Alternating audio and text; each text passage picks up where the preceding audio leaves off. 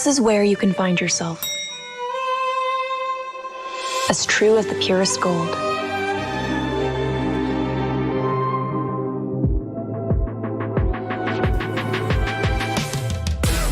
Be forever young. Be lavish. Be timeless. I am 24K, bling like no other. Halo para pengejar. Wah, saya bantuin ya. Kejar ini, kejar itu, kejar. Keep kalem, pasti ada diskonnya.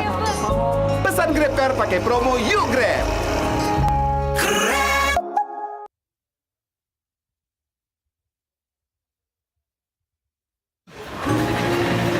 Halo para pengejar. Kejar ini, kejar itu, kejar. Keep kalem, nggak ada kata telat. Pesan Grab Bike ada jaminan anti ngaret.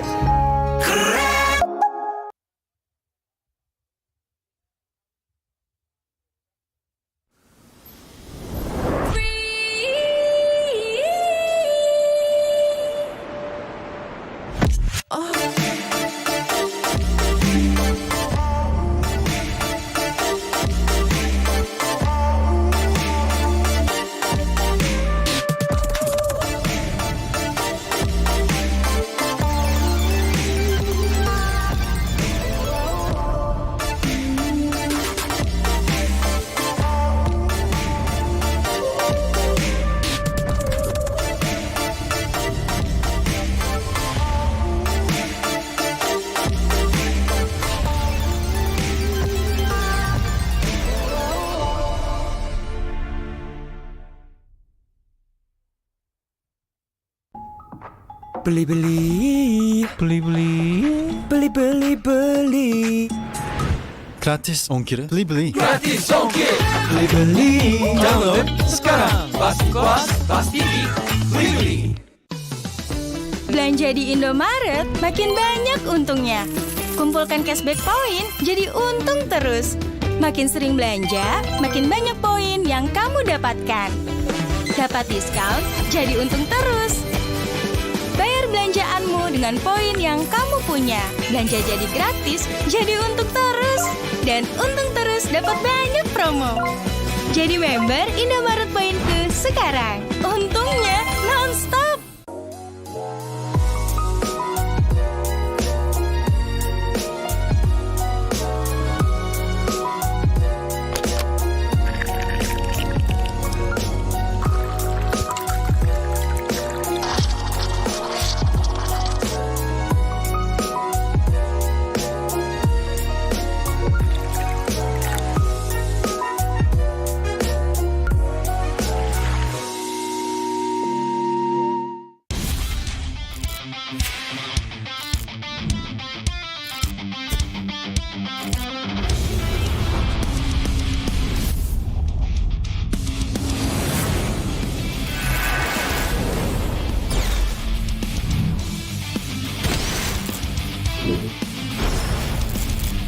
Os!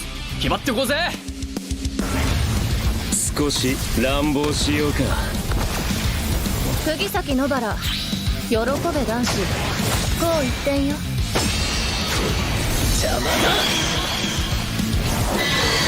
虎杖裕二です。好みのタイプはジェニファー・ローレンス。よろしくお願いします。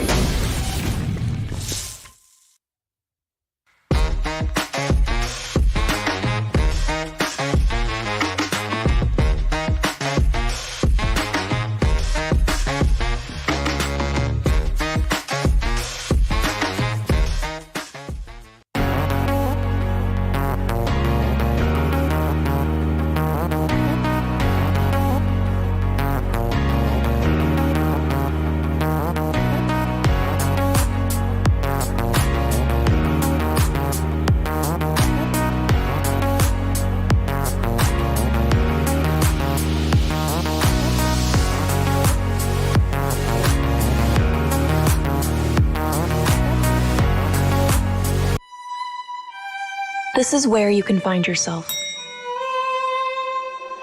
As true as the purest gold.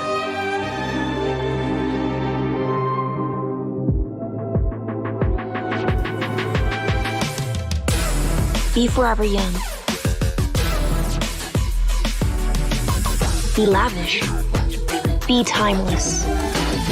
I am 24K, bling like no other. Halo para pengejar. Saya bantuin ya. Kejar ini, kejar itu, kejar. Keep kalem, pasti ada diskonnya. Pesan Grab Car pakai promo Yuk Grab.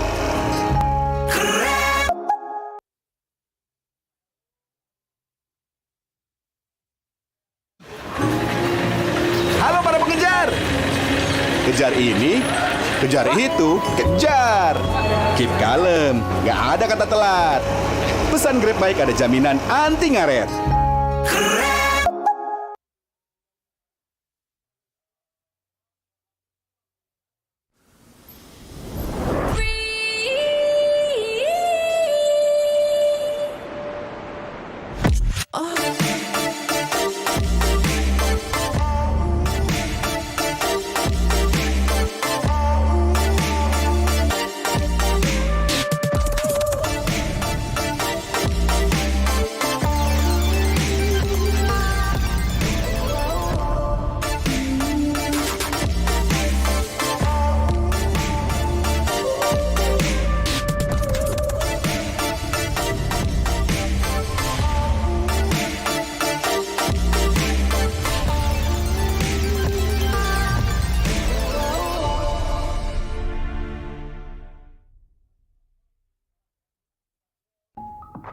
Beli-beli, beli-beli. Gratis ongkir. Beli-beli. Gratis ongkir. Beli-beli. Download sekarang. Pasti puas, pasti beli-beli. Belanja di Indomaret makin banyak untungnya. Kumpulkan cashback poin jadi untung terus. Makin sering belanja, makin banyak poin yang kamu dapatkan. Dapat diskon, jadi untung terus. Bayar belanjaanmu dengan poin yang kamu punya. Belanja jadi gratis, jadi untung terus. Dan untung terus dapat banyak promo. Jadi member Indomaret Poinku sekarang. Untungnya non-stop.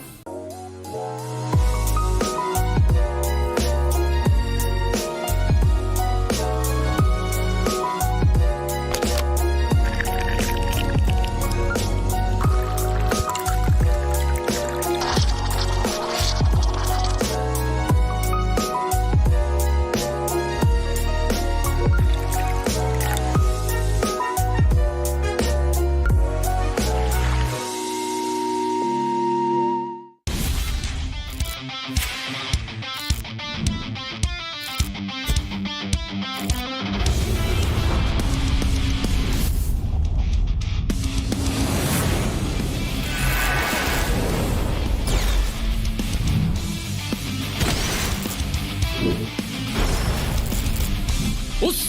決まってこうぜ。少し乱暴しようか。釘崎野原、喜べ男子。こう一点よ。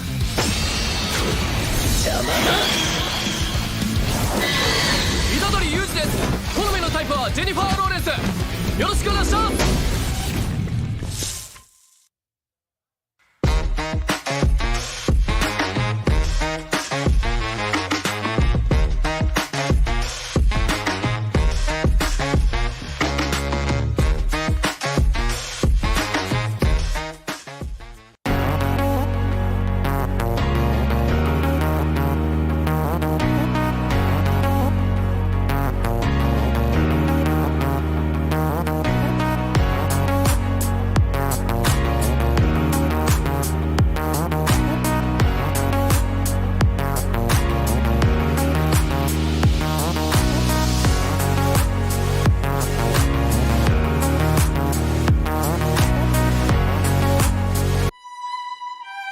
This is where you can find yourself.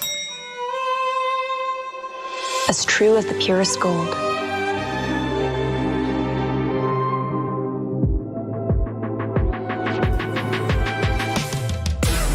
Be forever young. Be lavish. Be timeless. I am 24K, bling like no other. Halo para pengejar. Saya bantuin ya. Kejar ini, kejar itu, kejar. Keep kalem, pasti ada diskonnya. Pesan GrabCar pakai promo Yuk Grab.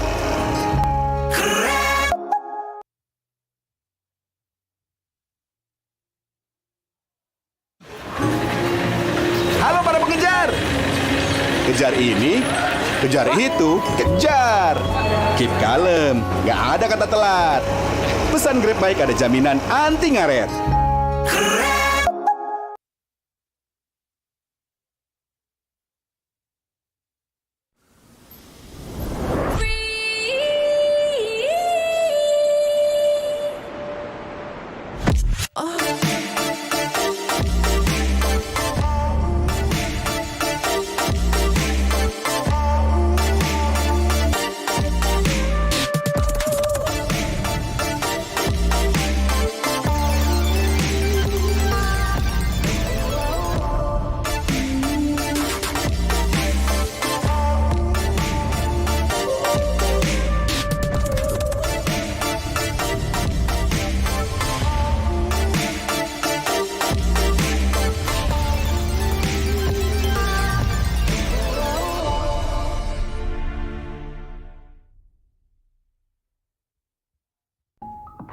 Beli-beli. Beli-beli.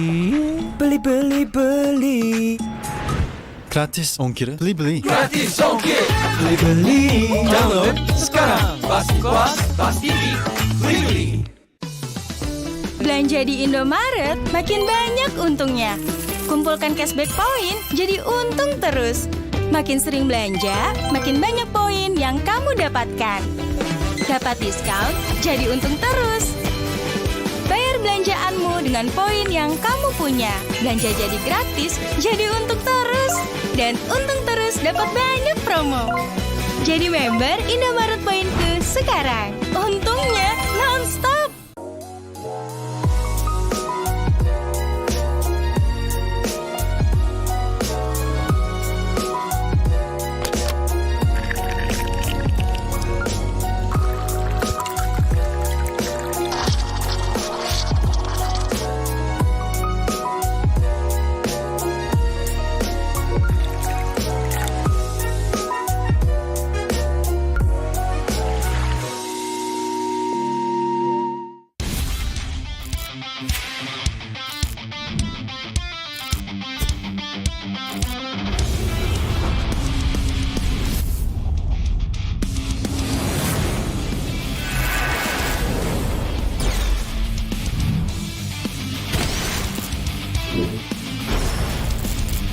Os! 決まってこうぜ。少し乱暴しようか。釘崎野原、喜べ男子、こう一点よ。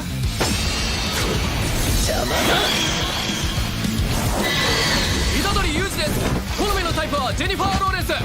よろしくお願いします。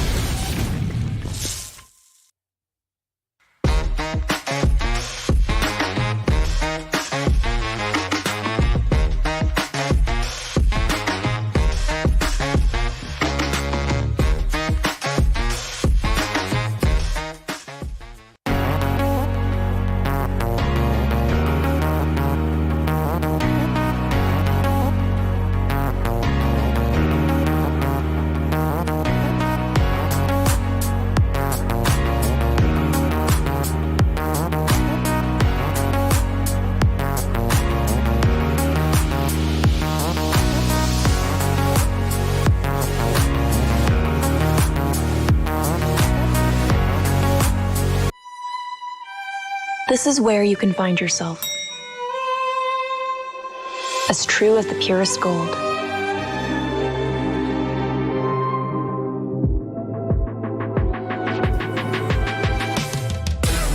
Be forever young. Be lavish. Be timeless. I am 24K, bling like no other. Halo para pengejar. Saya bantuin ya. Kejar ini, kejar itu, kejar. Keep kalem, pasti ada diskonnya. Pesan GrabCar pakai promo Yuk Grab.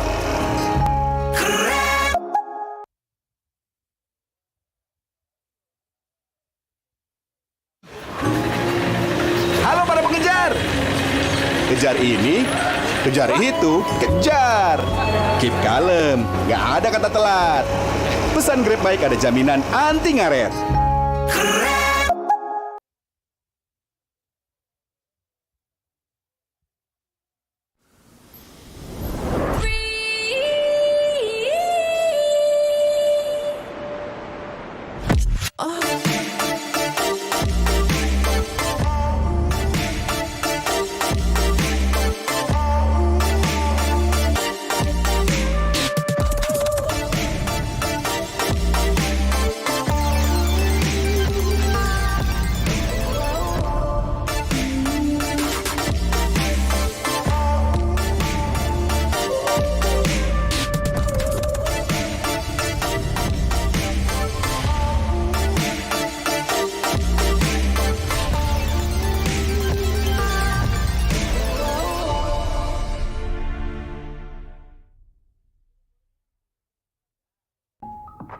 Beli-beli, beli-beli. Gratis ongkir. Beli-beli. Gratis ongkir. Beli-beli. Download sekarang. Pasti kuas, pasti beli-beli. Belanja di Indomaret makin banyak untungnya. Kumpulkan cashback poin jadi untung terus. Makin sering belanja, makin banyak poin yang kamu dapatkan. Dapat diskon, jadi untung terus. Bayar belanjaanmu dengan poin yang kamu punya. Belanja jadi gratis, jadi untung terus. Dan untung terus dapat banyak promo. Jadi member Indomaret Poinku sekarang. Untungnya non-stop.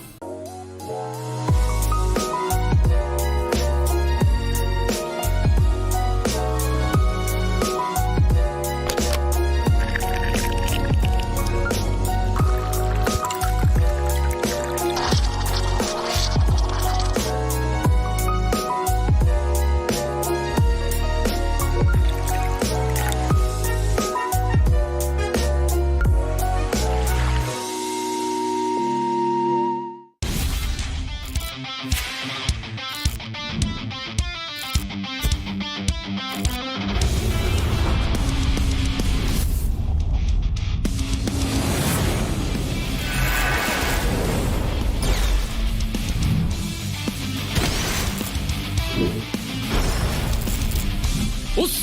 決まってこうぜ。少し乱暴しようか。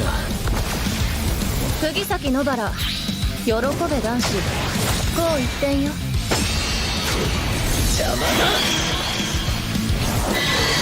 虎杖裕二です。好みのタイプはジェニファー・ローレンス。よろしくお願いします。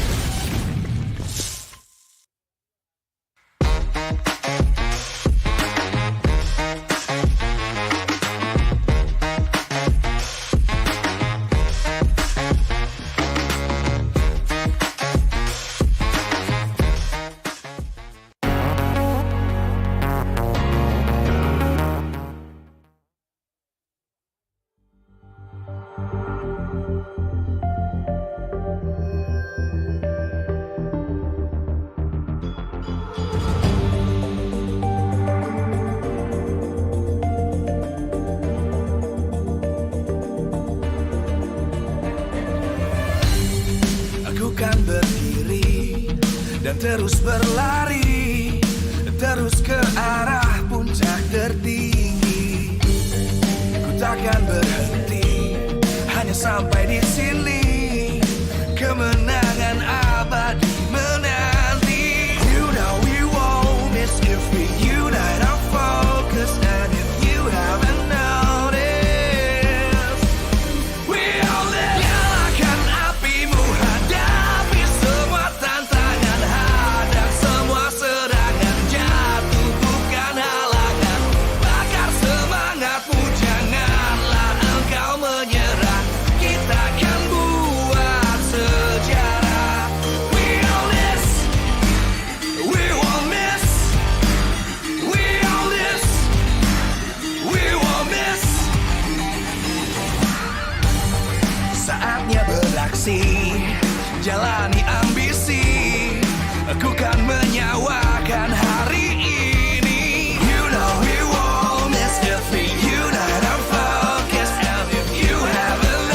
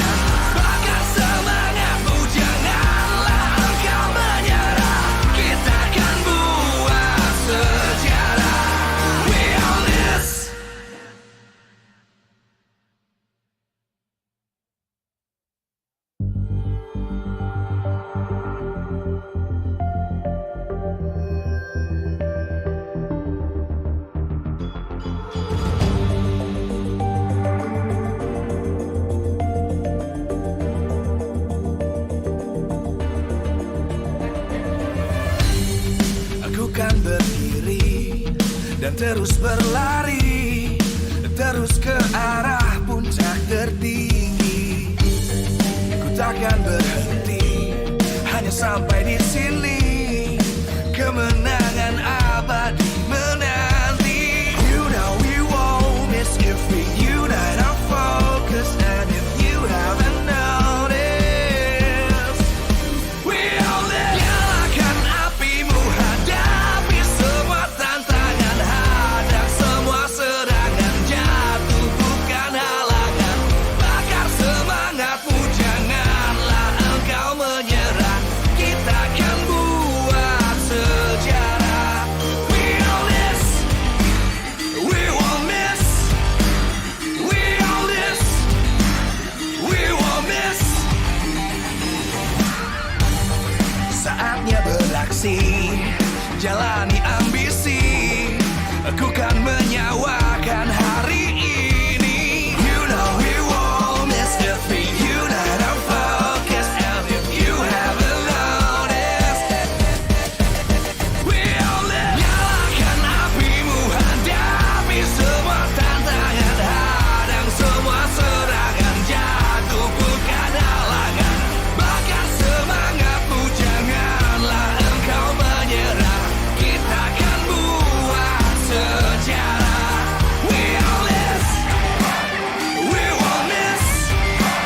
We all this, we won't miss. We all this.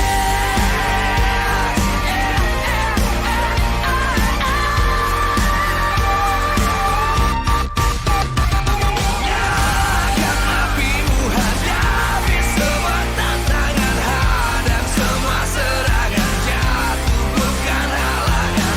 Bakar semangatmu, janganlah engkau menyerah. Kita akan buat sejarah. We all this.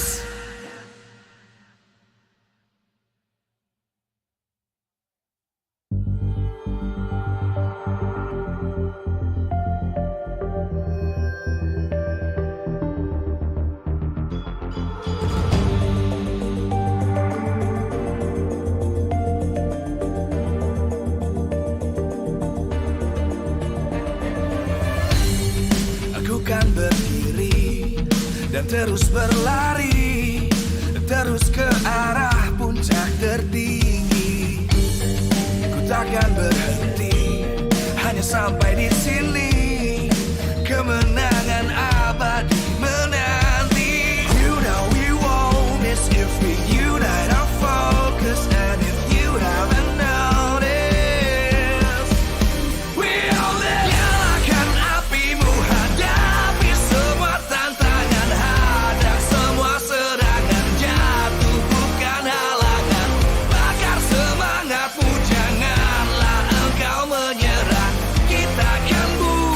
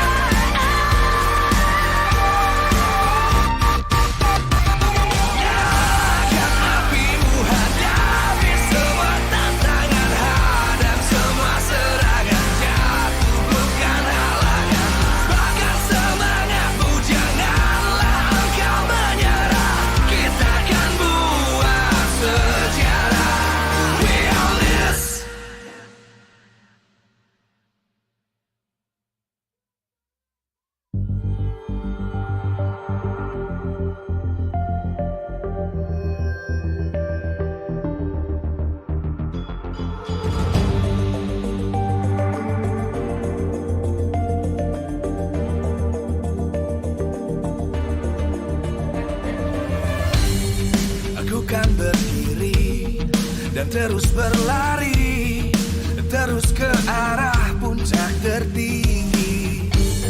Ku takkan berhenti, hanya sampai di sini.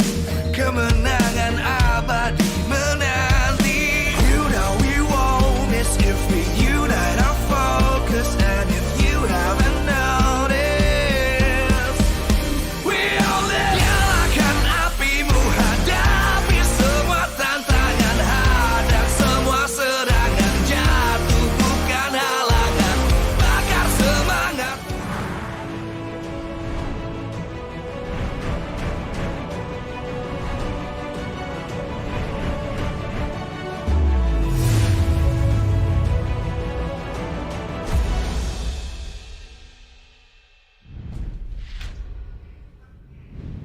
The Red Robots will go head-to-head with the White Tigers in our opening match of Week 5, Day 2 here with us English Desk. Gani, Mirko, and as well as Arashi will accompany you today. We got a lot of action from Day 1, but let's not forget that MPL ID Season 11 is powered by Moonton, presented by Samsung Galaxy A Series, A34, and A5G, 5G, A4 5G, official mobile internet partner, Telkomsel, official gold partner by UBS Gold, partner in esports. We got Dunia Games, Grab, Secret Lab, and Bleebly, official broadcast, Maxstream, broadcast partner, TVRI Sport, and we got our partner, Indomaret and Point Coffee, supported by PBESI. Ladies and gentlemen, welcome back to MPL ID, and we're gonna have 4 matches today. Mirko, how are you feeling? Feeling good, you know, especially after yesterday. 2-0 wins for both Arashi and Mirko here on the desk.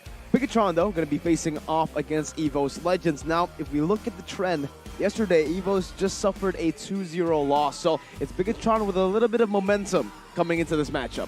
Well, ladies and gentlemen, on that note, Arashi, let's see here what the teams have got in store, because I feel like they're ready to see, and this is it.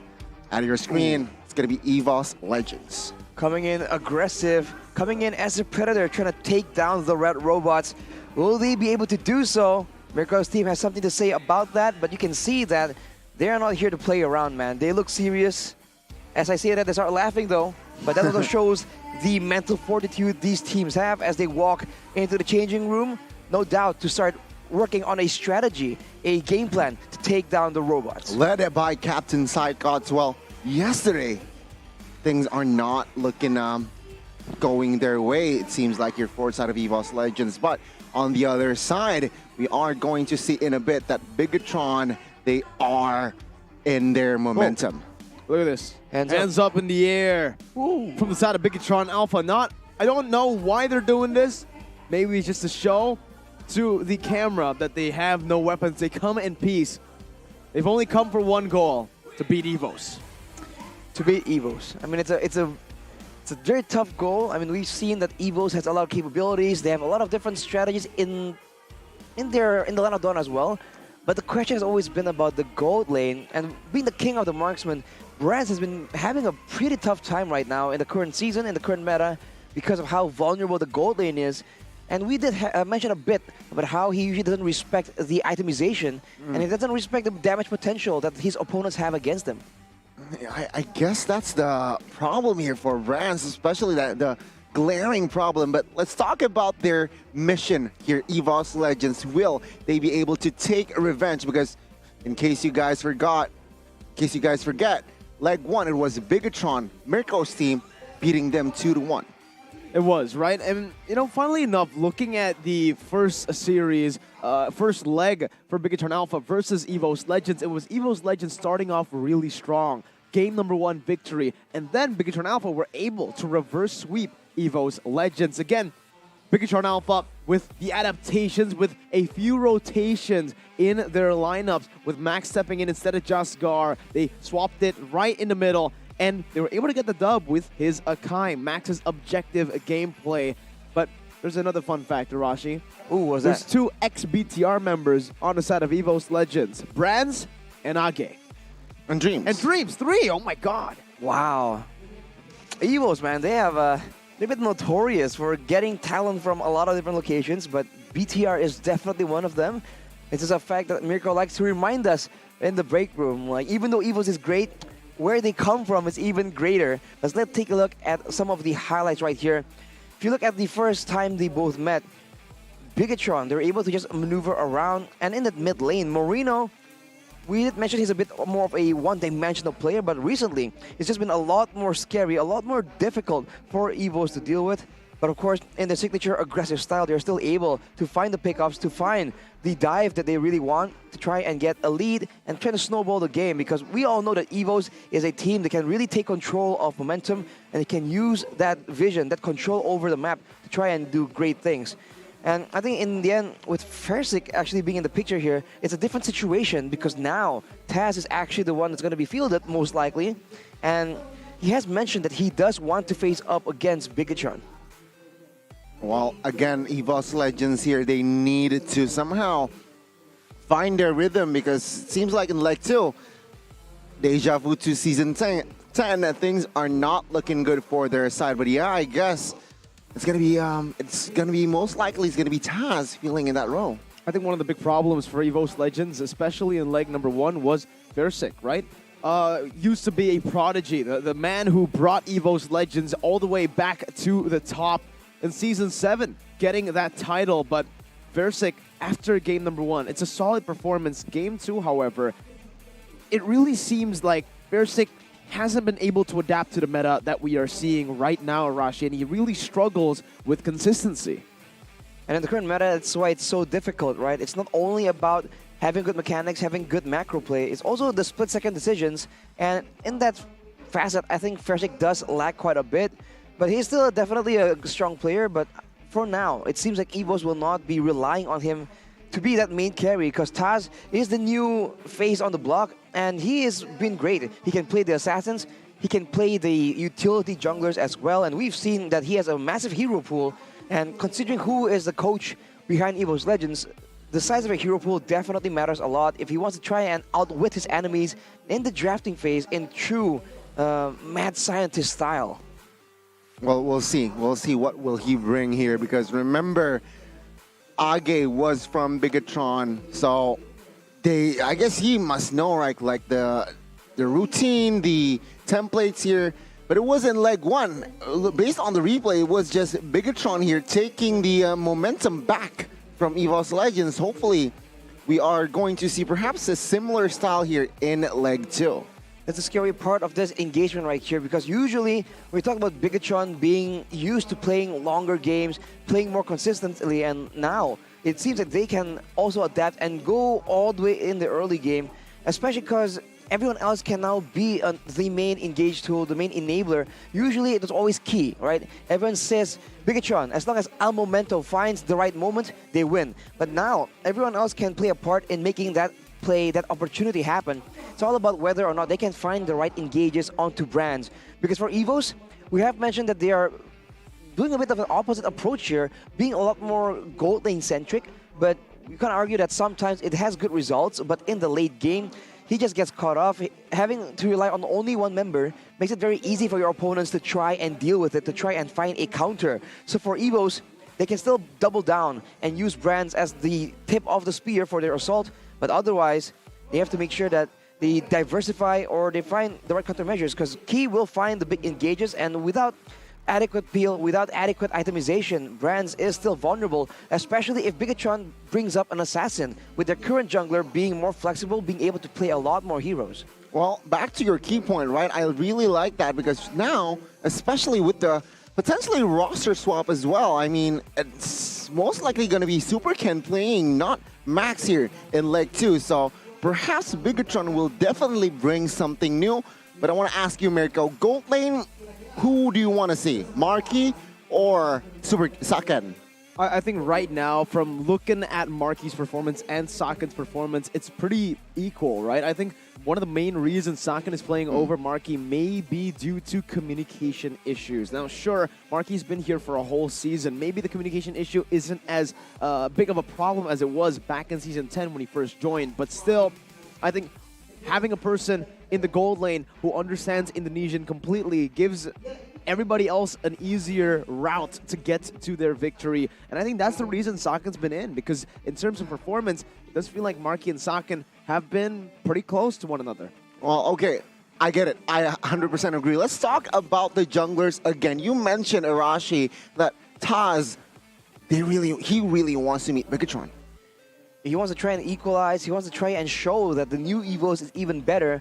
And talking about the two junglers, maximizing the potential of the junglers here will be a big factor, especially because as far as hero picks are concerned, both of them are slightly notorious. They have a bit of a reputation of having a very crazy, a very aggressive Fanny that has been played to a really high level. So far the stats don't seem too different, but then again, it is a Fanny, so it's a very hit or miss hero, and currently, we've seen that a lot of teams have found ways around it, right? Crowd control, using positioning or even utility to try and shut down this assassin pick.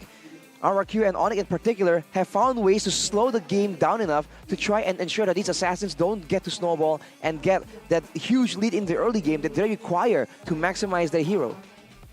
Well, looking at the keys to victory for Bigetron though, secure independent heroes for the gold laner, because they need to ensure that the King of Marksmen can still have plays happening without any kind of intervention from his team, and prioritize the playmaking heroes for Key. If Key wants to enable his team, he needs to not only find the moments, but be a bit more elusive and try and find ways to where he needs to be aggressive on occasion, but also switch it up and sometimes approach from the shadows instead.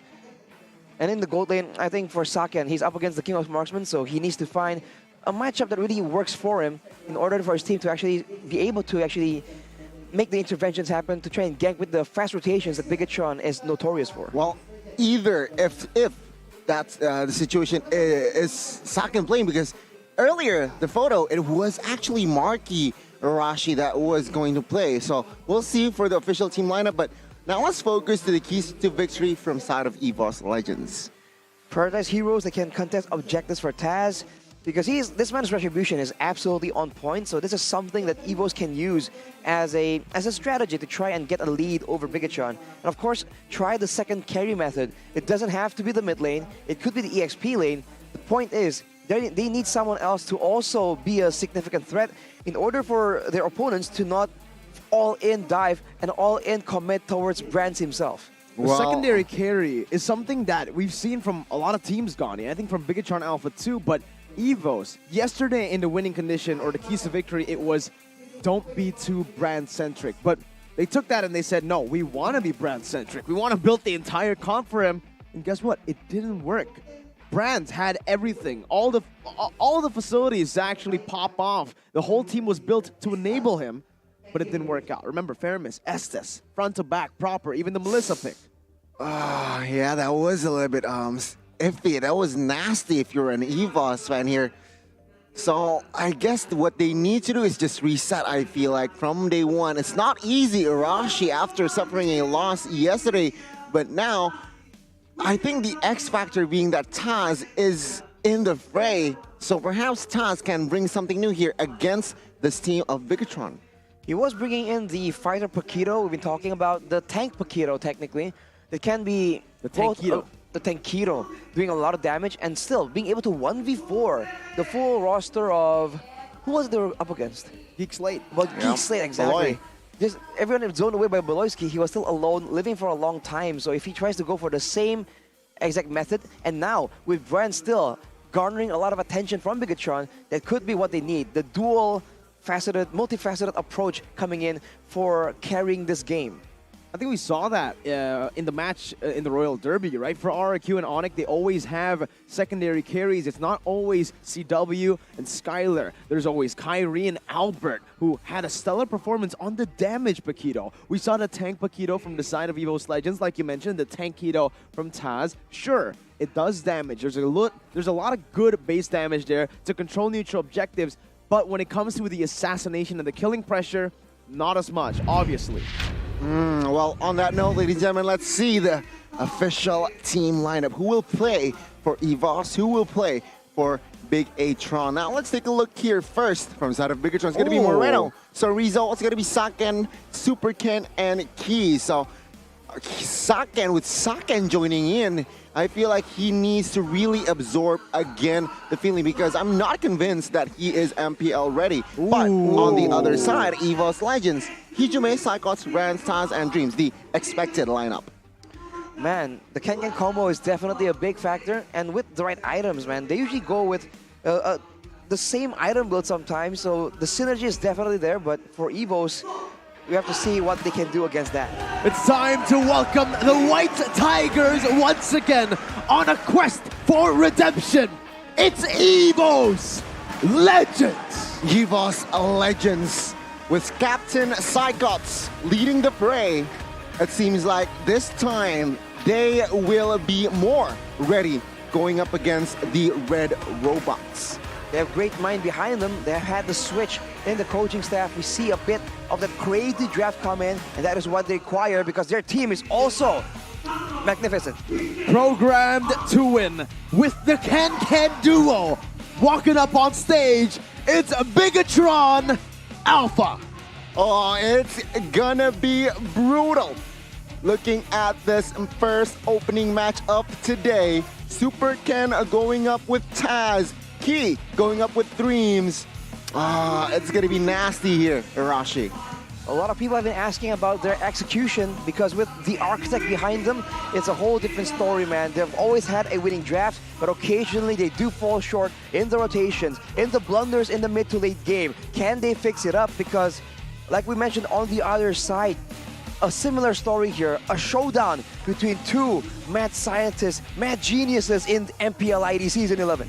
The architect versus a mad scientist. A man who sticks with fundamentals versus a man who's not afraid to experiment when it's necessary. It is, again, it is going to be very, it's the cliche, it's a cliche, right? Red versus blue. So it's going to be a very interesting opening match indeed. And this guy right here, Sorizo, earlier, I feel like for the most part, he has been so reliable in that EXP lane for side of Red Robots. He has, which has been pretty surprising, right? Because with the addition of Veer No Cure into the lineup, everybody expected Veer to contest, to compete for that position, as he's had such a stellar performance in the MDL. One of the main reasons they were able to make that Cinderella story happen, the miracle run, making it barely to the playoffs in MDL Season 6, all the way to Champions. Take a look at the most banned and picked heroes for this team, though, by Coach Aldo. Most banned by opponents seems to be the 1-1 and the Joy. Nothing too crazy there, but in the most banned, you see that Fanny just lurking around. Because Taz, we all know, is one of the best Fanny players, and Mirko has called it since he actually made an appearance when he was first introduced to EVOS last season. Along with that, though, the most picks you can see, Glue and Kaja. Speaking of the consistency of Sorizo, that man is just an anchor in the EXP lane. And considering they want to be aggressive, they want to have pressure around the map, having reliable heroes in his hands will ensure that he cannot get shut down, he cannot get pressured, and that is where Key still being able to use that momentum to try and find the pickoffs to get his team ahead. On the other side, for Coach Age, most banned by opponents, 1-1 and Joy, but that Kadita is also looming around the corner. A lot of flexibility in the hands of Dreams. Given the right tools, he can shut down games completely. Honorable mention too is Franco as well. And against them, you can see bans here for the Joy and the Fredrin down there, ensuring that the jungle is just also kept under control. Yeah, a lot of jungles here. Age likes to ban, it seems like, Fanny, Joy, and Fredrin, and it seems like they really like the Lapu here on that data. So let's see here. Remember, it was starting from week 5 that Age is officially the head coach here. So perhaps again with this new role that he's assigned to, perhaps he can bring new colors, he can bring new spices here in this EVOS lineup. Unfortunately, unlike RRQ, the coach change hasn't really worked out for them with their performance in their first match with Age as the head coach. But I think I've been very vocal about this with Arashi as well. Knowing Age, he has been one of the top guys when it comes to drafting, and I think with him having the most control now, making the calls in the end, it's going to be overall a good impact for EVOS. It's just confusing to me, honestly, because I think I'm still getting mixed up occasionally because he used to be the head coach of Bigetron. Yes. Okay, so while talking about this, sometimes in my mind they're still getting switched around together. So it's a very confusing situation indeed. We have a comment here from personal. Key, it's really personal. It is. Against EVOS Legends, hopefully they will field their full IESF lineup. He wants to see if he can match against it and even take it down. He said this yesterday, right? So why? Well, because he's fueling the drama. Oh, you know, if you guys don't know, if you guys haven't followed the story, back in IESF, the winners for MPL President was Bigetron Alpha. The original plan was for Bigetron Alpha to represent Indonesia at IESF, but then there was another closed qualifier for IESF where they took in all the top 4 teams, or the top 3 teams from MPL President, EVOS Legends, Bigetron Alpha, and Bigetron Beta. There, EVOS were able to beat Bigetron for the spot, and guess who took the IESF trophy? It was technically EVOS, but now let's go straight into the drafting phase. The much anticipated showdown of wits between Coach Age and Coach Aldo. Let's see. EVOS, well, they will have the blue side. Bigetron will match their color as well, being on the red side. EVOS Legends, they will open up their rounds with Fanny, Valentina. Bigetron sticking to their comfort and, I guess, popular brands here. Kadita and as well as Claude.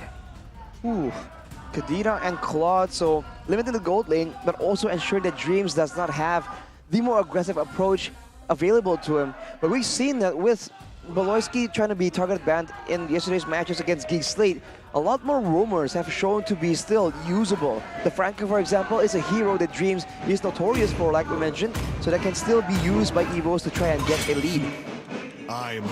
Well, again, it's Bigetron, yeah, just full respect, right? Banning their 2 ex-players here in Dreams and as well as in brands. But EVOS here with the Prio ban still, it's gonna be the Kaja, so saying, what are you gonna ban here? Joy?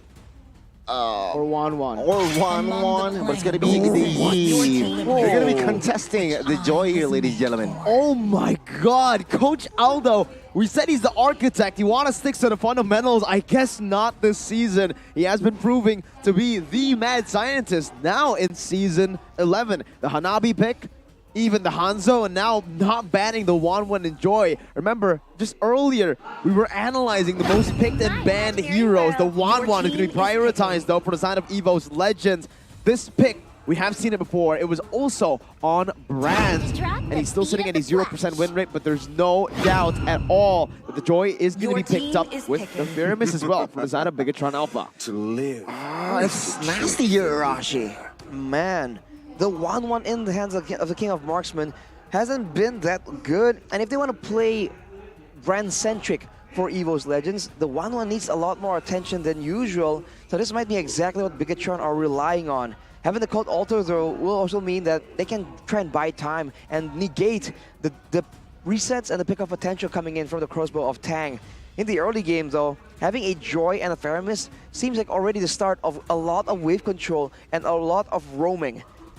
Unless you, I don't know, the Joy is just so flexible as well. It can go to both the jungle and the AXP lane, so Bigetron have a lot more ways to play around this. But for EVOS here, that's the Franco, that's the Farsa. You know what? I don't like the trade here, right? EVOS Legends, sure, they got a strong marksman, but trading Faramis and Joy for 1-1, I don't think that's gonna be it's an even trade. And take a look at Bigetron responding already with a counter for that 1-1 and potentially for that Farsa and Lolita. Not just Lolita, but also they have secured a lot of good dive, right? The Joy is going to be super mobile, going to give the Farsa a lot of problems as well. The reason EVOS Legends didn't go for the Lolita up against the Faramis is because they need a single target lockdown hero. With the Kaja banned out by themselves, they have put themselves in a corner where the Franco needs to be picked up, right? That's the only other suppression tool that you can utilize. We have seen Dreams play that Cho before, but it's not as reliable as the one-tap suppression. Your team is Keep in mind the Joy still has tools available to try and counter crowd control. So it's going to be a lot easier said than done to try and shut him down. it also still depends though on which lane it's gonna go. Like we mentioned, it's usually the jungle or the EXP lane, but knowing Coach Al though, he might just do something crazy here. But with the Faramis in place, with the Lolita, doesn't seem like the mid lane would be possible. So, right now... Terizla ban, I guess. The Terizla to ensure that the EXP lane is stronger? I would say. Fredrin might be possible, but yeah, EVOS Legends and Bigetron here in the first phase, they have yet to secure a jungler. No, EVOS Legends have yet to secure a jungler. But it's gonna be the Melissa here saying respect towards Saken, and I guess their composition themselves, they're quite weak going up against a Melissa here. Against a Melissa, so I don't know. I'm wondering what Bigetron are going to go for, because from the looks of it, they have a lot of early game pressure. They want to have something they can punish in that lane. This one works. But it's going to be an Irithel. It is a counter Miracle, like you mentioned, against this 1-1, so it makes sense. But we've also mentioned how weak the Irithel looks right now. But maybe with the supplemented damage coming in from the Faramis, from the Joy as well, technically, right? The electrifying beats could be used as a source of DPS. Maybe Bigetron are relying on that to try and supplement the later stages of the game. The Irithel doesn't work in a lot of scenarios and a lot of positions, especially up against the Melissa. It's a good matchup in lane, but like you said, in the team fights, once the laning phase ends, oh man, the Irithel is going to struggle. Thing is here though, this is a good lane for her. It's not just a winning lane, it's a pure counter. The 1-1's gonna have so much trouble up against the Irithel. So we'll see. EVOS Legends needs to draft. They get that winning side on the other side of the map, and they pick up the Fredrin, the pick that we were looking for. But this does set up for an interesting choice that Bigetron Alpha can go for again. Not much backline dive from EVOS. I think you know what I'm hinting at here. The Hanzo was pretty successful yesterday. Let's see here. Will the Joy here be the jungler, or will the Joy be the XP? It's still a possibility. Hanzo can work, but if we're talking about if the situation is Joy going to the jungler, I'm looking at potentially a Arlet pick here. I don't know why. Arlet pick, it makes sense. A lot of crowd control if they really want to ensure that there's no big dive in the back. It's going to be a glue though to ensure that the Pharsa gets disrupted, gets annoyed. With the Joy, that's a dangerous combination for the back line of EVOS. So Bigetron might be onto something for now, but of course, with the Franco in play, easier said than done, like we mentioned. Look at an audience prediction though for Bigetron. Well, take a look here. Bigetron winning slightly, Miracle. Was that you? That extra 4%? I think so, right? I think I voted on like 9 accounts. It's fine though, because it's fine. I also will have a talent prediction later on, Gani. Looking at the drafts, Bigetron have kind of set up a counter matchup for themselves. The glue pick into the Terizla. That's interesting here. I did not expect the early Irithel pick there. I expected a Terizla pick there, but it seems like Aldo is more than ready to go up against Terizla. So, ladies and gentlemen, let's welcome and jump into the portal for Game 1. Game number 1 between EVOS Legends and Bigetron. Looking at the emblems right now. So Rizzo with the Everest gonna look to try and get as much of a lead as possible before Psychots becomes that late game team fight menace. Whoa. And Taz being on the Fredrin means that it's going to be very dangerous for Supercan to try and be as aggressive. The amount of crowd control that EVOS Legends has is dangerous, so Bigetron Alpha needs to abuse their positioning. The fact that their gold laner can be a lot more mobile, but Key gets pulled back. The Iron Hook and the Flicker burnt out there. No follow from Taz. He just wants to clear his jungle camp. So that's a burned Flicker for nothing right now early on. That will come to hurt dreams in the first turtle fight, as the Flicker won't be up just in time for that turtle to spawn. Yeah, it was a beautiful initiation, but it seems like it was now looking at it now, it's just a wasted Flicker. Let's see here, both roamers already rotating, including Hijume. What will they brew up here?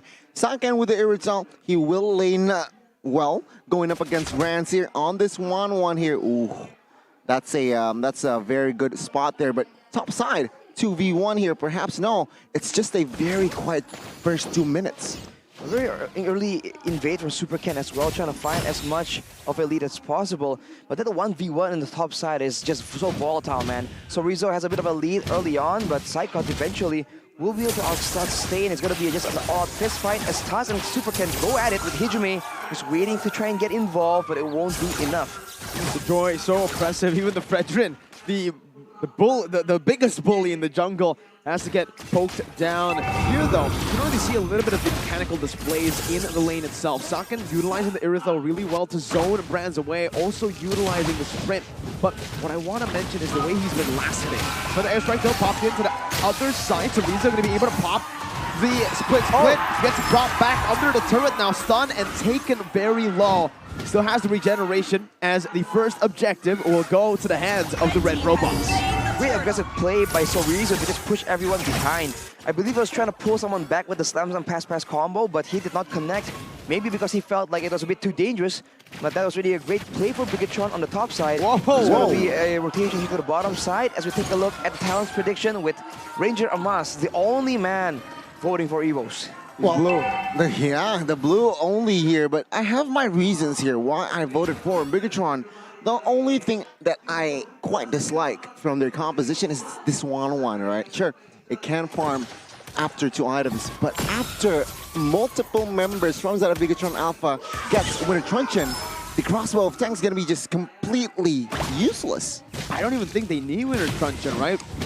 Without it, Guardian's Bulwark, perhaps. The laning here, that's obviously super good for Saken. The way Bigetron Alpha are going to be playing around that. Plus Super Ken can get out of range. Now do not blast. Charge. Beautiful flicker by Green to get out of the initiation play by BTRs. We do have a pause there. Wow. The reactions and the pure instincts.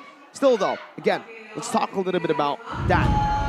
The 1-1 has been nerfed again in the last patch, with her crossbow of Tang range being decreased by quite a bit. The Joy can just dash out of that crossbow of Tang range, and it's going to be cancelled out. And at the same time, brands can also use the crossbow of Tang to try and outplay the diving members from the side of Bigetron, so it's a bit of a pro and con situation.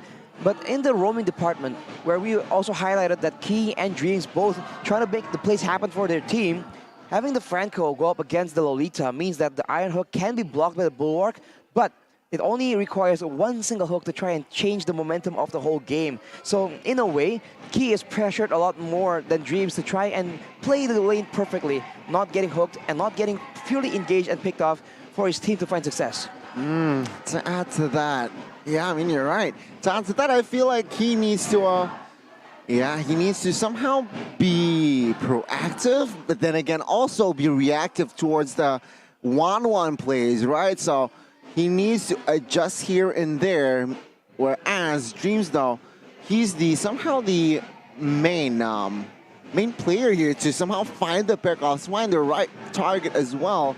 So it's going to be interesting here. Seeing the first, 3 minutes, it's a very even game. Like, it's very, no team has really gained control. Not just yet. And I feel like later on the matchup is gonna be Glue being the main front line, taking the damage, blocking spells with his split, and then afterwards escaping and then allowing Key to be the counter-engaged tool, like the audience cam right now, just countering our conversations here, taking the attention away. We gotta give some spotlight to our cameramen, the best in the business, man. They know how to spot anyone. You name it. Who do you want to spot? Arashi, I want to spot you. Well, that's what the... We already spot Arashi. We have a camera on us, bro. We have a camera I want to see you 24/7, but you're right. Who doesn't want to see Arashi 24/7? Me. Nobody. Well, you can't see yourself 24/7, Arashi, because you're going to have to be facing a mirror. You. Exactly. So, ladies and gentlemen, yeah, I mean, going back to... Use the promo code MPL audience, MPL date here. You can go Buchin, as we call it here. What does it mean? What does Buchin mean? Does that mean you're a love slave? Love slave. So you slave of love. Everything. You just go for your significant other. Selflessness. Would you translate it to simp? Yeah. Also can. Kind of, sort of. Simp, yeah. Yeah. You can kind of say, I don't know if simp is the right word, because Buchin is more like you're just fully committed, you know, you give everything up. But simp is more like irrational in that sense, I must say. It's like D-Gen energy. D-Gen energy. I like that. Yeah, ladies We and got gentlemen. plenty of that on the English desk, that's for sure. Well, I want to hear your support. I want to see your support in the live comments as well. Are you Team Blue? Are you Team Red? Are you siding with Miracle or are you siding with the White Tigers? But on that note, ladies and gentlemen, we're going back to the Land of Dawn. Enough D-Gen energy for now. As we see at Bigetron, they're going to try and clear and still roam as much as possible. But you have to think that with Key on the Lolita, their main chances of making plays happen is to orchestrate a dive from the shadows, which might happen here, or to try and wait for the neutral objective where the Numeron Blast can be used to just zone out. But Cyclops gets jumped on, he'll be able to escape. It's a lot of sustain built in. With the Festival of Blood, the Terizla pick, it's a lot more survivable than you would expect.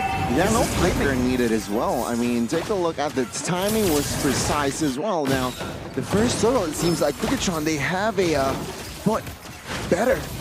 Will EVOS Legends be able to respond here? Looking at their setup, well, 3v4, it seems like not a good setup from side of EVOS Legends. Torizo and Super Ken. Good zoning now onto Taz, but Torizo mounting him, going to be able to bring him away from the turtle, as that's Bigetron Alpha once again with a better setup to secure the second turtle of the game. Even here in the XP lane, the winning lane for Psychots, not really the winning lane for now. Torizo is outlaning him. He has finished the Dominance Eyes as well, reducing the healing that Psychos can rely on to stay in the lane. And honestly, the fact that he can just mount onto someone and just because of that last so much longer just allows Bigetron Alpha to use him as a very effective zoning tool so far, lest EVOS Legends get caught in some of the glue on the ground, right, immobilizing them. So EVOS Legends are forced to be a bit more careful, and Hijume has not been able to roam effectively at all. And this has been a critique for a lot of people. Hijume has not been as proactive, as aggressive as he should be, as he needs to be, to go up against these teams with aggressive roaming. You know what? I beg to differ. I feel like Hijume, he needs to be more aggressive in that area. Yeah, I agree. So you agree? I agree. I thought Hijume, yeah, I don't see any impact, especially from yesterday. Hijume didn't able, until play, let's see. I think it's the fact that there are no winning lanes to play for. Even up top, it's a solo kill. Psychots gets soloed by the jungler. Like I mentioned, no winning lanes for Hijume to actually rotate across. He goes down below. It's Irithel who absolutely stomps the Wan, and he goes up to the XP lane. Joy, Superken, has basically won the lane for his team, and he even steals away the purple buff from Taz. No, he doesn't. Well, now, another play here. There he goes for the airstrike. Also pops into the call. Alter comes down, and he somehow, someway finds the Numenon Blast. That's the double kill for the Irithel, and it went from bad to worse for EVOS Legends. Earlier, just 10 seconds ago, it was 1,500. Now it's shaping up to a 3,000 lead for the side of Bigetron Alpha. During the pause, we mentioned that it's a 50-50. Nobody really gained control of Bigetron Alpha after that pause. It seems like they're the ones who took and pulled the trigger first. 100% neutral objective take. As Taz is still going to try to go up in the 5v5. That's going to be the penalty zone on the 3 members. Sakin's still able to dash out. That's for the airstrike, taking Moreno down. Guardian's Bulwark popped in. Brands still looking for some damage. Sakin tries to front to back it. Chorizo now on top of Taz. Will be taunted up and knocked up. The crossbow tag is ready, and it won't be translated over to Superken, with Keith taken down as well by Dream. EVOS have found the winning fight, letting go of the neutral objective. Wow, what a response by EVOS Legends. It was them looking desperately to find a play. Now it seems like them are finally grabbing what they need, find a winning fight, and perhaps now they can go for their side lanes to shove their side lanes. Almost a 1K gold difference between Saken and Bronze, and you don't really feel it. And this is what we were talking about for that Irithel pick. Not nearly as effective as Superken. Tries to go for a very risky play, almost gets taken out. Bigetron needs to understand that they really win in those big team fights where they can use their skills very effectively instead of going for these weird skirmishes where the Wan, the Franco, and the Terizla have so much more presence, as well as the Farsa. That is exactly what the composition of EVOS Legends is designed to do. With a 2K gold lead still, Bigetron Alpha has a good chance of exerting their pressure, but EVOS Legends have definitely found more confidence in the playmaking. That was done on the back of a great penalty zone for Psychots. GEEK though, going to be suppressed right now as the call Alter comes down. Moreno perfectly placed there, but it's going to be the penalty zone onto just GEEK. The Mana Blast charged in. GEEK doesn't have the flicker. Psychots immobilizes. Saken guns him down. The damage not enough to take him down just yet, but the mount comes in. The Iron Hit as well. Saken buys the Winner Nature in time, but you cannot escape from the turret. You can't, however, also escape from Super Ken, who finds a triple in the back, looking for the Maniac right now as Taz is caught in the midst of it all, getting brought back by Moreno with a Shadow Stampede. So Rizzo doing the same thing right now with Taz taken low, but Bigetron Alpha will just take the stub and back away. A 4 for 2. Wow, what a treat, what a match we have this opening match. Let's take a look at the replay here, Rashi. What happened? It all began with them just Bigetron poking down Evo so much, and they were overstaying, man. Knowing that a Joy is in the picture, they really should have respected that, but they did not, and they paid the price. A triple kill for Super Ken, and yes, there were some trade backs, but it's only to Key and Saken, unfortunately. The second pick, though, is going to be very beneficial. It's still a bit of a shutdown. The goal lead, even though Bigetron Alpha were able to find such a beneficial fight, is still at 2K, and EVOs are waiting for a chance to try and contest this. Psychots already pulled away, though.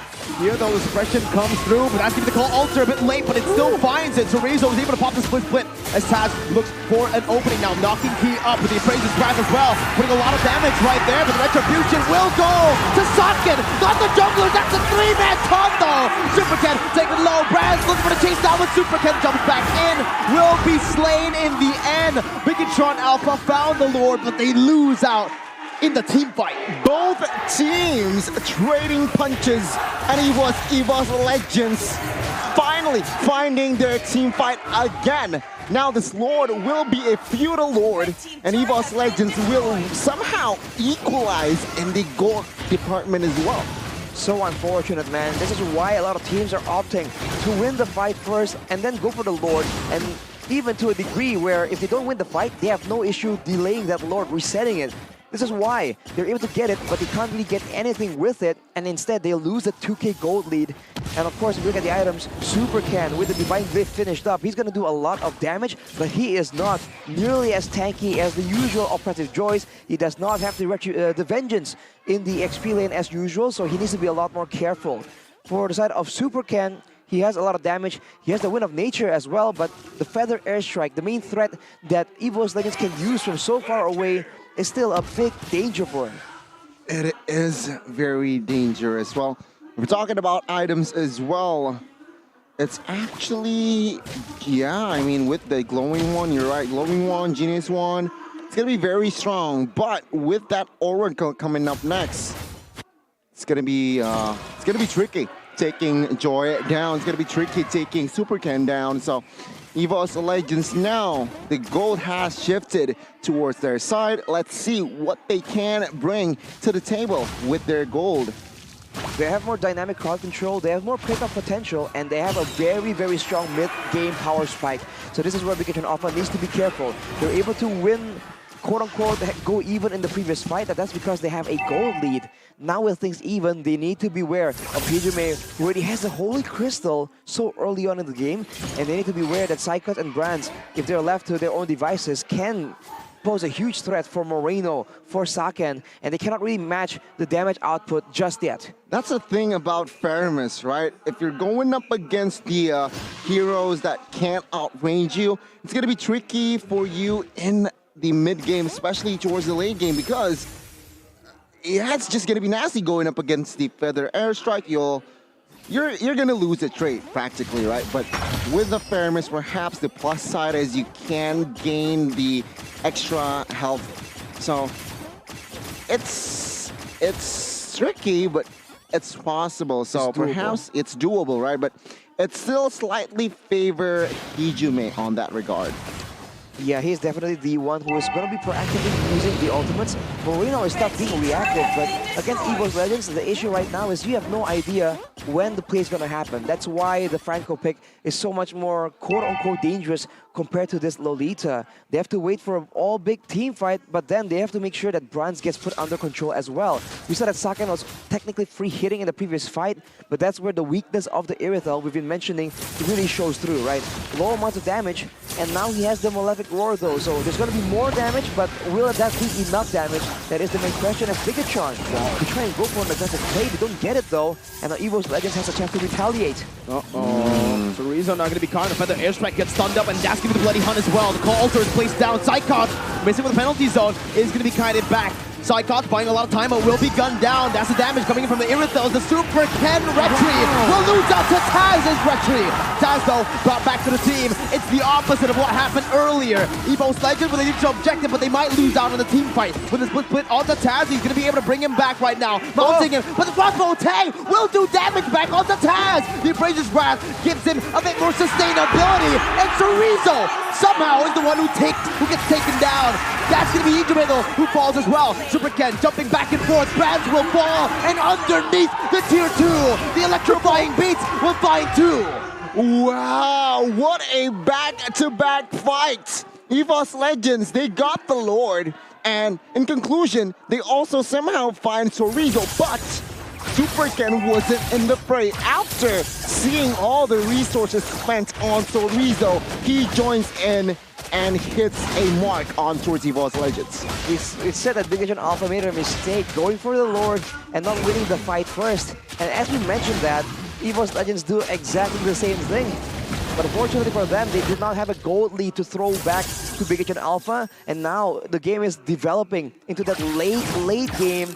And Brands on the 1-1, strong mid game, but in the late game, as Bonnie has mentioned, he does fall off quite a bit with items available, with tools available on the side of Bigetron Alpha to deny the crossbow of tank damage output. So EVOS Legends needs to be a bit more calculative here, and they have to try and find fights before a big mutual objective team fight, because that is where they are going to find the most success.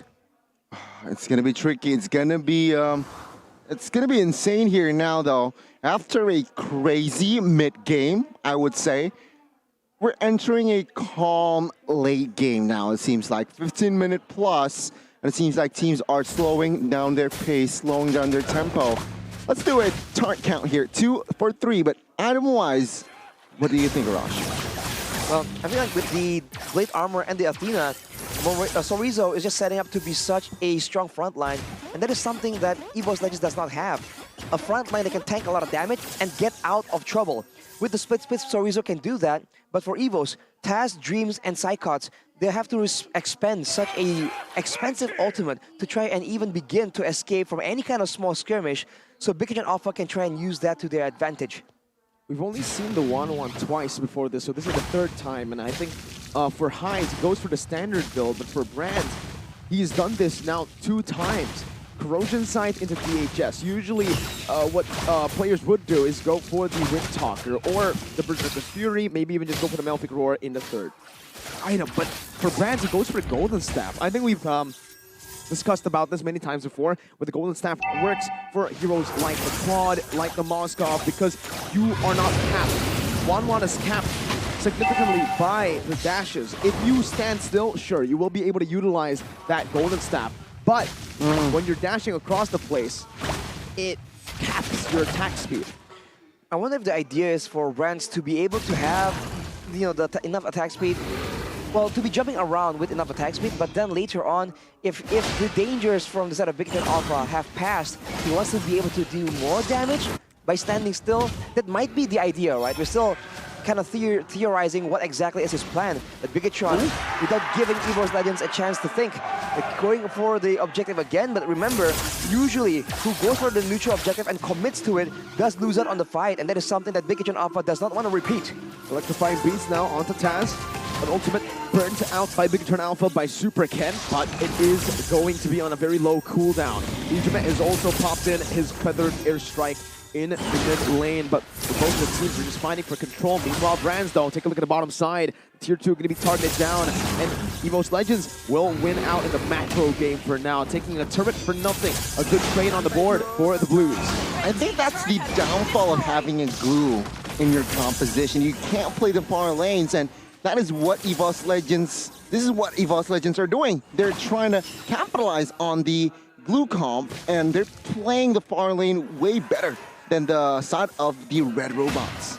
I feel like with a team that has such a good team fight, but then not a lot of 1v1s, Bigetron Alpha needs to be a bit more decisive. But that's a steal by Supercat! What a steal by Supercat! And then now Blast will be able to connect onto Dreams with the Cold Ultra placed down. Now it's an all-out war as Socket is able to escape there from the likes of Brands. Key now with the Guardian's Bulwark walking Brands down as that's the electrifying beats, dealing damage over time to Psychons with the help of the glowing wand. Bigetron Alpha playing within their strengths with Supercat, their retry is unstoppable.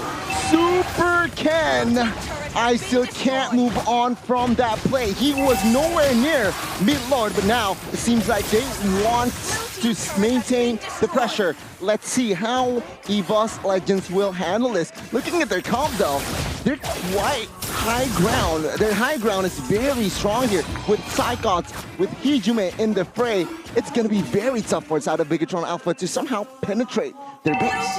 That's more than enough damage for Hijume to clear out the waves, but he has to be careful with how it's looking for Bigetron. They're going to try and go for a big engage. Unfortunately, only a single flicker available in the hands of Moreno, so they can't really be as surprising like they were in the previous fight, but they will use the waves efficiently and try and get these towers right here. Moving on Blast once again, Taz stunned up and gunned down, melted by Moreno and Socket as he will lose his immortality and his life. It's a shutdown picked up by the marksman. Now the crossbow attack is ready, but with the Guardian's Bulwark, Brands will choose to save it for later. The blade armor has been built up by Key. Now Supercan dashing into the mix. It's going to be the Iron Hook connecting, but it's only on to the tag. Who has an immortality? Who has a Cold Ultra and the Guardian's Bulwark? Psychon's going to be taken low right now. Is he still able to sustain for a bit? Dreams in the midst of it all, and the crossbow attack will be popped. But like you mentioned, Donnie, the Winter and the immortality bought in time. That's going to be Key, who's going to be slain. Brands walking him down, and Socket is able to dish out damage in the back line. Supercan somehow still surviving, and Bigetron have outplayed the team fight. Dreams, Psychons, and Brands left to defend as Bigetron Alpha pull back. Goodness me, what an opening match we got. What an opening game we got here, ladies and gentlemen. It's still Bigetron, though. With that lore push, they were able to take 2 base turrets. And take a look at their disciplines here. They only lost the roamer, so all good. And it was the pressure, they're suffocating EVOS Legends, Arashi. With the pressure and the positioning Bigetron Alpha has right now, Dreams on the side of EVOS Legends is finding it very difficult to land a hook on the members that matter. There's Key, there's Sorizo, and like earlier on with the Iron Hook, he was able to land a hook and pull someone back into his tower, but it's only the roamer, and he needs to land it on more significant members if he wants to be the deciding factor for this game. But Bigetron Alpha, like you mentioned, are way too disciplined, way too smart with it, and they don't leave any of their vulnerable members available, visible even, until it's way too late. And before you know it, Moreno, Supercan, and Saka, everyone just starts rushing at you. And now with the pressure, Bigetron Alpha are having full control of the Lord Pit, and Taz will be trying his best to try and make the play happen for his team. If they force this, wait, look at the top side. Remember, they can always just split push right now. Psychos jumps in with the penalty zone. The Lord is very low, but up top, they're still looking for the split push right now. Taz going to be zoned away. Supercan looking at Retribution as he will be able to find him with the help of Socket. Now Psychos taken low. Socket going to walk back to the base, but the Bloody Hunt catches him. This might be it. Look at the base, it's wide open, but Bigetron Alpha will read it out. They lose a base turret for the Evolved Lord. If you're Bigetron, I think it's worth it right now. I think you're right here. They got a member, and they got the Lord, and they might push it. Arashi, can they end? 26 seconds on Taz right here. There's a window where they can actually force a fight. I feel like they're playing it slow. They want to go for a 3-wave, 3-lane push, though, it seems like. Pushing the side lanes first, and then focusing on the mid one. or actually it might be the mid and bottom side, leaving the top side for a bit later. Taz will be barely up for the fight though, so Bigetron Alpha have a window here. The further airstrike is being popped in right now, so Rizzo jumps in with a flicker as well to the back line with the Luminat Blast connecting on the Dream. That's a 4-man penalty zone, and Saken is still able to escape with some damage back on. Cyclops will lose his immortality as Dream tries his best to run away, but Super Ken will dash forward to pick up the kill. The base wide open for the taking. Saken with a nature, and the base will be targeted down. But no, 1 HP! Super Ken saves the day! It looked so bad, even Aldo shaking his head. That could have been a comeback. Holy. Wow, Bigetron Alpha, they strike first. And please do note that Saken this game twice, he got the Lord without retribution. That creates momentum, and EVOS Legends, the White Tigers, they need to suffer a loss in the first game. That was so difficult for them to try and do anything, man. Draft-wise, they just don't win in those big team fights, so eventually they did transition to doing more of a split push strategy, but it's a bit too little, too late, and unfortunately for them, Bigetron Alpha gets the first game, and now they are on the back foot. They are the ones who are feeling the pressure against the more in shape, the better Bigetron Alpha, and now it's one step behind in their attempt, in their quest to try and get revenge for their defeat in the first leg. Wow, it does, and remember, Max and Marky were the players for leg 1. It seems like Super Ken and Saken here in leg 2, they can also get the job done. I'm sorry, man. My heart is still beating like 1,000 miles an hour. Holy. It could have been a different story. That was so close. Why was it so close? It's down to the wire, man. So, oh my God, Super Ken was 1 hit away from the 1-1 take. If he wasn't able to find that would have been a 1 straight push. That would have been a 1 straight push for side of EVOS Legends. What a drama for the first game, we gotta address the elephant in the room. I mentioned it earlier. Golden Staff 1-1. All right. Maybe it doesn't stack with the Inspire. Well, even if it does, like with a lot of heroes like the Melissa, it actually does, right? You have a lot of attack speed, but again, you are capped with the dashes. You cannot dash 1,000,000 miles an hour. You can't be right here and dash all the way. You know, it's not how it works. Well, Joy can. Joy can, but he doesn't build attack speed. That's so unfair, man. It's unfair, but it's life sometimes. What? Right now, 0% win rate on the 1-1, 90% ban rate. Okay, come on. Is 1-1 still... I mean, what's going on? 90% ban rate, you would expect it to have 100% win rate. And speaking of like popular picks and stats, Joy, 100%. It's not 100%, but it's very high. It's very high. It's very high. Well, he's not in the game right now. Aura isn't playing just yet, but the Irithel pick, man, we've been talking about it being so weak, like lacking damage, but in this situation against 1-1, different. Against 1-1, and if you look at how he's playing, he isn't exactly being the main source of damage. He's just moving around the whole team of EVOs, looking for the squishier targets to hit with the full damage. So I think in that playstyle, it works out. It's very situational, though, like you mentioned. It has to be against a 1-1. It has to be a composition where there's not a lot of threat diving towards you, because you can afford to be a bit picky with who you are trying to hit with your basic attacks. For Bigetron Alpha, though, if you look at the items, there's just so much damage. And if you look at the tank members, the front lines, so Rizzo is just so massive, and he still has the Winter Truncheon for a bit of outplay, along with the Immortal. So that is just so much frontline prowess that EVOS Legends have to deal with. But if you look at their composition, it's all burst. The Fredrin, burst. Branzel 1-1, doing DPS, but technically using the crossbow of Tang, it's still a bit of burst, and so is Hijumi. So the front line being too menacing and having too much crowd control to stop any dive towards that back line is what Bigetron Alpha were able to use to ensure that Saken and Super Ken can come in later once all the utility, all the spells are down from the side of EVOS Legends. Well, very good analysis, Rashi, but I want to ask Mariko, right? He really hates the Irithel. What do you think about it now? Against the 1-1, I actually love it, right? I understand how 1-1 works, and up against the Irithel, she gets completely neutralized in lane. The reason the 1-1 gets picked up is because she's an absolute bully in lane, and she can really, you know, dictate a lot of these fights, a lot of these skirmishes. But with Bigetron Alpha's draft being the way it is, they built it around countering the 1-1, the Fairmiss, the Lolita, and the Irithel. These 3 picks are so good.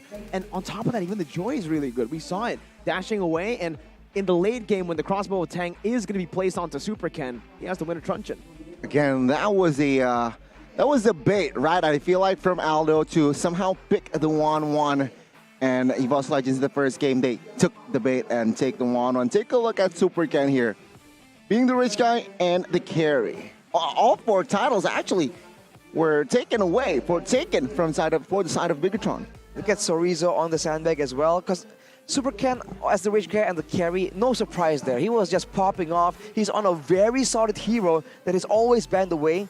That's fine. But the sandbag being Sorizo with almost 200,000 damage absorbed. This is what Bigetron Alpha were able to abuse, to just throw at the faces of EVOS and said, right, you want to do damage? Deal it to this thing. Whatever the heck this is, this blob. Hit that, and once you're done, we're going to come in and clean up. And if you don't want to do it, give us the neutral objective, right? It's checkmate. You can't do anything. Get the heck out of our jungle. Again, a very great execution by the players. It seems like Aldo, he was able to envision the draft, and of course the players, they were able to somehow execute it. Sure, a couple of mistakes were made. EVOS Legends, they were somehow building a comeback as well, but at the end of the day, it was actually Bigetron somehow just cementing their lead, gaining more neutral objectives, and GG, game 1. Miracle, 23 minutes, I thought that was 10. Now, yeah, I mean, technically you're right. The game was going so fast because of this man right now that you see on your screen. Super Ken, we gotta give him credit, man. A lot of people said he's just all hype, especially with his first match in the MPL, ending up in a loss. But you can see now he's really clocked with the team. Your MVP presented to you by the Samsung Galaxy A34, 5G, finally getting the MVP that he deserves. I said it yesterday. I think we were all in agreement that he deserved the MVP more than Saken yesterday. On the Hanzo game, definitely. It does. Well, we haven't seen him perform when team's behind, though, right? So we have to wait and see that, because usually, Super Ken, we've seen that if he has a lead, he just knows how to completely abuse that lead and use these very mobile, very high mechanical heroes to try and completely shut down their opponents. So we have to see, in order to have a full balanced jungler, we need someone that can also perform equally good when the going gets tough. We haven't seen enough from Super Ken just yet, but honestly, it's a great start already. And on the few games where Bigetron was behind, he wasn't doing that bad either. So I think a lot of people are now warming up to the fact that Super Ken might just be the main jungler for Bigetron, and that is absolutely okay. We take a look at the heat map. All the way in the early game, he was making a lot of plays actually near the EXP lane, and that is not a coincidence. They have a strong winning lane in the gold lane, and they're able to abuse, like we mentioned, Sorizo to zone everyone away, and that was what they were using to get a reliable objective take if you look at how often he was going into the Lord and Turtle pits. But let's take a look at some of the highlights here, man, from that game, because as you mentioned, it felt like it was only 10 minutes, but there's a lot more than that. This was the first big turret fight where everyone was low on the side of EVOS, but they figured we can stick around. What can possibly go wrong? Apparently everything, as their 5-man dove towards EVOS and take everybody out. This was the fight though where Bigetron, they focused on the Lord. Saken was able to secure it, but then afterwards, with the chase potential, with the mobility in the hands of Brands, they were just chasing down the members of Bigetron. And this is the big problem from both these teams. When they're on behind, they don't really have a good escape tool, so it's almost all in for both these teams, especially after a big objective like that. As you can see, for EVOS here, after quote-unquote winning as well, they're trying to move behind, but Super Ken and everyone else just comes in. And this is the weird deja vu moment where it's the exact opposite. The fight goes in favor of Bigetron because EVOS Legends focused everything on that Lord. And finally, it all built up to this moment right here where it was way too close for comfort, man. Way too close indeed, man. Oh my god, let's see it again. Let's see how low Super Ken was, but he ended one hit. Ooh, now you really know why my heart was beating so hard after that one. He would have truncheon first to release aggro, and then he got thankfully on the right timing as well. In the right time, just pops the basic, I feel like, on towards the base turrets. But ladies and gentlemen, the players, well, Bigetron and EVOS in game 1, they use a very, very It's an amazing phone. It's an awesome phone, all right? Samsung Galaxy A34, A54 5G. Well, specs, the specs are no joke, right? It will make your gaming experience even more enjoyable. The RAM is up to 8 gigabytes. The memory is up to 256 GBs. And of course, the screen is Super AMOLED Plus with a refresh rate up to 120 hertz. 120, bro. Exactly. That's cleaner. That's clean. The processor is also Exynos 1380, and it's of course 5G ready. So the battery is 5000 mAh, so it can last up to 2.5 days, making your gaming experience even smoother. 2.5 days? What? Okay, sure. All right, dudes. Good specs, but it's probably like super expensive. It's really not. The price, it's starting from only IDR 5 million. What? For all those specs? 5 million? What? Nothing I can This say is amazing. more. You can also get an awesome deal up to 1.162 thousand, 1 million rupiah, including cashback of 300,000. So what are you waiting for? Check it out on www.samsung.com/ID and grab the Galaxy A Series 5G before you regret it. Well, awesome performance made for you. Awesome generation Galaxy A Series 5G. Awesome is for everyone. Everyone. You know what that is? You know what that is? What? That's value, dude. And speaking of value, I think we have another value deal for all the viewers. Well, for those of you who play Mobile Legends, there's good news. MPL ID Season 11 Arashi, it has entered its 5th week. So don't miss out on supporting your favorite team. Check out the booths here. We got the customers barging in to get that deal, right? There's a promo from Dunia Games for you, so you can get up to 3 gigabytes of quota every time you buy items or vouchers for Mobile Legends as well using Telkomsel. So hurry up and buy it on where? duniagames.co.id or on the Dunia Games app, or you can visit the booth. Visit the booth. If you come to the location, man, there's a lot of promos. You can see it on the chart right there. You get diamonds for buying credit on your phone. Like, what? Is that what it means? That is crazy. Well, anyhow, amazing. guys, don't miss out on It's the an amazing promo, deal. because we are absolutely taking advantage of it We're soon after exploiting this it. match. But for now, should we get straight back into it? Game number 2, Let's man. focus on game 2, right? Expectations, you know what? Don't pick up the 1-1. Oh, France, the thing is, 0%, right? well, He yeah, lost again on the 1-1. that's an easy solution to go for, right? Don't pick the 1-1. But if you don't pick the 1-1 Pick into up the draft, joy pick up the joy. earlier. Maybe we'll see the joy pick here. But again, leaving the 1-1 open over the Saken. Okay, maybe you said he's not MPL ready based on his performances, but on the 1-1, I can guarantee you that he is MPL ready. This guy was competing Convince with me. CW and Skylar in the top global rankings for that 1-1. I know because I was up there in the leaderboards, and I have to beat them, so I just gave up on 1-1. Wow. Persuade me, Melissa. Saken. Persuade me. If he gets the chance to, we'll see, because I think that game right there was a pretty big statement by him. Beating the King of Marksman. I don't even think he sweat at all in that matchup. He got a counter matchup. He knows exactly how to play against the 1-1. He smacked Brands in lane. It seems like Saken, when it comes to laning at least, he has a good grasp on the tools that both heroes have in that lane. Because we saw he was also able to win against the Melissa on the Moskov, and you were pretty impressed by that, Mirko. So he's showing that prowess yet again, and if you can have a solid a heart within your team, I guess they weren't ready for it to be shown on the camera. But yes, if you can have a solid laning phase and a solid team fight performance, you're pretty much almost there, almost complete as a marksman. Second highest total assist in MPL ID Season 11 though, it's going to be Dreams, but against that composition, he just didn't have a proper target. So I feel like the Franco pick was completely countered as well, technically indirectly, by the Lolita. So that was a very value pick from the side of Bigetron. Ooh, Dreams game 1. He wasn't able to babysit Brands in a way that enabled him. Exactly. It seems like, right? Sure. He made a lot of hooks, but it seems like at the end of the day, it was just the area of the Lolita that was favoring the side of Bigetron. We've been talking about Age a lot, the change in head coach, but honestly, looking at it, it doesn't feel like the drafts have changed at all, right? They're still not drafting the winning lanes for brands. If you want to play a brands-centric playstyle, you want to set them up for success. The roamer and the gold lane. They've got the mid lane down with the Farsa, but the others not so much. Here, though, as we mentioned, there's going to be a little bit of a swap here, but EVOS not going to do the same thing BTR did. A bit too risky for them. The 1-1 and the Joy banned out. Yeah, so they swapped sides. So Bigetron now with the approach though, it's quite similar, right? Kadita, Claude.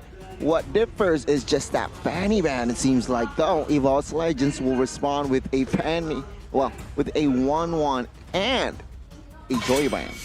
1-1 and Joy, and following that up is going to be the Kaja, respecting the pick-up potential from Key, but we saw that in the previous game, it wasn't the pick-up potential that really shut them down. It was the team fighting. So EVOS, if they want to win here, it seems like they want to go for a full-blown team fight composition. And if they want to do so, I do wonder if it's going to be a Fredrin. So I wonder if for EVOS, they're going to go for an aggressive roamer that they really didn't get Dreams to be able to have a great performance on in game number 1. I think pick up Valentina first. That's the way to go for EVOS You prefer Legends. Valentina over Faramis? Oh yeah, for sure. It's just more. It's just more flex. It's just more.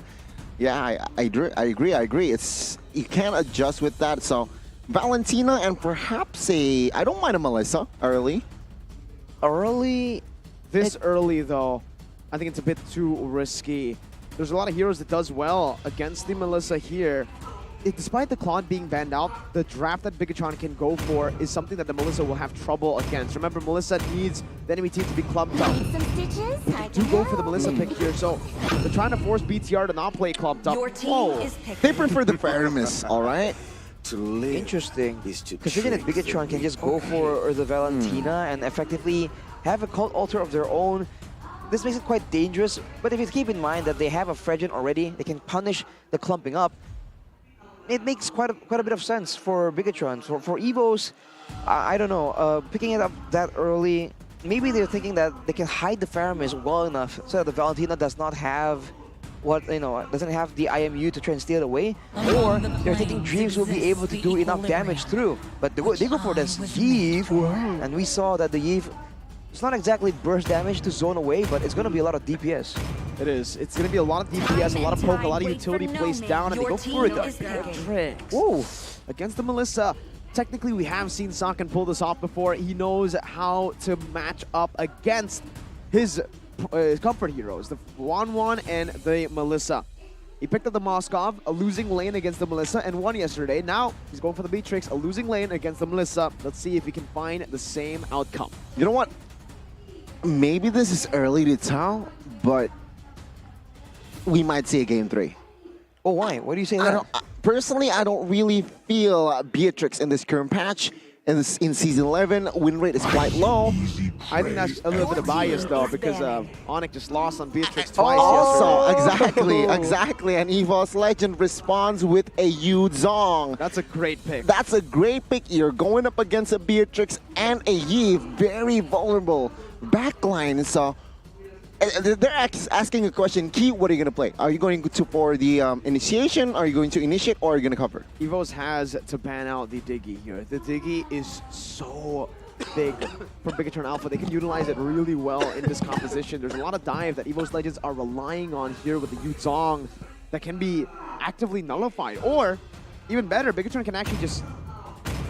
I don't know if they want to go for it. Yeah, they want to secure a winning lane, actually, here up against the Yuzong.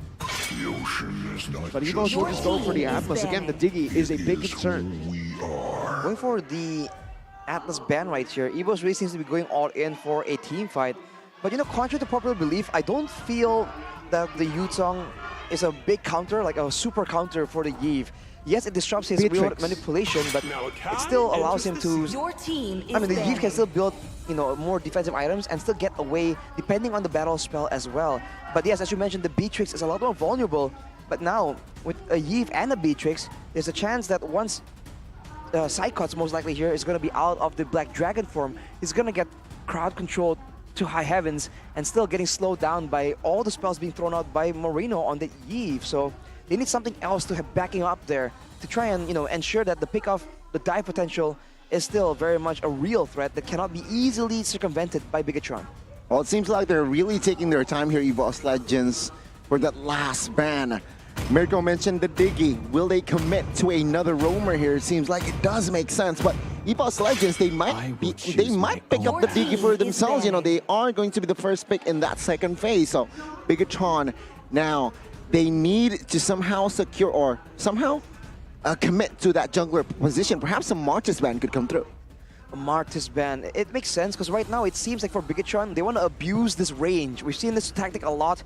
Long range Beatrix, long range Yves, and slowly but surely we just kite back away from your damage. And even if you have a Cult Alter, it's fine. If you have a Melissa, right, with the models placed down, you can just move away from it. So for EVOS, they desperately require something to try and keep everyone in place and something that can go through safely to the back line. Because if Bigetron pick yet another, you know, crowd control heavy, re-engage heavy hero, that could mean danger for EVOS. That seems like, yeah, we're right on the dot. They're gonna commit to a jungler ban here at the Ikai and Martis. So, asking somehow Taz a question here, what are you gonna play? Are you gonna play the fighter tanks? Because Paquito? Perhaps Paquito might work, but Bigetron can be able to, are able to still pick up the Kufra. They can go for an assassin as well here. Two vulnerable backline members. It's gonna be a Lancelot. Most likely a Tancelot. But of course, we've seen some really confident players go for the full damage on these quote-unquote tank meta heroes. So we'll have to see what Bigetron responds with. They now have they're now going up against a hero that's mobile, a hero that's sustainable. They need suppression, but the Kaja is not available. The Franco is technically, but I'm not sure if Key wants to use that. We know he can. Win rate. We know he can, but I don't know, man. It looks a bit risky considering the amount of dive, sort of. Yeah, they can go for the Kufra here for side of Bigetron. Kufra might be able to work. But again, I think they need to be more concerned about trying to peel, cover for the back line. Maybe something like a Lolita might work better for Bigetron Alpha. They go for the Franco pick here. Very risky pick. And the Hayabusa as well. Flexing the Fredrin into the XP lane, like you mentioned. Faramis up against the Hayabusa. Oh my god. Wow, BTR really looking for the picks, and they will try to create some space for the back line by diving. EVOS Legends can pick up the Diggy here. It's a great pick.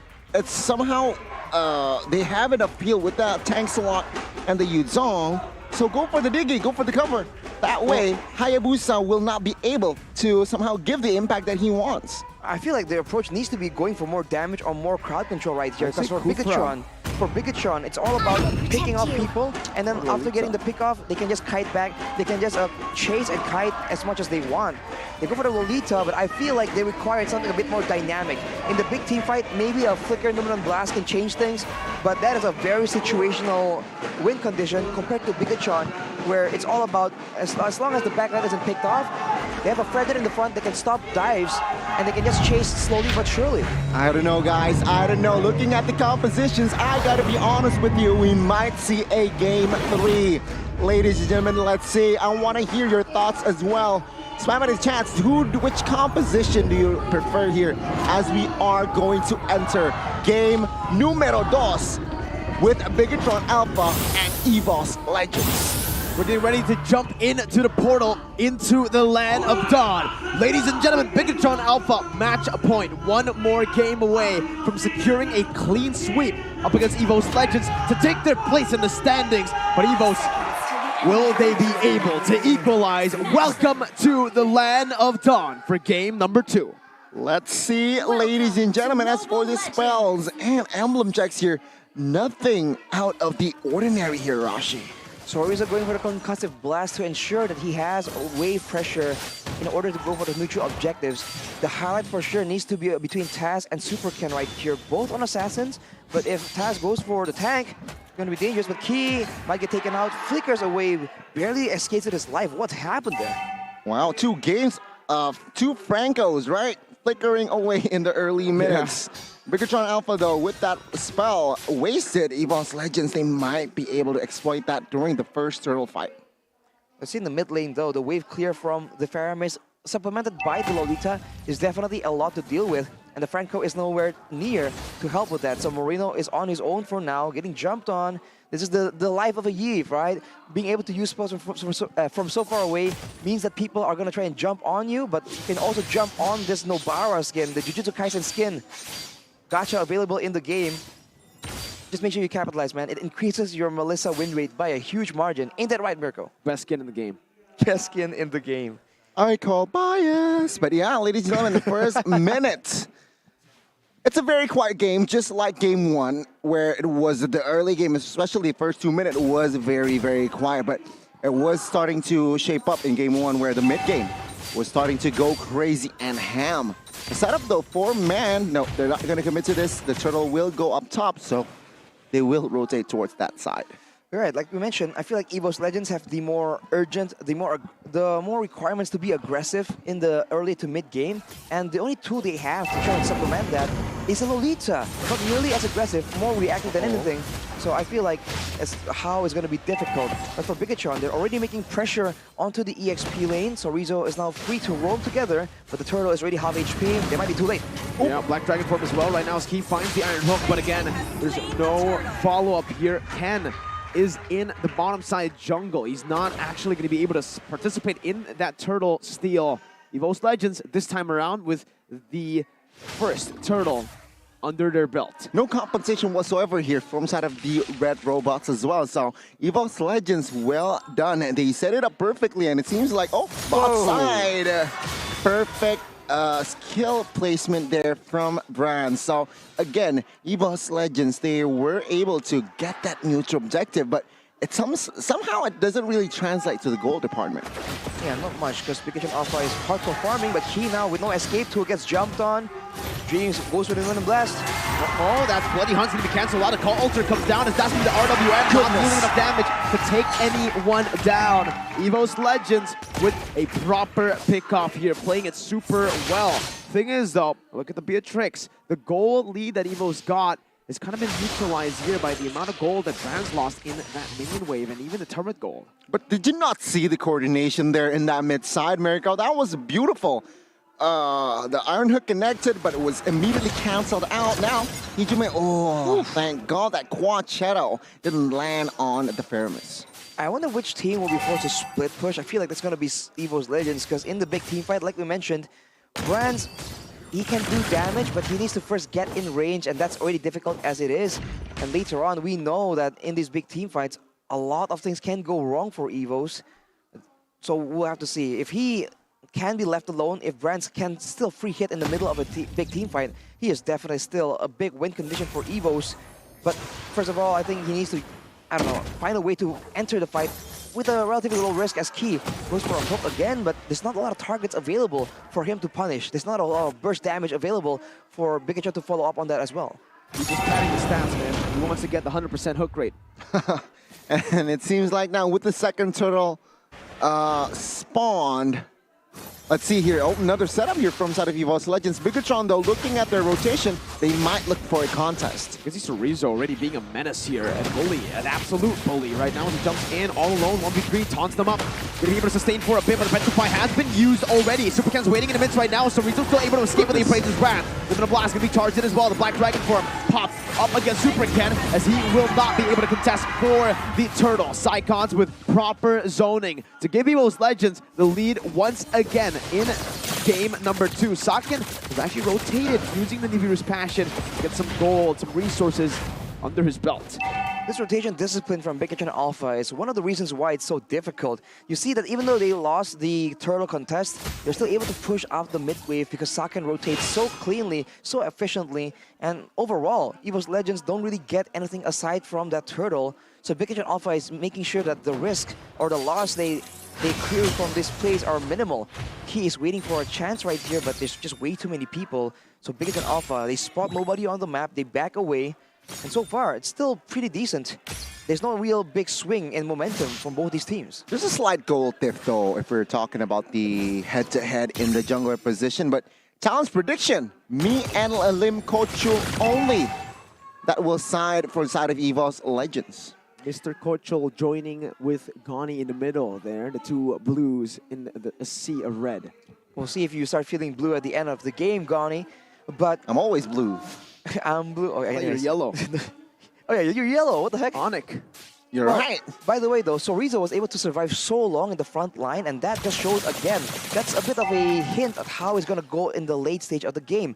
You saw that EVOS Legends use all the crowd controls perfectly, chaining it together to try and stop Chorizo from using the Appraiser's Wrath, and yet he was still able to pull it off, do a lot of damage, regenerate a lot of HP, and that can still be the exact same story the later the game goes on. They don't have an answer to go past him or go through him, unless later on Melissa gets really fed and again can just stand still and output that damage.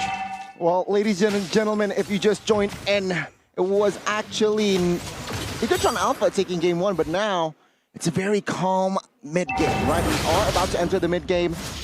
EVOS Legends, they're looking for that perfect turtle. Bigetron Alpha with a trade, Appraiser's Wrath to secure the kill. Turret, tier 1, taken out for the turtle.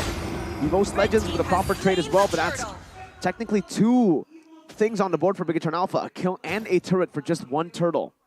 Just clean rotations, clean trades by Bigetron Alpha, and that's on the back of all this wave clear, man. The Eve and the Beatrix have been so good, and now it's sort of collapse right here. EVOS Legends might be out of position. Chorizo going to be brought back to the team with a taunt now onto 2 members. Dreams will have the hit. Help from Heejun with the call. Also for damage comes through. Brad! Oh my goodness! A double kill instantaneously by Brand. The king is mad. Chorizo will be taken out. Psychot steals the kill. But even in the mid lane, Supercat is forced to back away. perfectly placed go away as well, bot side, and now EVOS Legends are looking to create more space.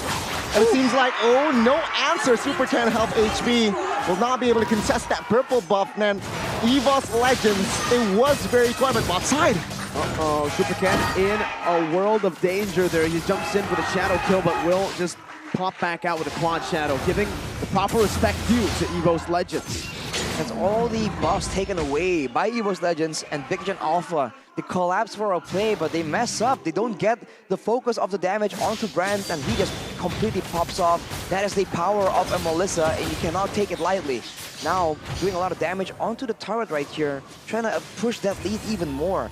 Out of that single moment, a 3K gold lead for EVOS Legends. Established already, right? And if we're talking about the items here, Hayabusa, he's way behind 1,000 gold here, so he's the damage jungler. He needs that gold. And he needs to find opportunities to try and get assassinations, because right now, with EVOS Legends essentially being a huge roaming squad, a lot of built-in utility will be there to try and punish Mr. Bigetron Alpha. Go away has been popped in. The Inspire Brands saving powers EVOS Legends. It's on the favorable trade. He is very low, forced to recall right as the Lord spawns. Let's see again the setup though. Bigetron Alpha again, neutral objective wise. It was in this game. It's all Taz. No contest whatsoever. They're looking to find a play top side, but it seems like it's just a disengage from that Yu Zhang. So again, Bigetron Alpha. In this game, they're unable to somehow find the right setup for that neutral objective, which in hindsight, I somehow knew, looking at the composition, it's going to be hard for them to somehow find the right contest. Well, really banking on wave clear and high ground, Arashi. Yeah, it's the wave clear and the high ground, and that is what they're trying to use, that range advantage.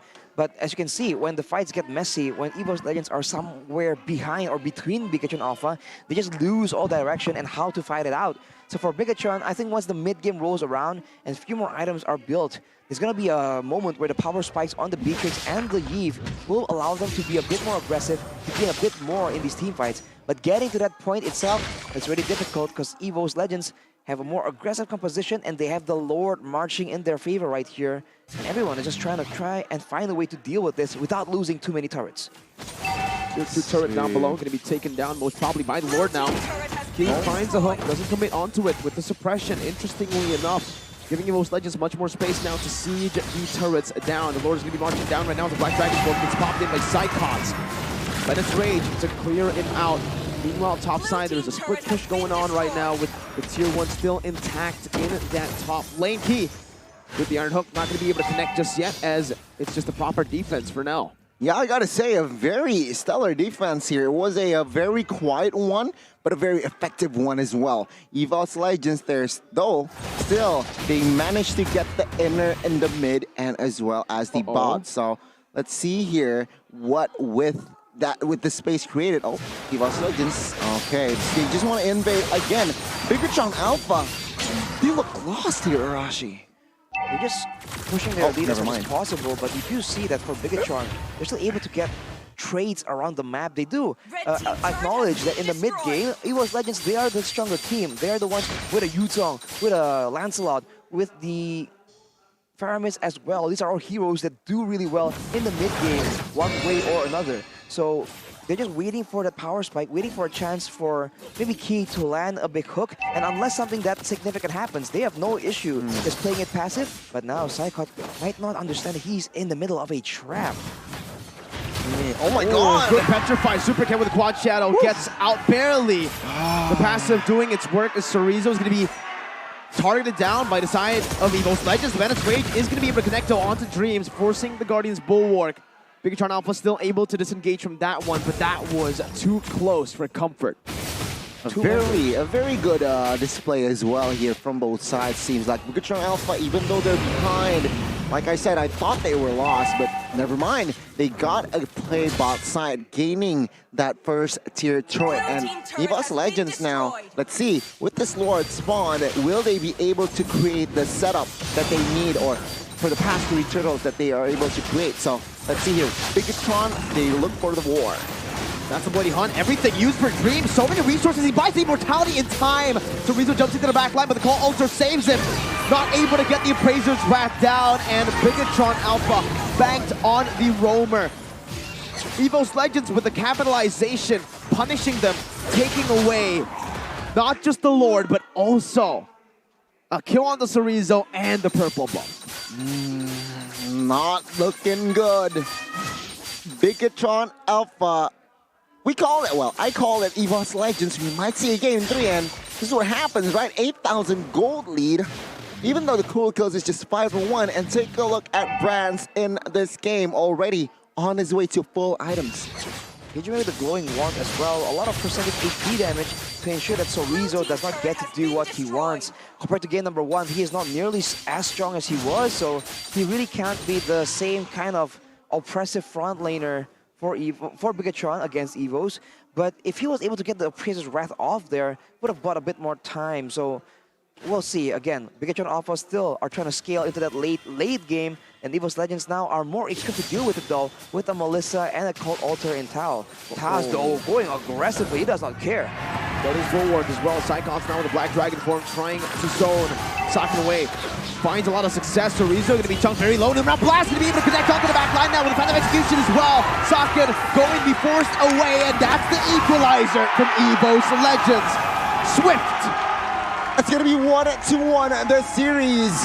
Ladies and gentlemen, EVOS Legends, they have regained their pace and tempo in game 2. And it was Bigetron. They were the ones who looked lost. They were the ones who somehow struggled to find a play around the map. I think Bigetron was trying too hard to be decisive, whereas their composition is meant for them to be able to be a bit more flexible, to move around and kite back and chase. But they were just going all in on the neutral objective, and that is the strong suit of the composition that EVOS has drafted. So they're not playing with the right mindset, in my opinion. They're also using a lot of high ground, but they weren't able to get a lot during those trades. So I think it's a great game by EVOS as well, abusing the Cult Alter to go for the very quick end right there.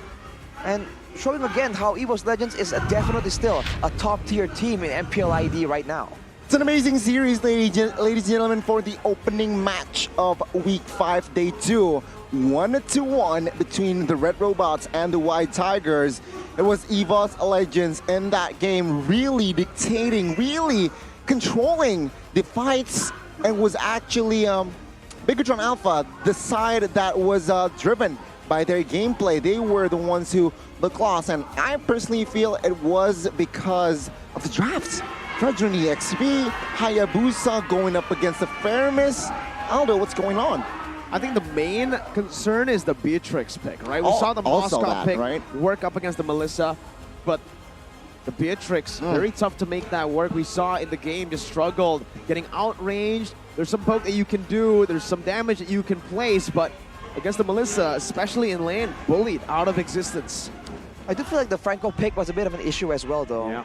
Like, you can see that earlier, technically it's a bit of a flip, right? It was a Lolita against a Franco for EVOS, and Dreams was unable to get anything of value. And now it's a bit of a similar story. Dreams was able, he was just on the receiving end of that, so he was able to turn it around and try and shut down Keys Franco as well. And there wasn't really anything for them to try and catch and pick off with the Franco, because they are not built for burst damage either. The only real source of burst damage is going to be the Beatrix, but even then, in the early game, there wasn't really any chance for a Bloody Hunt, like Nibiru's Passion combo, to actually make an appearance for the side of Bigetron, because they were trading around. So if they're going to go for that, and they were going to abuse that lane, that dual lane technically, I don't see the value in that Franco pick.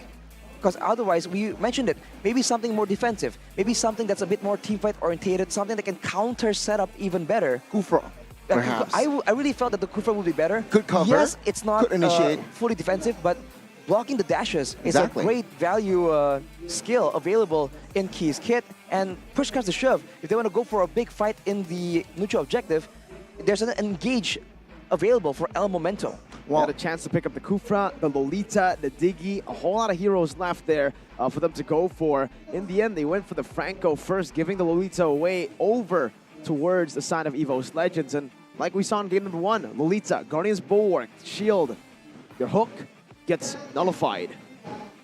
Look at the items here. Brands 303 this time, doing a lot of damage, and he is still going for the Has Claws, Mirko. You do mention that you don't like it when he is behind and he gets picked up a lot, but in a situation like this, I bet you're pretty happy to see it, man. He was snowballing. Go full damage. He was fully snowballing, and there was no way that Bigetron Alpha were able to do anything. And if you look at the items for Key, it's a pretty sad situation right there. Only an Athena Shield and a Dominus Ice, not nearly enough to be a frontline. And for Sorizo, it's the same thing. Unlike on a Glue, you don't really have the same kind of pressure in the lane as a Fredrin. And I think that if they really want to go for trades, they really need to go for more pickoffs and more kills with their composition, because otherwise, it's just not enough. Even for Marino on this Eve, only the 2 wands available. So in that late game, in that late push for EVOS Legends, there wasn't any real clear available.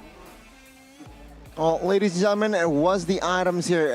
It's day and night, right? Looking at the items, it was actually EVOS Legends with the more items around to play with. The damage output that they can give towards the Bigetron side will be more. So, yeah, it's just a clear, straightforward win.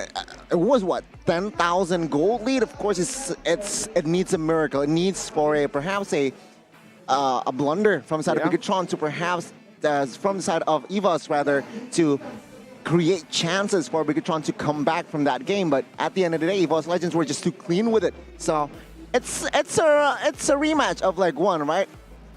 Best of 3 full, and we're gonna see it again in leg 2.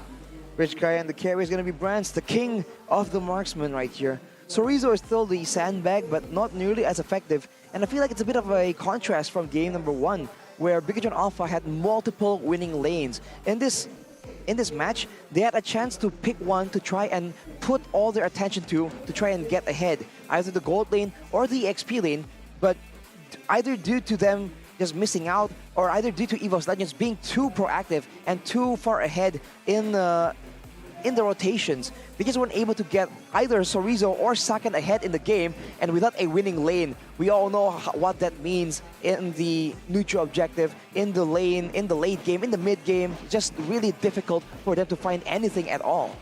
Very, very difficult, right? And again, this also begs the question, asks the question, the Yeeth pick into the Faramis, right? We've seen it, the dive, the maneuverability from the team, and even the damage coming from the Melissa was a bit too much for the Yeeth to handle.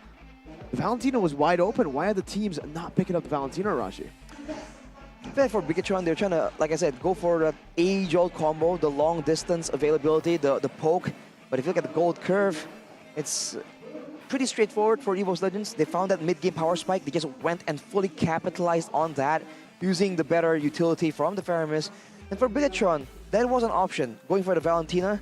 Like I mentioned, I feel like on paper, nothing was completely fatal, but there's a lot of other ways where the game could have gone differently. Like Goni mentioned, different roamer, like you mentioned, Mirko, different mid laner, different gold laner. There are several options available, but this was the one that Bigetron Alpha stuck with. There was potential there, but I guess just not enough to actually win against EVOS. So with that knowledge, knowing now that they need to be a bit cleaner, or at least a bit more directed and less jack of all trades with their draft, we have to see what can Bigetron Alpha come up with in game number 3. Well, yeah, I mean, it's a different story, right? Before we jump into game 3, it's a different story from game 1, where in the mid game it was very fast, very action-packed. But in game 2, we saw a different side of these two going head-to-head. A very quiet one, a very slow-paced game, very macro, very tiring, I might say. So I'm sure that the players, they needed to take a break. But on that note, MVP, gotta go give it to the king of marksmen here, Brands. Finally, right? I mean, Brands, he's been set up for success at this time. I think we spoke about it, we touched on it in the first game drafts. They need to get a winning matchup for Brands. And that's exactly what they pick up. The Melissa in the first phase. We expected maybe it to be countered in the drafts by Bigetron Alpha, but in the end, they weren't really able to. They didn't really utilize the first pick Melissa to punish the Melissa. Yeah, they could have gone for a bit more of a counter. I mean, we saw that Sakan was able to use the Moskov. You already mentioned that already. So, again, I wonder what will be the main change, because better gold laner is possible, better roamer, in my opinion, for Key, and also the better mid lane, the Valentina. All these options available. Yeah. I dare say the EXP lane even. A Fredrin in the EXP lane we haven't seen too often, and for good reason. It's tanky, but it's not nearly as dynamic as the other picks available. I mean, Goni was predicting the Arlet, but unfortunately that was banned away by EVOS, and you have to wonder, were Bigetron Alpha thrown off by a sudden ban on one of the heroes they're about to pick? Yeah, I think for the Fredrin in the XP, it can still work. Literally, we just saw it yesterday. In the it's really good. Actually, it's not just you know, able to be used in the XP lane. It was really good. Yesterday, you saw it literally boots on the Fredrin in the XP lane with the Hayabusa flexed. Thing is, I think this just didn't work in this particular game because it's mainly centered around the back line, where the Fredrin, even in this game, losing out in the early game, but still, he was able to find a lot of impact, more gold than Psychots. But in the front, with no one able to back him up, just didn't work. It doesn't work. But let's take a look at the highlights here. The impact player being Hijume for the MVP, Brands, of course. A very slow-paced game. What can you tell us, Arashi? We can see that this is that big fight where everything got turned around here. Saken, after having a solid, slow, calculated gold laning phase, he was actually taken out right there, going a bit too aggressive, getting pinned against the wall by the go away. So Brands definitely got a huge boost in momentum right there. And here, they were trying to go for the big play, but Psychots was able to zone everyone away, and that's partially because everyone was just focusing on going for the fights when there's a neutral objective, and they don't have a composition built around taking or forcing neutral objective fights. They had to go for more fluid fights where they could be a bit more movement-centric, because all they had in advantage over the side of EVOS isn't crowd control, isn't burst damage, is movement speed and slow utility, and they were not using it at all. Sure, you can say that EVOS made it very difficult for Bigetron Alpha to do so, but it is what it is. This is why it's MPL, right? People don't let you get away with what you need to do. They see what you want to do, and they counter it, they stop it in its tracks. And so it's back to the drawing board for both these teams. Bigetron Alpha can very easily do the exact same thing against EVOS. And I do wonder who is going to go for the first pick, because we saw a reversal between game number 1 and game number 2. Well, that's the question, all right? So, ladies and gentlemen, on that one, it's 1-1 between BTR and as well as EVOS Legends. Game 3, we'll have to wait. Take a break. Gani, Mirko, and Arashi, see you soon.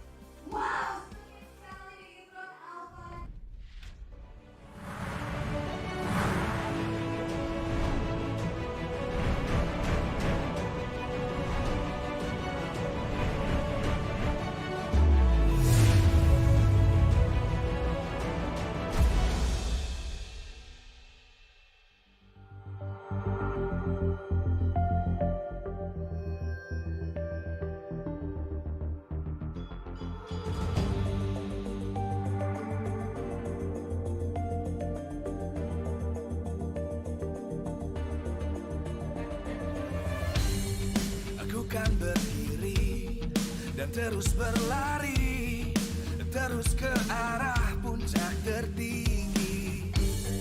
Ku takkan berhenti, hanya sampai di sini.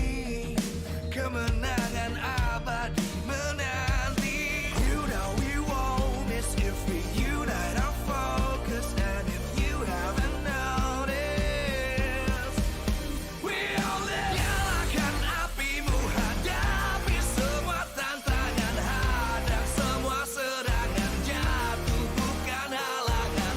Bakar semangatmu, janganlah engkau menyerah. Kita akan buat sejarah. We all this, we won't miss. We all this, we won't miss. Saatnya beraksi, jalani ambisi. Aku kan menyawakan hari ini. You know we won't miss if we unite our focus. And if you haven't noticed, we all live. Nyalakan apimu, hadapi semua tantangan, hadang semua serangan, jatuh bukan halangan. Bakar semangatmu, janganlah engkau menyerah. Kita akan buat sejarah. We all this, we won't miss. We all this, we won't miss. We all this.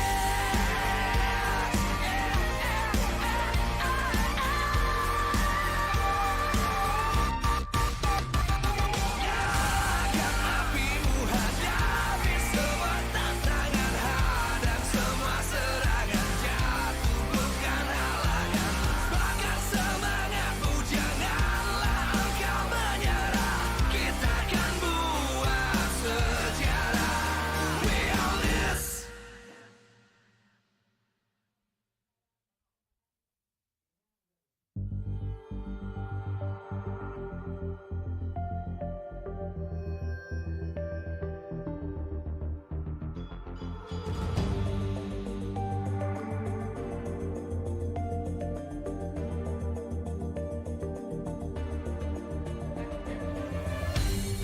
Aku kan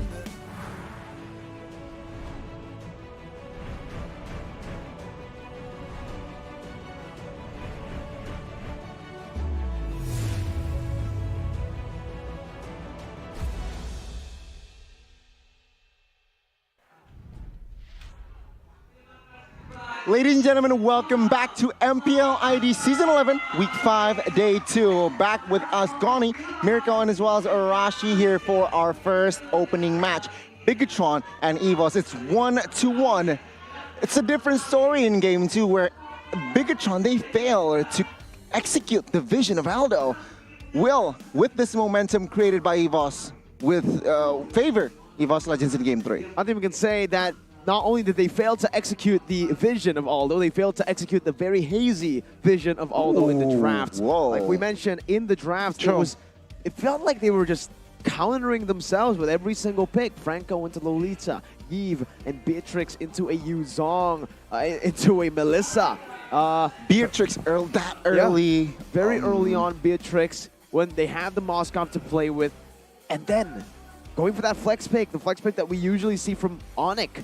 But this time, it didn't really make a whole lot of sense considering there's a fair miss. The Hayabusa pick, we kind of criticized that, Arashi. Now, what do you think was the vision for Bigetron Alpha in game number 2? I feel like the idea for Bigetron, like we mentioned, was using the long range and using utility to be a bit more fluid. And then afterwards, if they are really ahead, you can imagine this, right? If this team was actually really ahead and had a lot of damage, the Yuzong needs to be a bit more careful. And when they're just waiting around, right, Bigetron can be poking down the members of EVOS. If Soriza was stronger, he can just stop the rest of the team in his tracks and actually go and isolate Psychots, who was diving in the back line. And later on, if everyone's just waiting for a moment, then Super Ken can go in with the Hayabusa. Something along those lines, it seems to be what they're going for, using the wave clear and the high ground to stall the game as long as possible. But unfortunately, like we mentioned, EVOS understood that that would be a problem the later the game goes, and they straight away go for it, and they abuse that called Alter and those engages, and that's the main thing. They just cannot contest any neutral objectives when they're that far behind. So I feel like it's just a bit too one-dimensional and a bit too idealistic maybe. Not exactly quite hazy, because if everything goes right, this composition can definitely still work out, but that is rarely ever the case in MPL ID, especially in Season 11. It's an experimental draft, right? They now aren't experimenting with the rosters They won a anymore, game but they're 3. Still, yeah, they won a game 3 in true Bigetron fashion. It's something with this org. Season 7 all the way to 11. Every single time when they lose, please, it's okay. If you want to win, it's fine. Just please give us a 2-1, right? If you want to win even, let's go 2-1. You're right, ladies and gentlemen. So on that note, let's talk about the drafts. Game 3, numero 3, EVOS Legends and Bigetron Alpha. What will they bring here? EVOS Legends will match their shirts here, will match their logo, being in the blue, and Bigetron will match theirs in the red. It's going to be already a different approach here with the 1-1 ban. Remember, in the first game, same position, 1-1 was left out, but already Bigetron also a different approach. Valentina ban comes through. This is risky, man, because look, there's an adjustment already made by EVOS Legends. Oh, what? Team is banning. First time ever. First pick goes for the 2 bans. 1-1, enjoy it. Never mind, Arashi. What? That is definitely interesting. Not all we're expecting. Is that the first time we've seen this? Yeah, first time ever in MPL ID. That is something else. Coach Age is showing again a bit of that madness. But for Bigetron, it's like the same band so far. Fanny.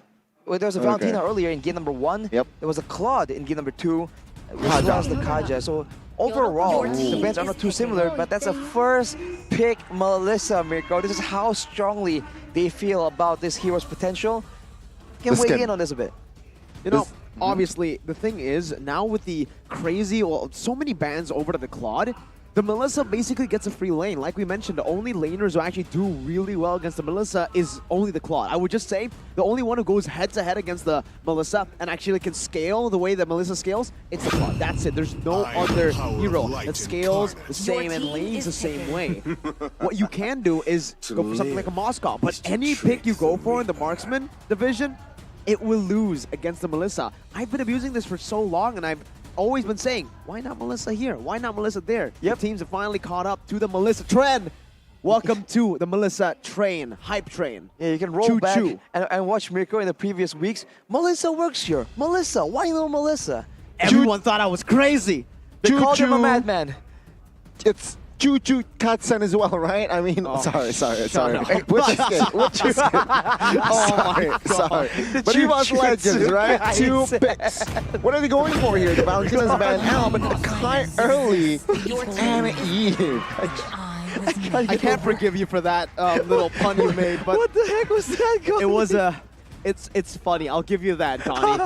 EVOS Legends with the proper response, though. Man, I can't focus. Whoa.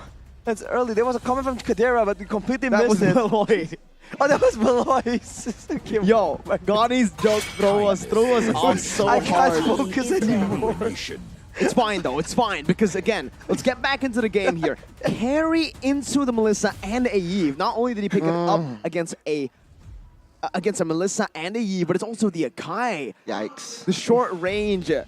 Bigetron Alpha, they are going to be, again, banking on that front to back, but this time, it might be a bit tougher. I just had this discussion with Arashi during the break.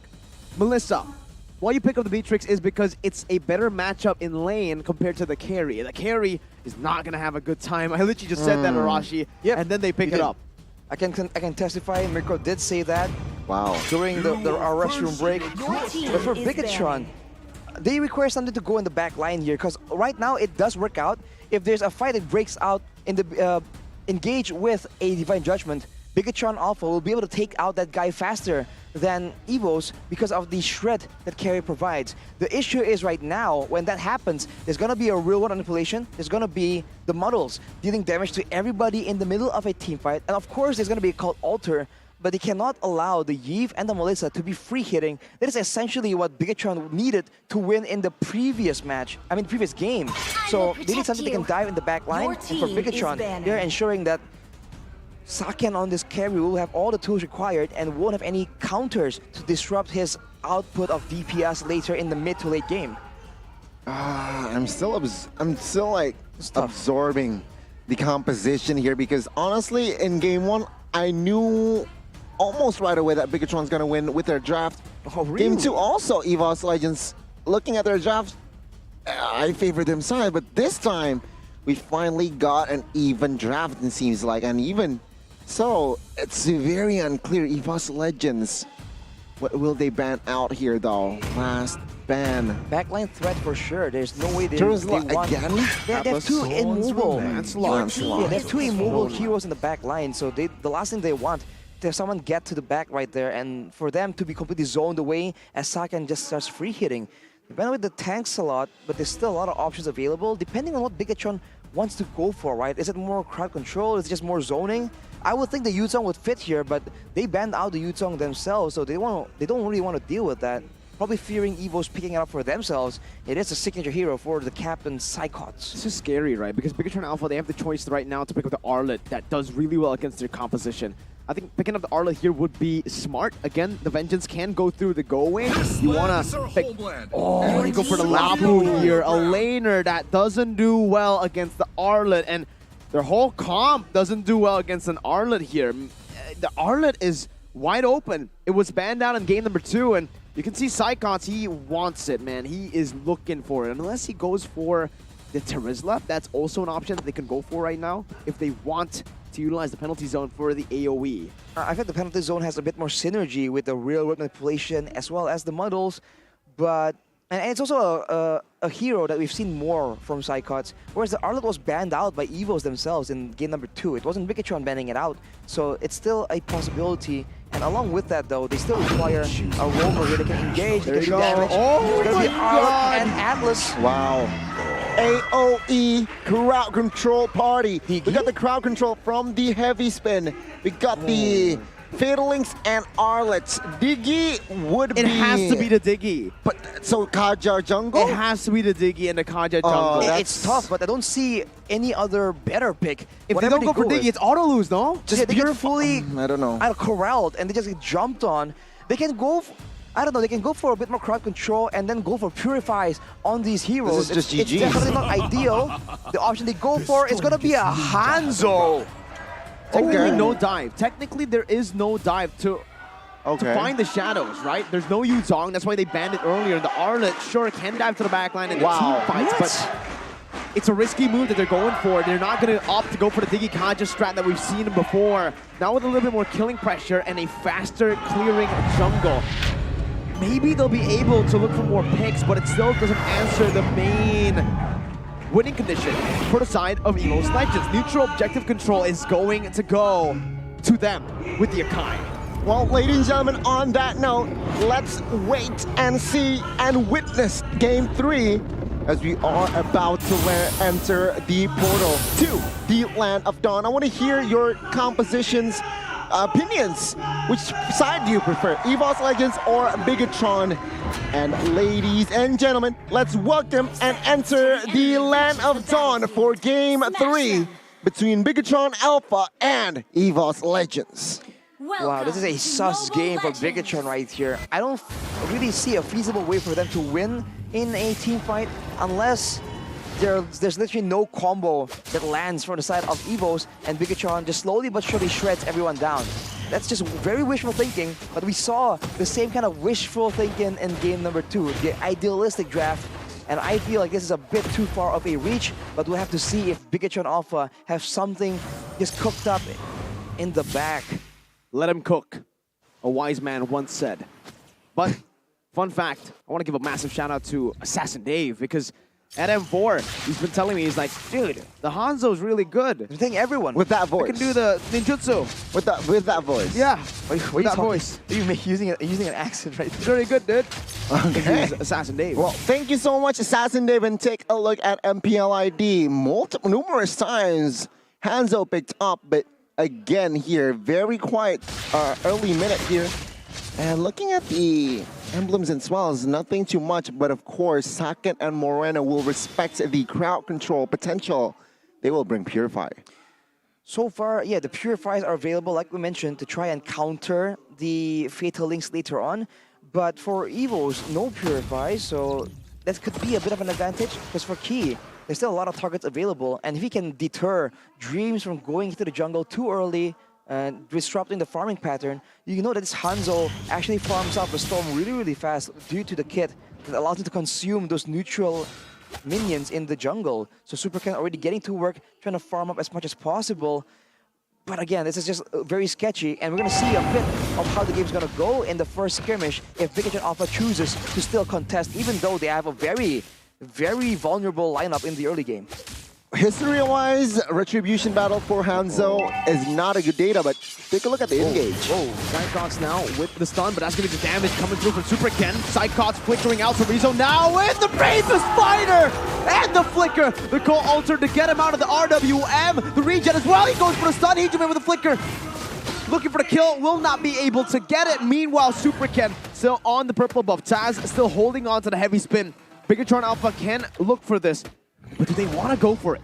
That was a great move by Psychos to try and go towards Super Ken's real body, but now there's going to be a sneak. There's going to be the turtle secured by Taz, so Evo still coming out on top, but Super Ken, as always, farmer mode. A second too late there, it seems like, from Super Ken, but at the end of the day, it was still Bigetron Alpha here finding that kill, traded for that turtle, but it's a very... It's starting to shape up with it as a, it's going to be very action-packed. Oh, but Sign almost solo killing Psychos. Whoa, that's a lot of damage, my guy. And Super Ken is right here. This is the high and dry working in that lane. Super Ken with a kill on the Hanzo. Lane pressure, winning lanes, and now an assassin that can dive without being punished. It's going to work for a bit right here, but again, in those team fights, it's going to be too difficult, so Bigetron Alpha need to completely avoid any real 5v5. They have to try and go for these skirmishes, because I feel like that's really the main part where they excel, but Taz steals away the orange buff, actually, away from Super Ken. A very good invade, it seems like. Oh, take a look at backline. So Rizzo as well with the bravest fighter. He's just making him caught right now as he's going to be pinned down right there. So Rizzo does so much damage. The go away gets placed down by Brands, but it's still just Bigetron Alpha who are pushing the pace. Pushing the pace because they have to, and now they're just abusing Super Ken on that Hanzo pick, man. Too early in the game, they cannot really afford. EVOS can't afford to use too much resources to try and shut down that Shadow, and now the Taz gets jumped on. A lot of shred damage, not quite yet. But the Super Ken pick is what's allowing them to push EVOS away, like how Soryu was able to do with the glue in game number 1. It will work for now, I keep saying this. I am very worried about the 5v5 though. Well, 1,000 gold lead established here for the Red Robots. A very satisfying early game, I must say, here from their side. Let's see though, the second turtle will be up. Will they be able to contest this time? Or will the White Tigers again finding the success in that turtle fight? Let's see. Very risky if they do want to go for it. Rizzo already right now with a stun. Not connecting. Taz going to be able to disengage, but the bravest fighter has been popped in. Rizzo will just utilize it right now. Psychots jumps in with a vengeance, utilizing the resets. Hanzo not on the purple buff, actually invading an enemy side. Look at the top side as well, though. Saken playing the weak side of the map. You can already see EVOS Legends with a proper maneuver. Not only does Bigetron Alpha lose out on a turret, they lose out on a turtle. Wow. Yeah, objectives all across the map taken by EVOS. And this is what we were talking about. Bigetron Alpha are trying to avoid a full-on confrontation, it seems. But then, they're forced to just avoid EVOS Legends at every turn. And, you know, avoiding means that EVOS Legends are the ones deciding where the game goes. If you look at the talent's prediction, few people have jumped ship here. 3 people, well... You switched over to Bigetron, I switched over to EVO, so me and Goni are definitely at odds right here. Game 1 I was Bigetron though, so... I was Bigetron game 1, that's why. Yeah, but for game 2 and game 3, we are not on the same page. We're not. Let's see, right? We have to see. Only one winner. It's MPL ID, bro. Anything can happen right here. So we'll just have to wait and see how this plays out. But for the most part, EVOS Legends winning in the most of the neutral objective takes, but Bigetron Alpha still keeping up with the gold lead. And you can see there's going to be the, I believe, Ken combo, both building the same equipment. and for Super Ken being able to essentially be a high source of DPS, melee, granted, but still being able to dive in the back line is something that he is completely abusing here. And EVOS Legends don't really have a solution just yet. Another slow game by Bigetron Alpha and EVOS Legends here. In terms of the in-game equipment though, Rashi, these power spikes, I think Melissa is going to be able to secure that DHS a bit faster than the carry. I think the carry wants to get the main staff first, but looking at how much damage Cerezo's been doing, I actually thought he had Thunder Strike.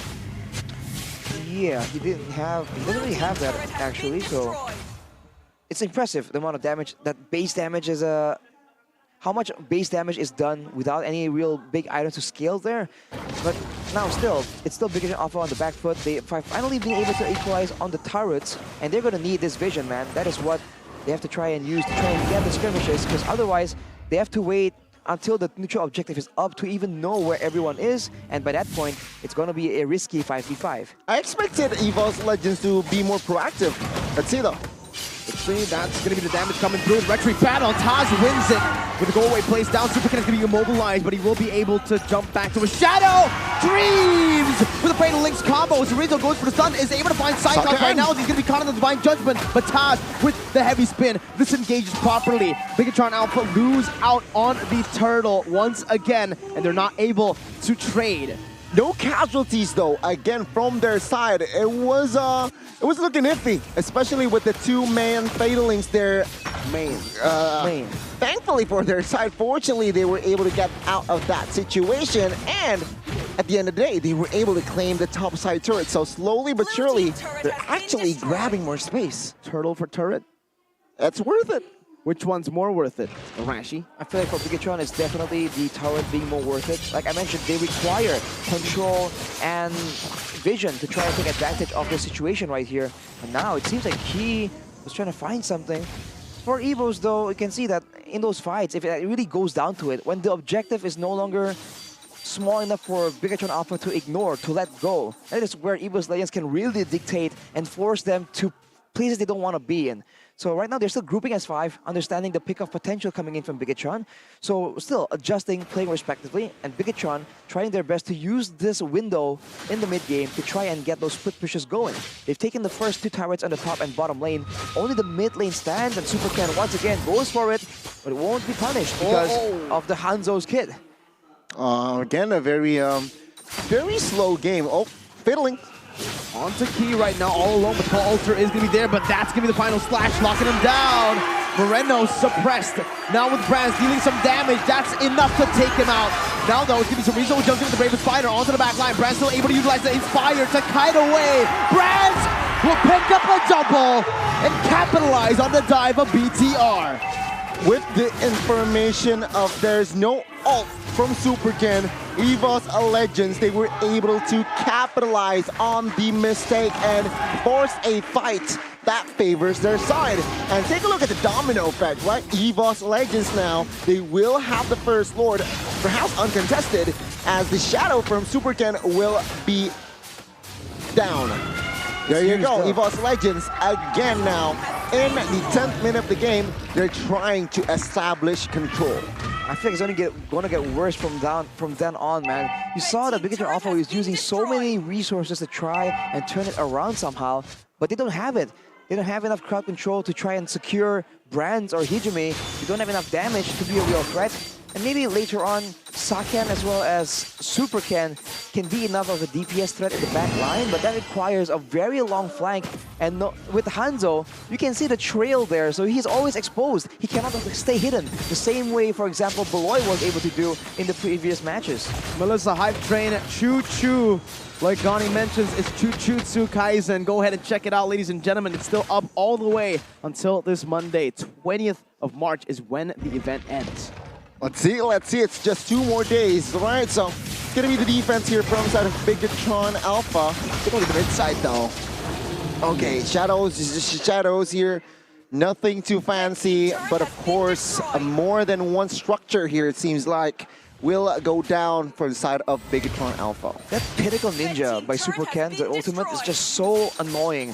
Right now, he hasn't been able to do anything crazy with it, but there could easily be a fight later on that's kind of messy, where Super Ken can be left untouched, and he has a lot of invulnerability in the kit build up. He has a lot of damage still the longer the game goes. He is still farming up a Storm. If you look at his level, he is still a level ahead of Taz despite the game going the way it is. So the farming speed is definitely still something that Super can use to his advantage, but now with no control, with the traps all possibly set up by EVOS in their own jungle, Bigetron Alpha are looking for places for them to find any kind of income because they're being completely denied as Psychots take that one away from Saken as well.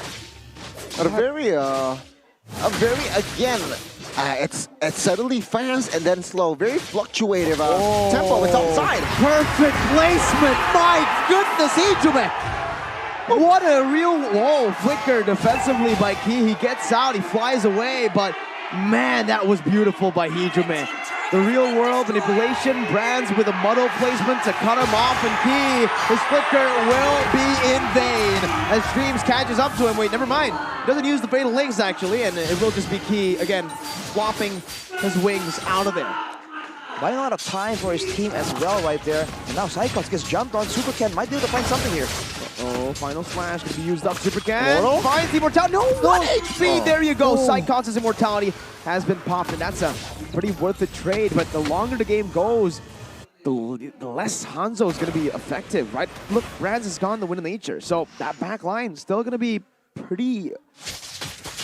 Yeah, pretty okay. Pretty secure still, but you have to mention though the fact that on the Pinnacle Ninja, on the Hanzo, your build isn't exactly burst damage, isn't exactly the same way a Hayabusa or a Lancelot does. It's actually full DPS, full basic attack. So in the late game, looking at the items right here, it's a lot of available. The Corrosion Scythe, the Golden Staff, and the Demon Hunter Sword. So anyone still can fall victim to him in the late game. And unlike a Hayabusa, there isn't a real easy solution, but Taz has jumped on. With a heavy spin right now, but that's going to be the passive coming in. Oh, he gets the shielding just right in time. Taz survives, but he's super low. He needs to recall right now as EVOS Legends take control over the Lord once again. Dreams looking for a play as he opens up the map.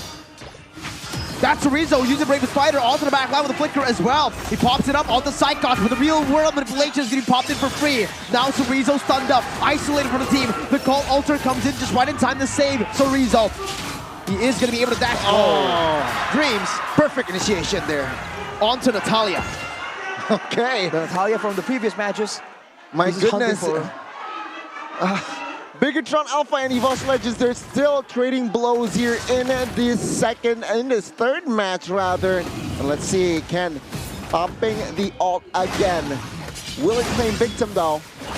Not yet. Look at the damage though, like Arashi mentioned, that DPS. It stings, man. He has the Malefic Roar completed as well right now. So again, in the late game, still damage, but someone needs to back Chorizo up. He's going in the back line, trying to deny Brands and Hijume, pushing them away from the fight to deny the DPS output. But alone, it's not possible. Too many built-in self-peel tools for the side of EVOS Legends.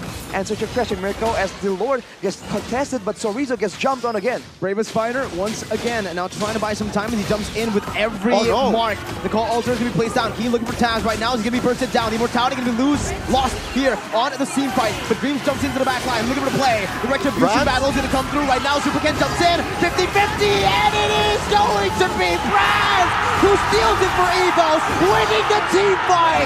It's a maniac for Saken, but Brands shuts him down. Wow, both marksmen in this game, they're going crazy. And take a look at Brands, he still wants more. There's no way Moreno can deal with him alone, so he knows he's pushing the pace, pushing for the base turret, but with Key available, he needs to be careful right here.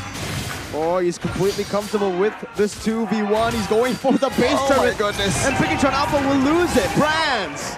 Unfazed Brands is the scary Brands. EVOS Legends now, though, with the Lord. Will they be able to claim control? But let's take a look at the instant replay first. Quick replay right here where it was such a close situation and somehow the gold laners are transitioning into the jungles. And look how crazy the formation was. Everyone technically spun around each other and Brands was kind of going straight towards the back line. That is something that Bigetron Alpha wants to do, and that's why they were able to find some success. But now with the Lord taken, this looks like the beginning of the end. There's a lot of high ground, a lot of range and DPS available for EVOS Legends. Critical Ninja, Super Can opening up the map right now, jumping onto Brands, dealing some damage, but he will lose that Shadow HP. Lord going to be dealt with now with the real world manipulation pop down. It is going to be the last base turret taken out for EVOS Legends. Bigetron Alpha back again, full defense, deja vu to game number 2. Let's see, will they be able to turn the game around here, Bigetron Alpha, or will they have to suffer a defeat?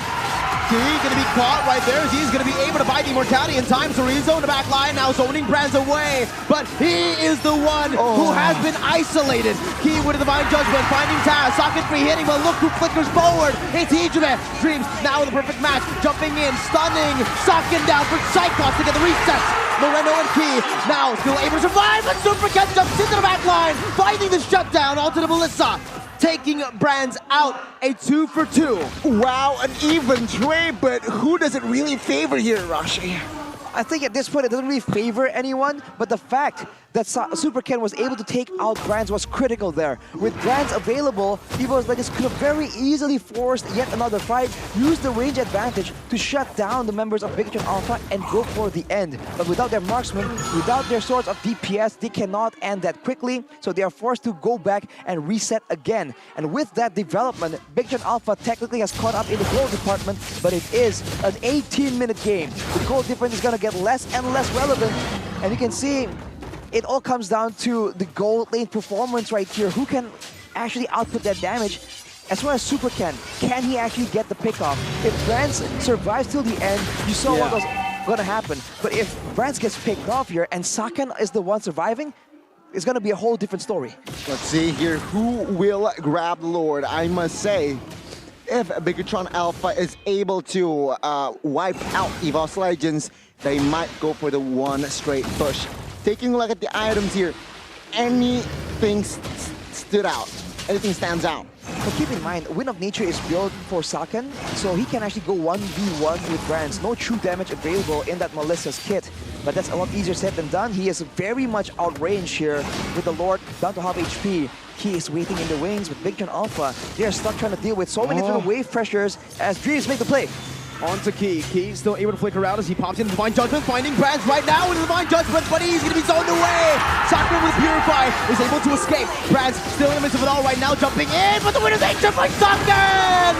He breaks Brands is in! Super Ken now jumping into the back line. The winner's judgment bot right now going to be able to buy him some time, but Saken will fall in the back line as well. Dreams taken low. Super Ken still able to buy some time right now with Psychot is going to be taken low as well. Super Ken buys the immortality, buys some time for himself, but he will ultimately be taken out. It's a 2 for 3 in favor of the White Tigers. No retribution now, but it seems like EVOS Legends. Take a look at their HP. Will they commit to this?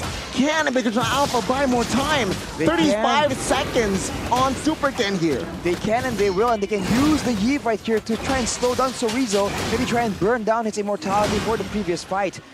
For the next fight, I mean. Because honestly, in the previous fight, the fact that they were able to find Brands in the midst of all that chaos was nothing short of amazing. Chorizo goes in though. Bravest fighter by Chorizo. Taz still looking for the retribution.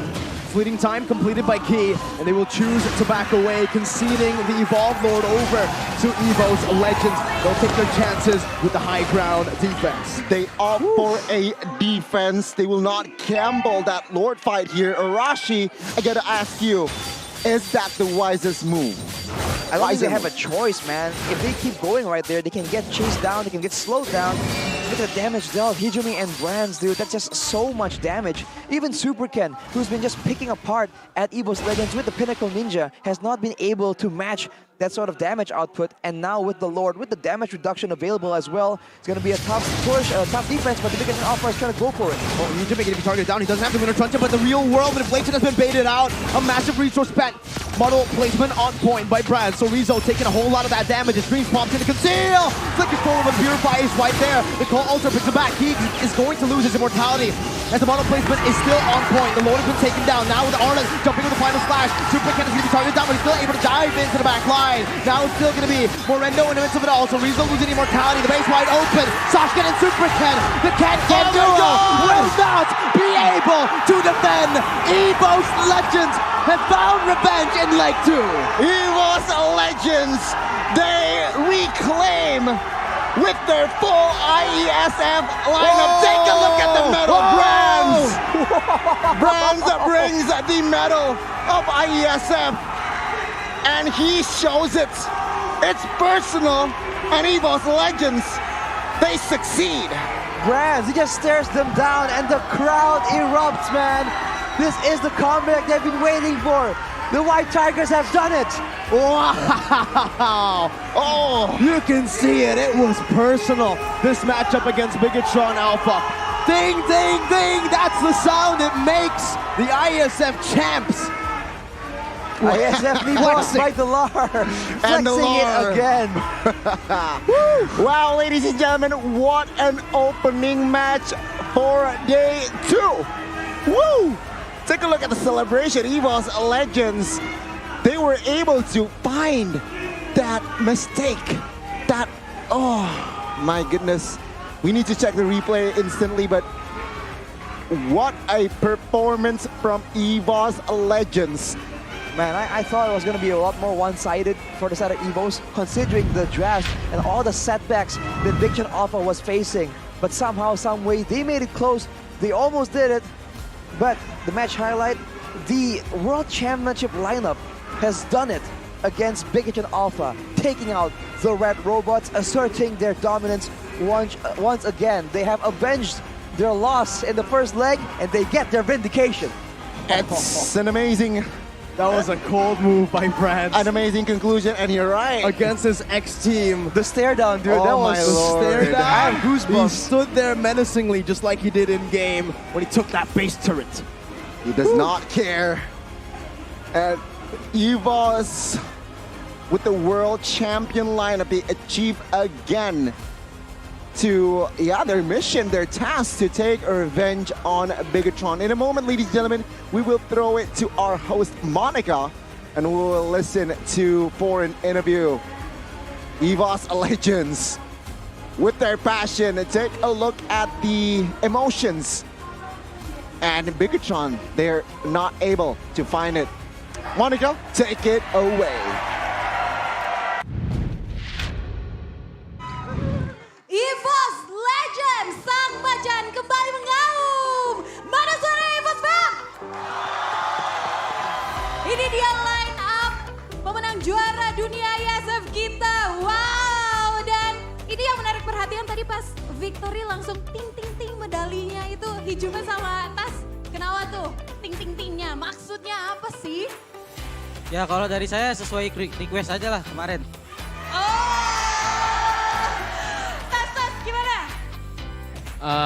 Mungkin buat EVOS fans sama seluruh yang nonton MPL ID ya, tahulah kenapa. Oh, oke.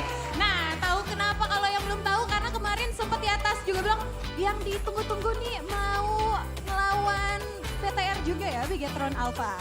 Terus gimana setelah hari ini akhirnya berhasil menang? Yang pasti senang sih, cuman ya perjalanan kita masih panjang lah. Kita bukan cuma buat lawan BTR di sini. Wow, tapi ya, walaupun ini victory 2-1 tapi di game yang pertama, it's a hard game.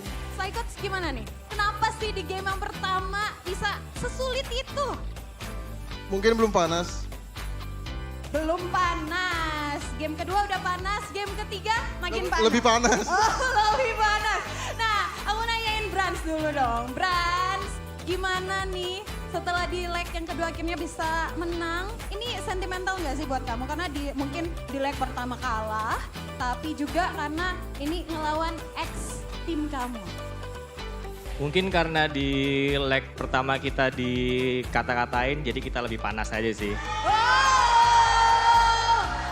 Makin panas, tapi biar makin panas, coba dong Dreams, kasih tahu dulu dong teman-teman, kasih pesan-pesan buat EVOS Fam.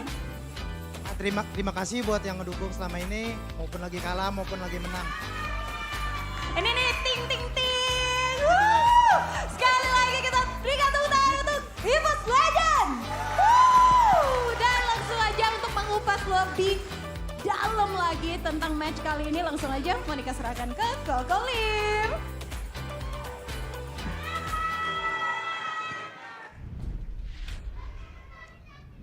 Good answer.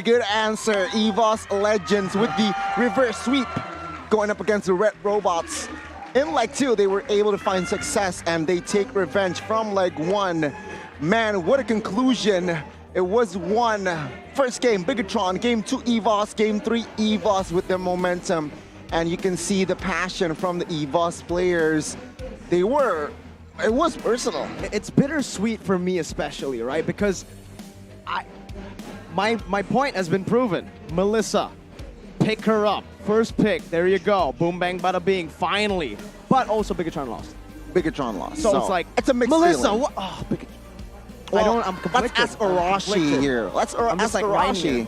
Game 3, what happened? Why did Bigetron lose going up against the Choo Choo Melissa? Well, because they have the tools. I mean, from the drafting phase, I really wanted to see something creative, something crazy, the Hanzo working out in this particular match, but it just didn't work out. Take a look at the highlights here for that final game. Every time they want to go for a fight, there's nothing that can pose a threat for Hijumi and Brands. They weren't doing anything too crazy. They were just doing doing damage, dealing damage to whatever's in front of them, and that's all they really needed to do in that situation. Despite all the outplay attempts, the Wind of Nature's being used to try and counter the Melissa, just wasn't enough. And right here, this is where the power of the Yves comes through. Every time Bigetron Alpha were trying to back away from a big fight, from a disadvantageous situation, they just keep getting chased down, keep being taken out, and after that final Lord play, they go for the big fight right here, and credit to Bigetron for defending and lasting so long, because honestly, I feel like a lot of people, if you look purely at the drafts and you don't really consider who's playing who, right, the playstyle of the teams, on paper, just the 5 against 5 drafts, EVOS just looks so much more solid all the way from the beginning, and yet it was still a 21-minute game, so by all means, I would say that there is credit to be given for Bigetron Alpha, but unfortunately, Mirko, it wasn't enough. It wasn't enough. Game 2, Game 3, yeah, we saw glimpses actually, Arashi, right? I mean, Mirko. Bigetron, they were able to somehow find, like, okay, let's regain more ground, let's find compensation, but that Hanzo pick at the end of the day was, I feel like, quite immaterial. You know what? I actually think the Hanzo pick was okay. I think we saw the reason they were able to actually bait out or prolong the game for 20 minutes was mostly because of the Hanzo and obviously Saken on that carry. Give a proper props, though, to the man who played Melissa twice, used the Nobara Kugisaki skin, and won. Wow, it's that simple. Use the skin, Kabuki. Anyways, your MVP presented to you by the Samsung Galaxy A34, A54, 5G is the ISF champ. Perangin. Gua ulti, santai. Ulti. Nice one. Satu. Mati dia. Bye bang. Gila dia deh. Gua ulti. Ulti.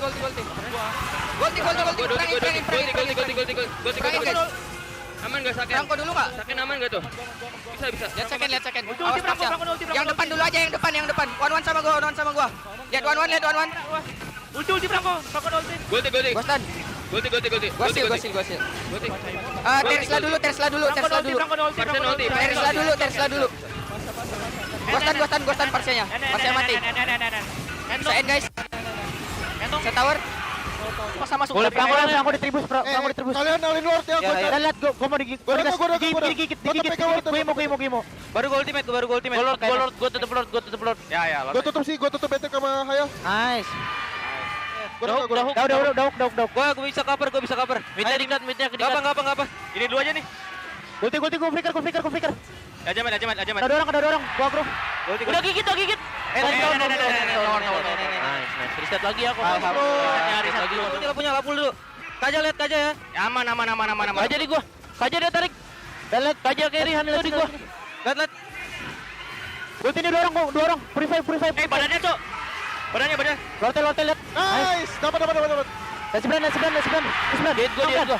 Nice. Kalem lagi guys. Gak ada flicker. Carry-nya gak ada puri.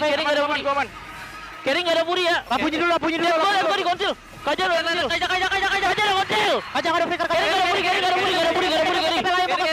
gak ada puri. Gak ada puri. Kuimo. Nice. Kajar konsil. Kajar. Gua putar. Gua join. Kajar dulu. Pecah semua. Kalem lagi guys. Depan dulu. Gua udah pintar. Aman, Anjo dia nggak ada ulti. Orang. Paramis bisa. Pelan. Ini. Nice. ESF bos. Wow, Was that Hijume? that was Hijume, all That 5 was members. EVOS. That was EVOS Legends taking it a little too personal, but we can't really blame them, ladies and gentlemen. Game 3, 2-1. EVOS Legends able to find the success that they need as well to somehow fight for that upper bracket. Remember, it's still between RRQ, GEEK SLATE, and as well as EVOS. Technically, everyone is still there. ONIC, I think that one is almost guaranteed, but everyone else is still fighting for it. Exactly, but let's talk about the keys to success here. Arashi, Taz. Maybe Taz securing the various objectives. Well, technically, right, the gold laners in this match have been securing a lot of lords as well, so there's that. True. But then along with that, Brand's positioning allows him to deal optimal damage. That is it. There is no counter. Usually it's countered by long-range artillery, a Farsa or something of that nature.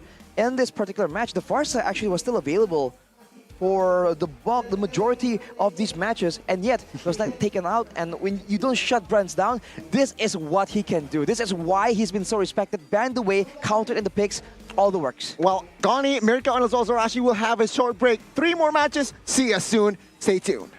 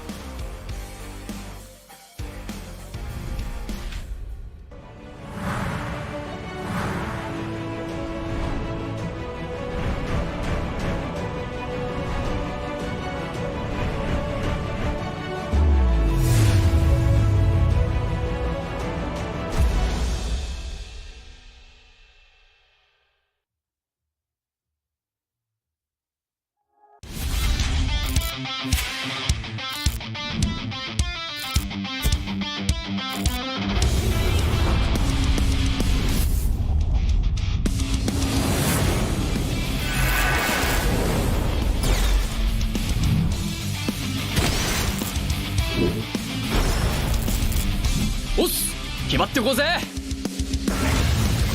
少し乱暴しようか釘崎野原喜べ男子こう一点よ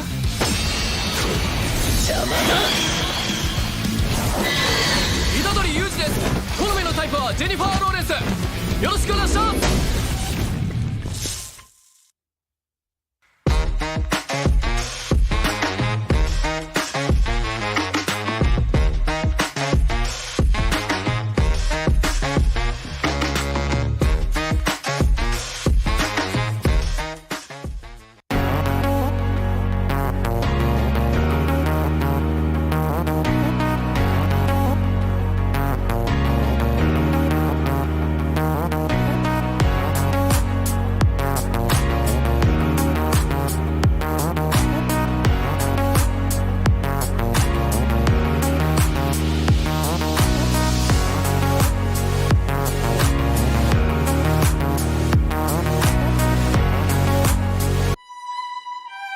This is where you can find yourself.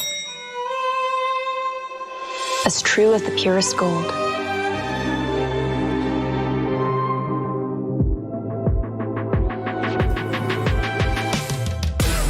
Be forever young. Be lavish. Be timeless. I am 24K, bling like no other. Halo para pengejar. Wah, saya bantuin ya. Kejar ini, kejar itu, kejar. Keep kalem, pasti ada diskonnya. Pesan GrabCar pakai promo Yuk Grab.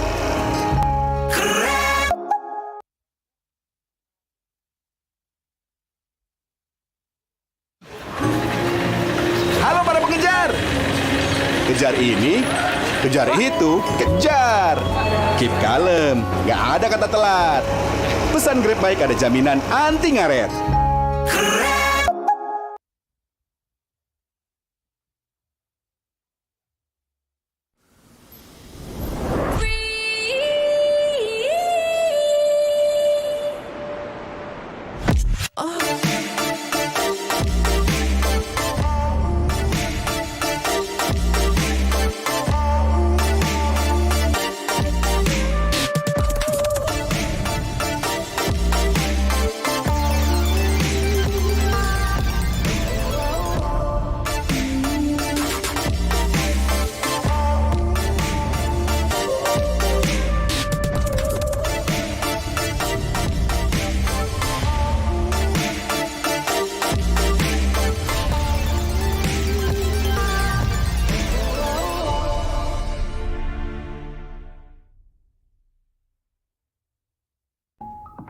Beli. Gratis ongkir. Beli. Gratis ongkir. Beli. Download sekarang. Pas TV. Beli. Belanja di Indomaret makin banyak untungnya. Kumpulkan cashback poin jadi untung terus. Makin sering belanja, makin banyak poin yang kamu dapatkan. Dapat diskon, jadi untung terus. Bayar belanjaanmu dengan poin yang kamu punya. Belanja jadi gratis, jadi untung terus. Dan untung terus dapat banyak promo. Jadi member Indomaret Poinku sekarang. Untungnya non-stop.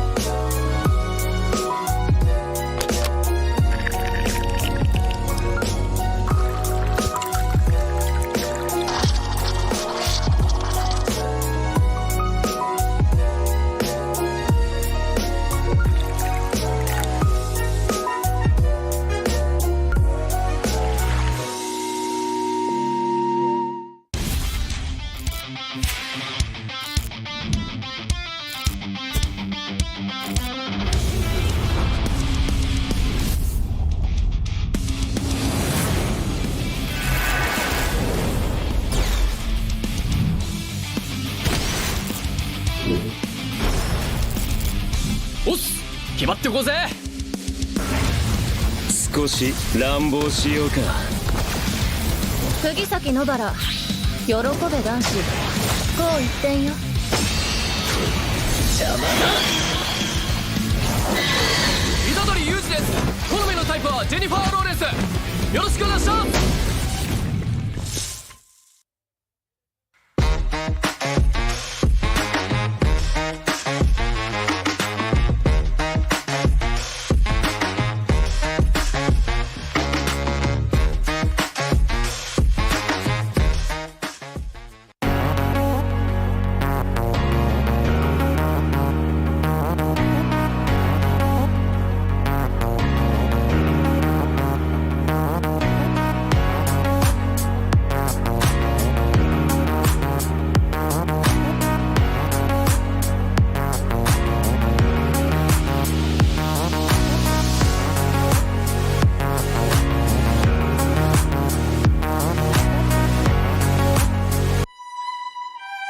This is where you can find yourself. As true as the purest gold.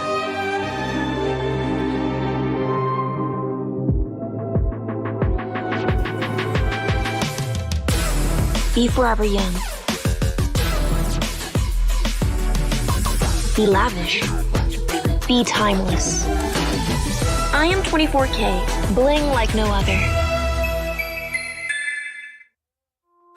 Halo para pengejar. Wah, saya bantuin ya. Kejar ini, kejar itu, kejar.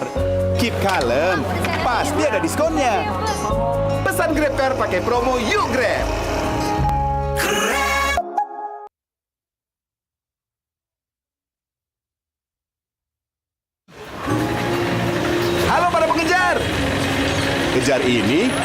Kejar itu, kejar. Keep kalem, nggak ada kata telat. Pesan Grab baik ada jaminan anti ngaret.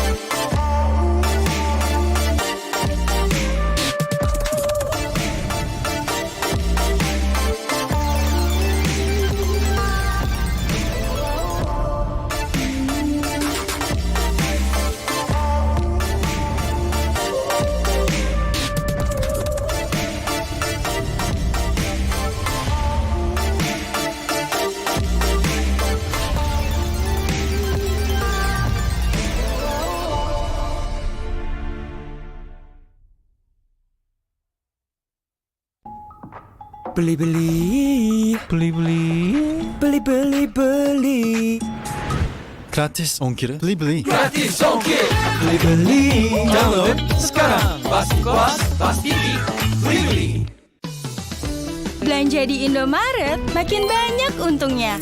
Kumpulkan cashback poin jadi untung terus. Makin sering belanja, makin banyak poin yang kamu dapatkan. Dapat diskon, jadi untung terus. Bayar belanjaanmu dengan poin yang kamu punya. Belanja jadi gratis, jadi untung terus. Dan untung terus dapat banyak promo. Jadi member Indomaret Poinku sekarang. Untungnya non-stop.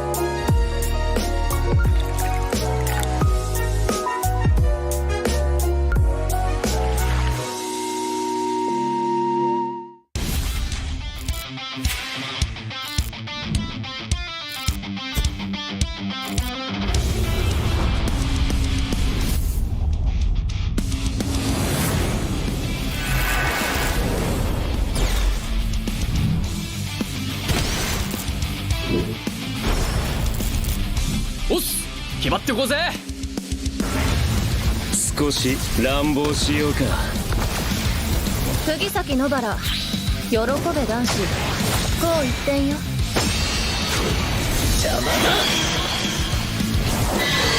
虎杖裕二です。好みのタイプはジェニファー・ローレンス。よろしくお願いします。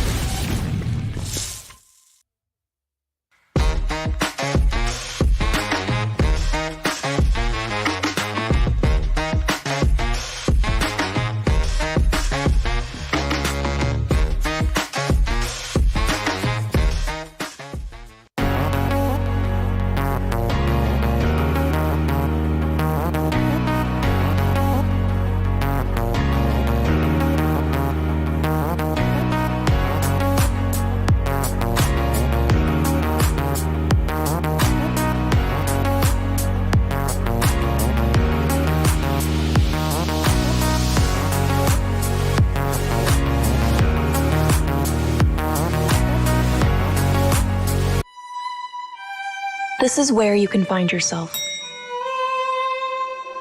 As true as the purest gold.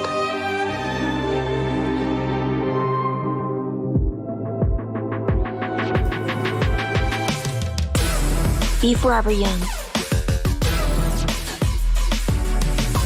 Be lavish. Be timeless. I am 24K, bling like no other. Halo para pengejar. Pak, saya bantuin ya. Kejar ini, kejar itu, kejar. Keep kalem, pasti ada diskonnya. Pesan Grab Car pakai promo Yuk Grab.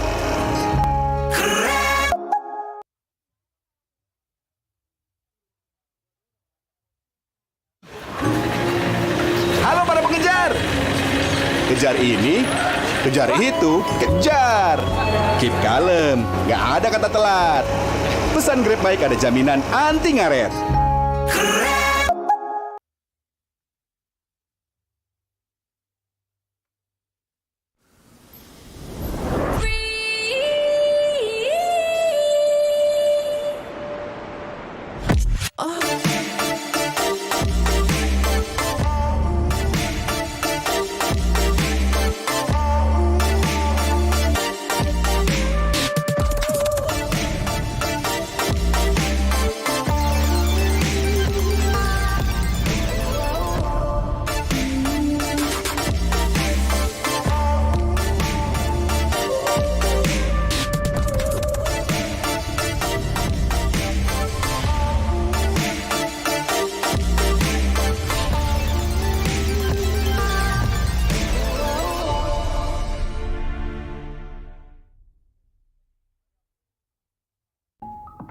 Beli-beli.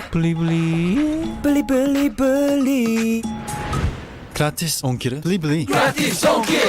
Beli-beli. Download sekarang. Pas TV. Beli-beli. Belanja di Indomaret makin banyak untungnya. Kumpulkan cashback poin jadi untung terus.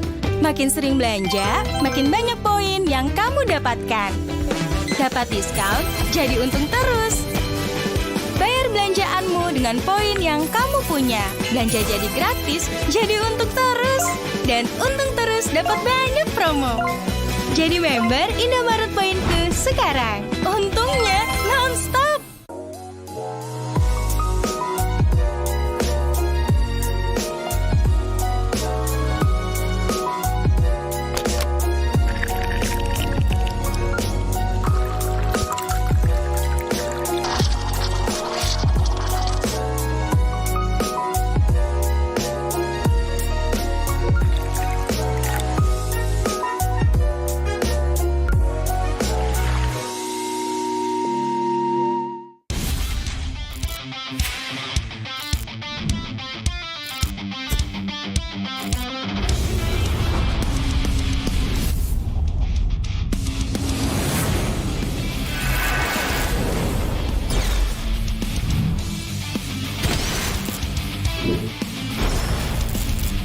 Os!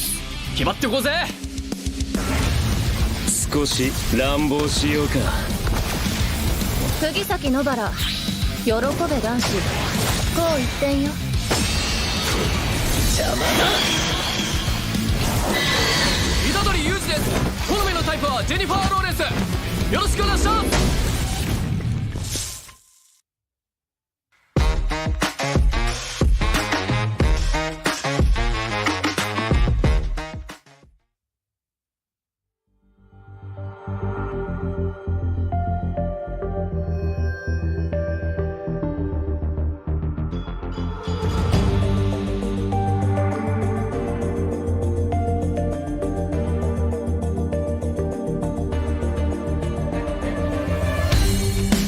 Kan berdiri dan terus berlari terus ke arah puncak tertinggi.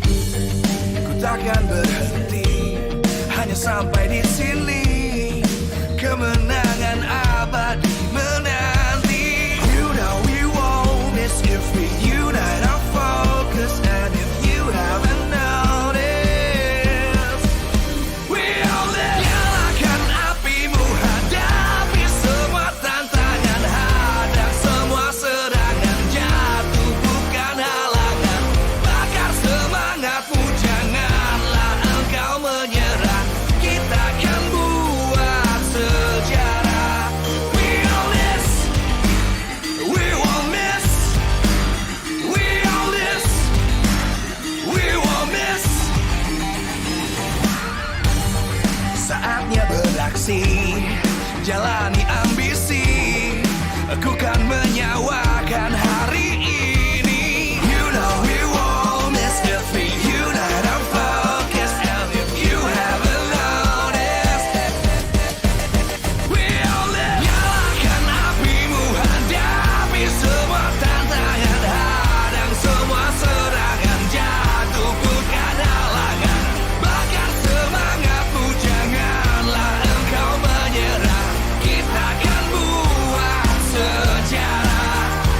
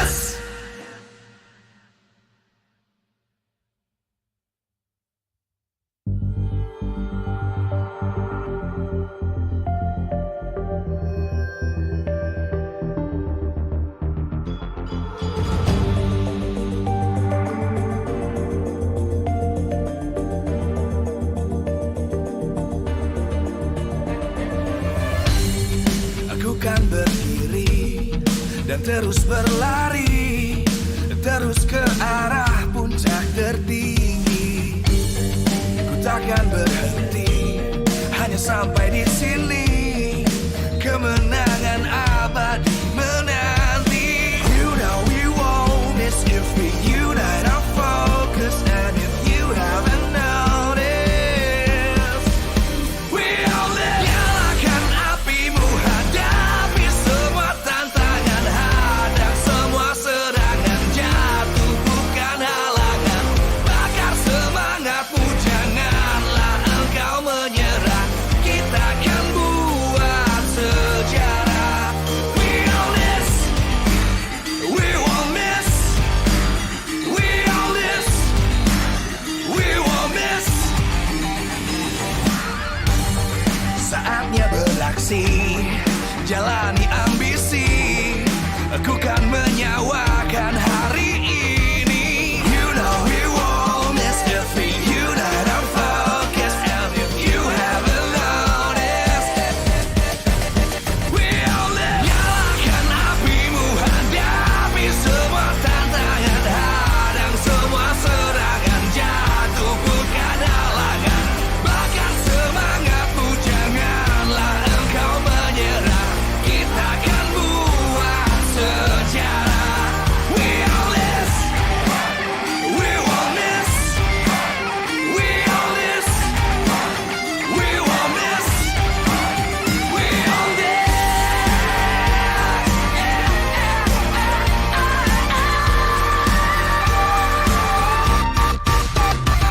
Nyalakan apimu, hadapi semua tantangan, hadang semua serangan, jatuh bukan halangan.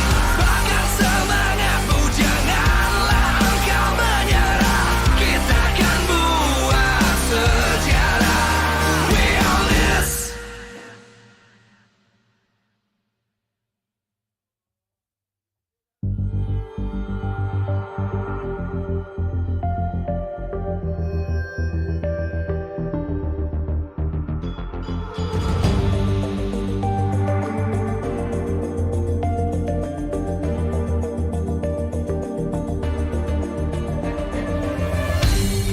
Aku kan berdiri dan terus berlari, terus ke arah puncak tertinggi. Ku takkan berhenti, hanya sampai di sini. Kemenangan abadi menanti. You know we won't miss if we unite our focus. And if you haven't noticed, we all live. Nyalakan apimu, hadapi semua tantangan, hadang semua serangan, jatuh bukan halangan. Bakar semangatmu, janganlah engkau menyerah. Kita akan buat sejarah.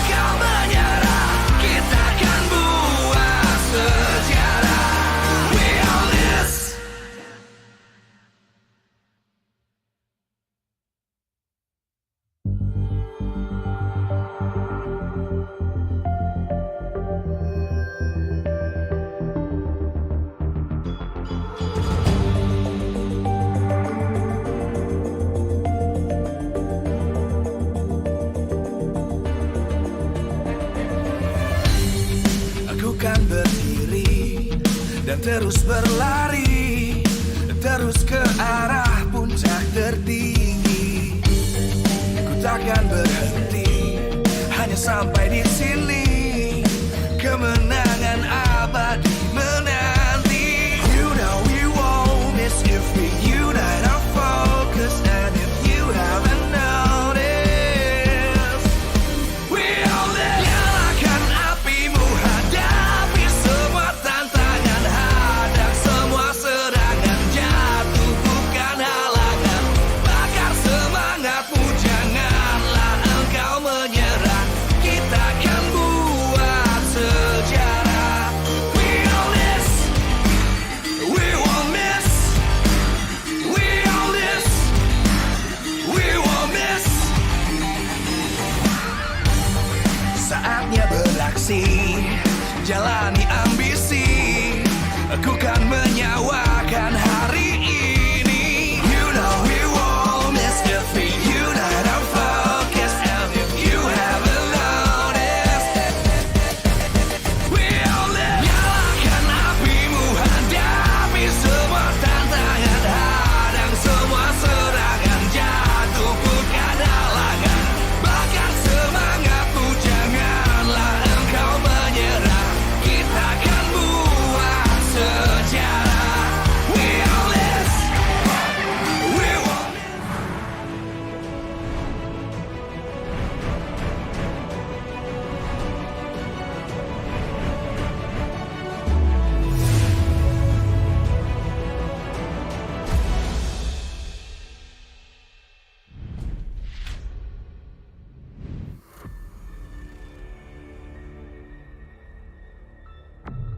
Banyak wajah baru di MPL Indonesia Season 11.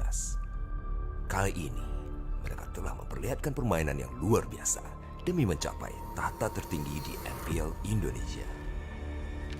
Performa terbaik pun siap untuk mewarnai pertarungan di MPL Indonesia Season 11. Inilah para rookie monster terbaik regular season MPL Indonesia Season 11.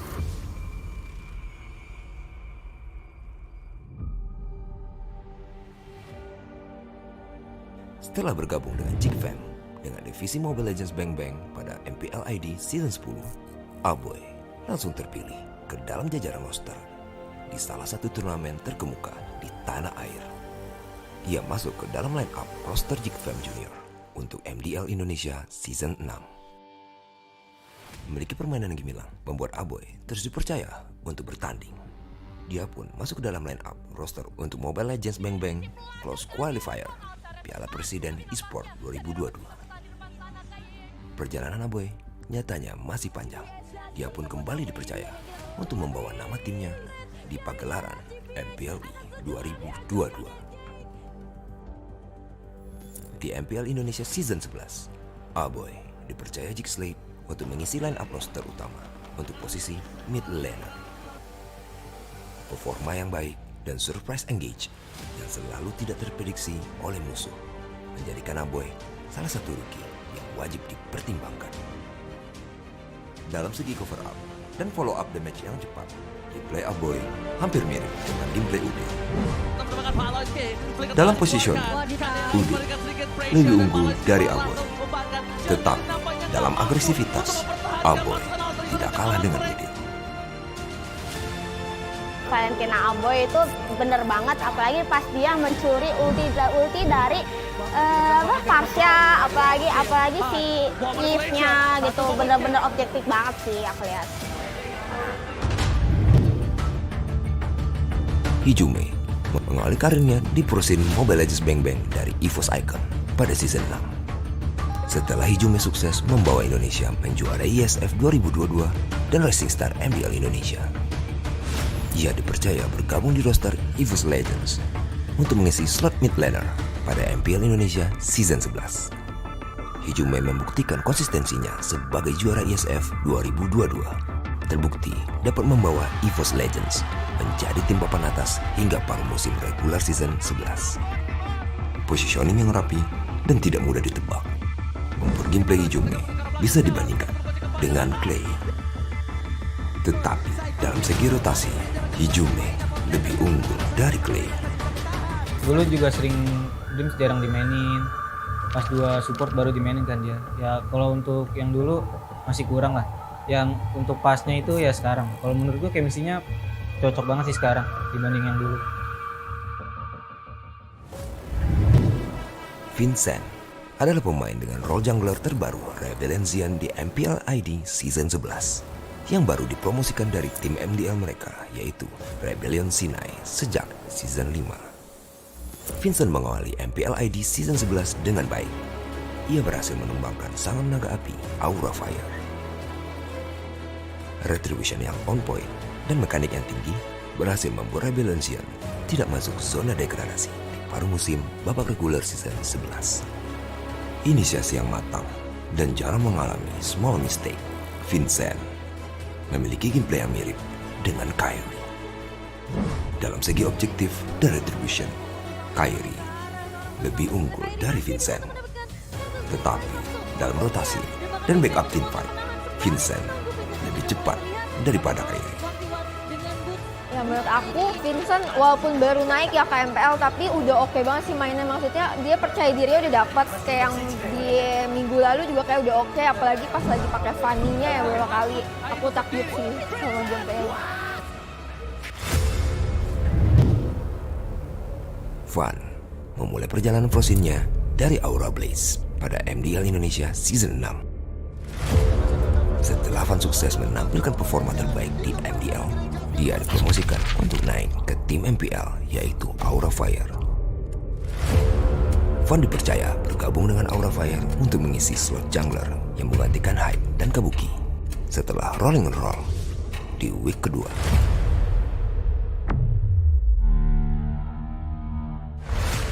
Permainan yang agresif dari Van membuat ia menjadi sorotan untuk rookie monster MPL ID Season 11.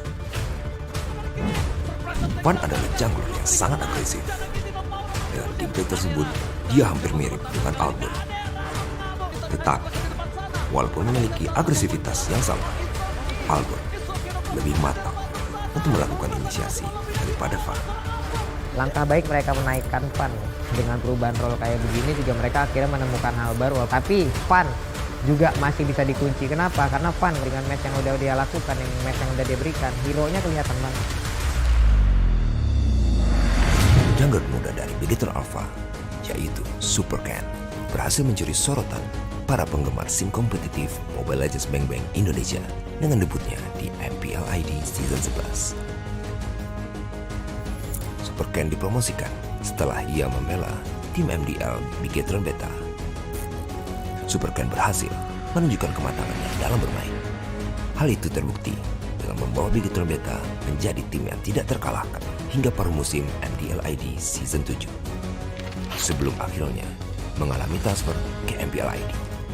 Berkat performanya yang gemilang, ia pun akhirnya meraih kesempatan bermain di MPL untuk menggantikan Jaskar dan Max yang tak terlalu bersinar.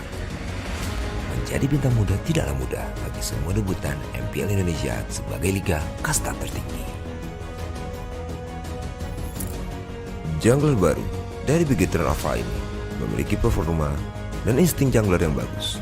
Insting yang luar biasa ini sama seperti Sally Boy. Semua aspek yang mereka miliki hampir sama.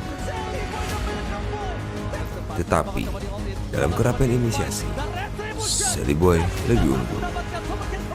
Supercan bagus sih bermainnya sumpah. Kalau kali ini dia bener-bener pede, percaya diri, terus semangat banget mainnya. Keren pokoknya. Sekarang lagi berproses menjadi Rookie Monster. Nggak bisa langsung disebut, dia harus berproses dulu mengalahkan yang sebelum-sebelumnya. 5 rookie monster terbaik babak regular season MPL ID Season 11 telah membuktikan kelasnya. Namun, apakah mereka mampu mempertahankan performa mereka hingga menjadi the next rising star di season ini? Saksikan dan jadilah saksi atas perjuangan mereka pada babak regular season MPL Indonesia Season 11. We own this.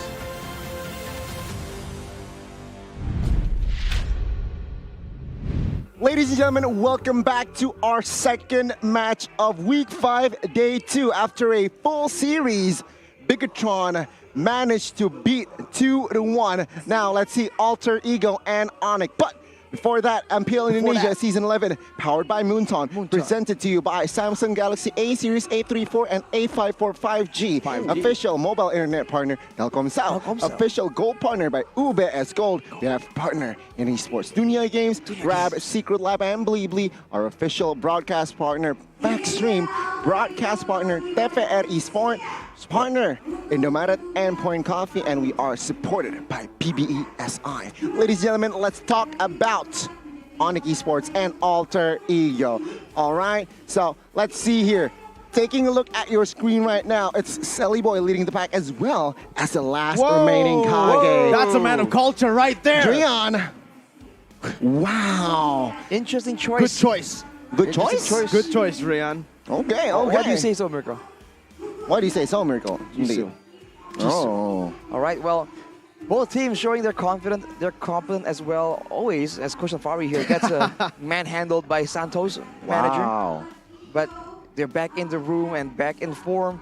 They have to do a lot of improvements if they want to match up against the win streak. Oh, hang on, Goni. It's not a win streak anymore. Oh, my bad. Oh, 9-1. RRQ actually took them down yesterday, shattering the win streak. Bigetron beat RRQ last week, so on paper. Hey. So on piggyback paper, of people's success, bro. Come on. I mean, Land of Dawn everything can happen in Land of Dawn.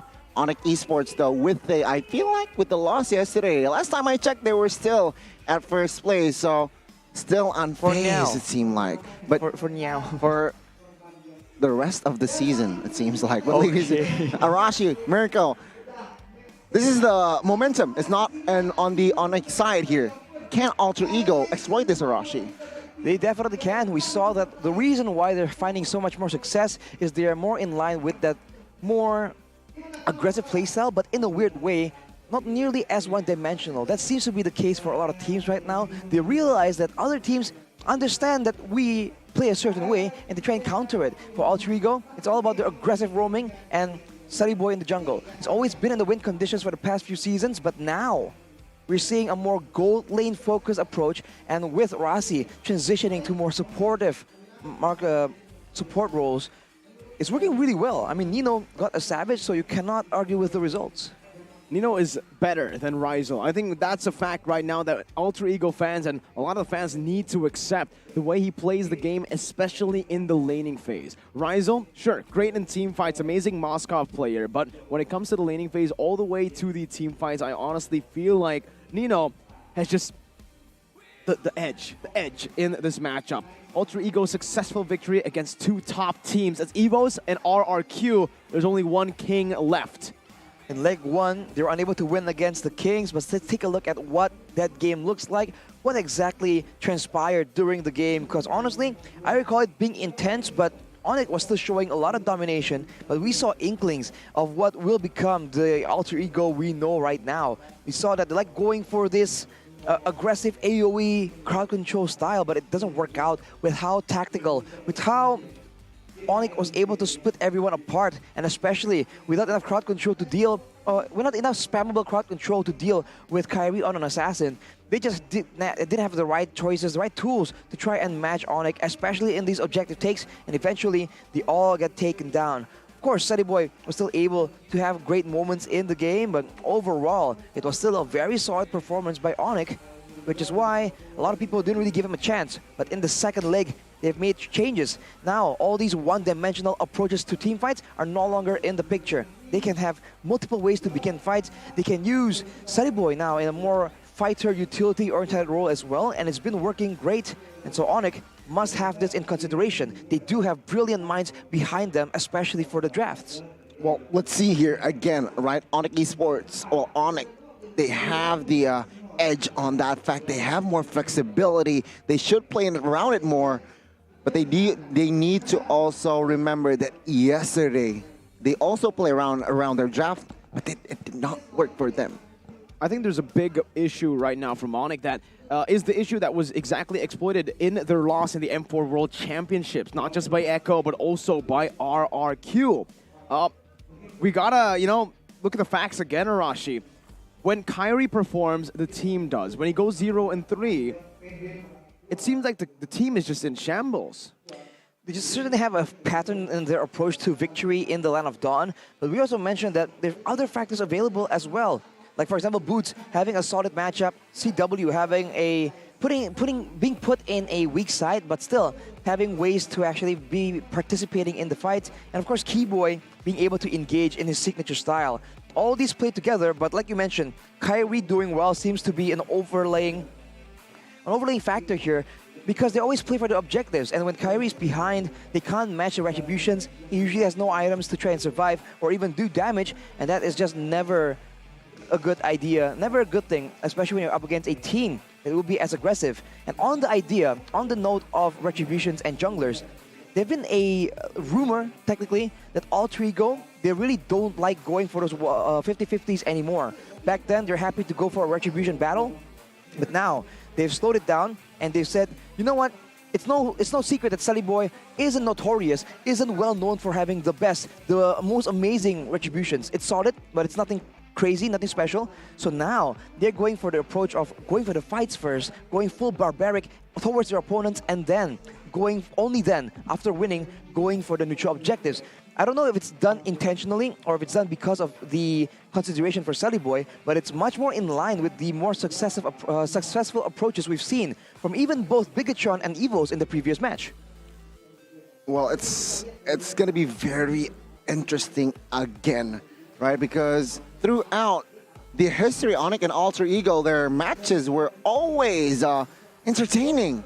Always, it's a messy match usually, right? It's very scrappy, very mechanical, very action-packed as well. And sometimes it doesn't favor them. Here we saw that game where we finally saw the Julian, right? The Julian squared, where it's Udil playing the Julian, and he was doing so well in the early game, and we've seen in our own solo ranked games the potential for Julian to do damage, but Udil just keeps getting caught, and a lot of eyes are on him during the mid-game because he's usually the main person relied on by his team to carry the game. So ONIC were able to shut him down, and the team just fell apart. But now, if that happens, Sully Boy, as well as Pi, as well as Nino, can step up and actually carry with all the space that has been given by Julian drawing all the pressure towards him instead. Well, it's going to be a true testament as well for Alter Ego. Why? They managed to beat EVOS, they managed to beat RRQ in the second leg.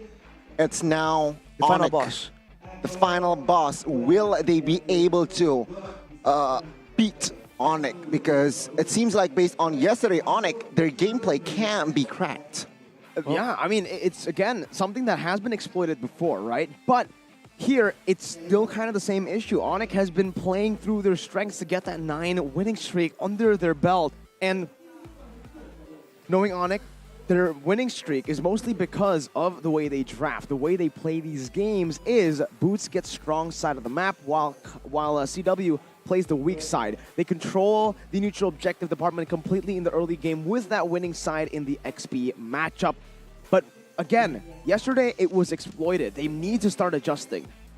And if you look at the other highlighted matchup here, the Miracle Boy versus the King of Retributions. Kyrie is solid, and no one really disputes his reign as the #1 best jungler, but Sully Boy is the man known to make miracles happen. That is why he was called the Miracle Boy.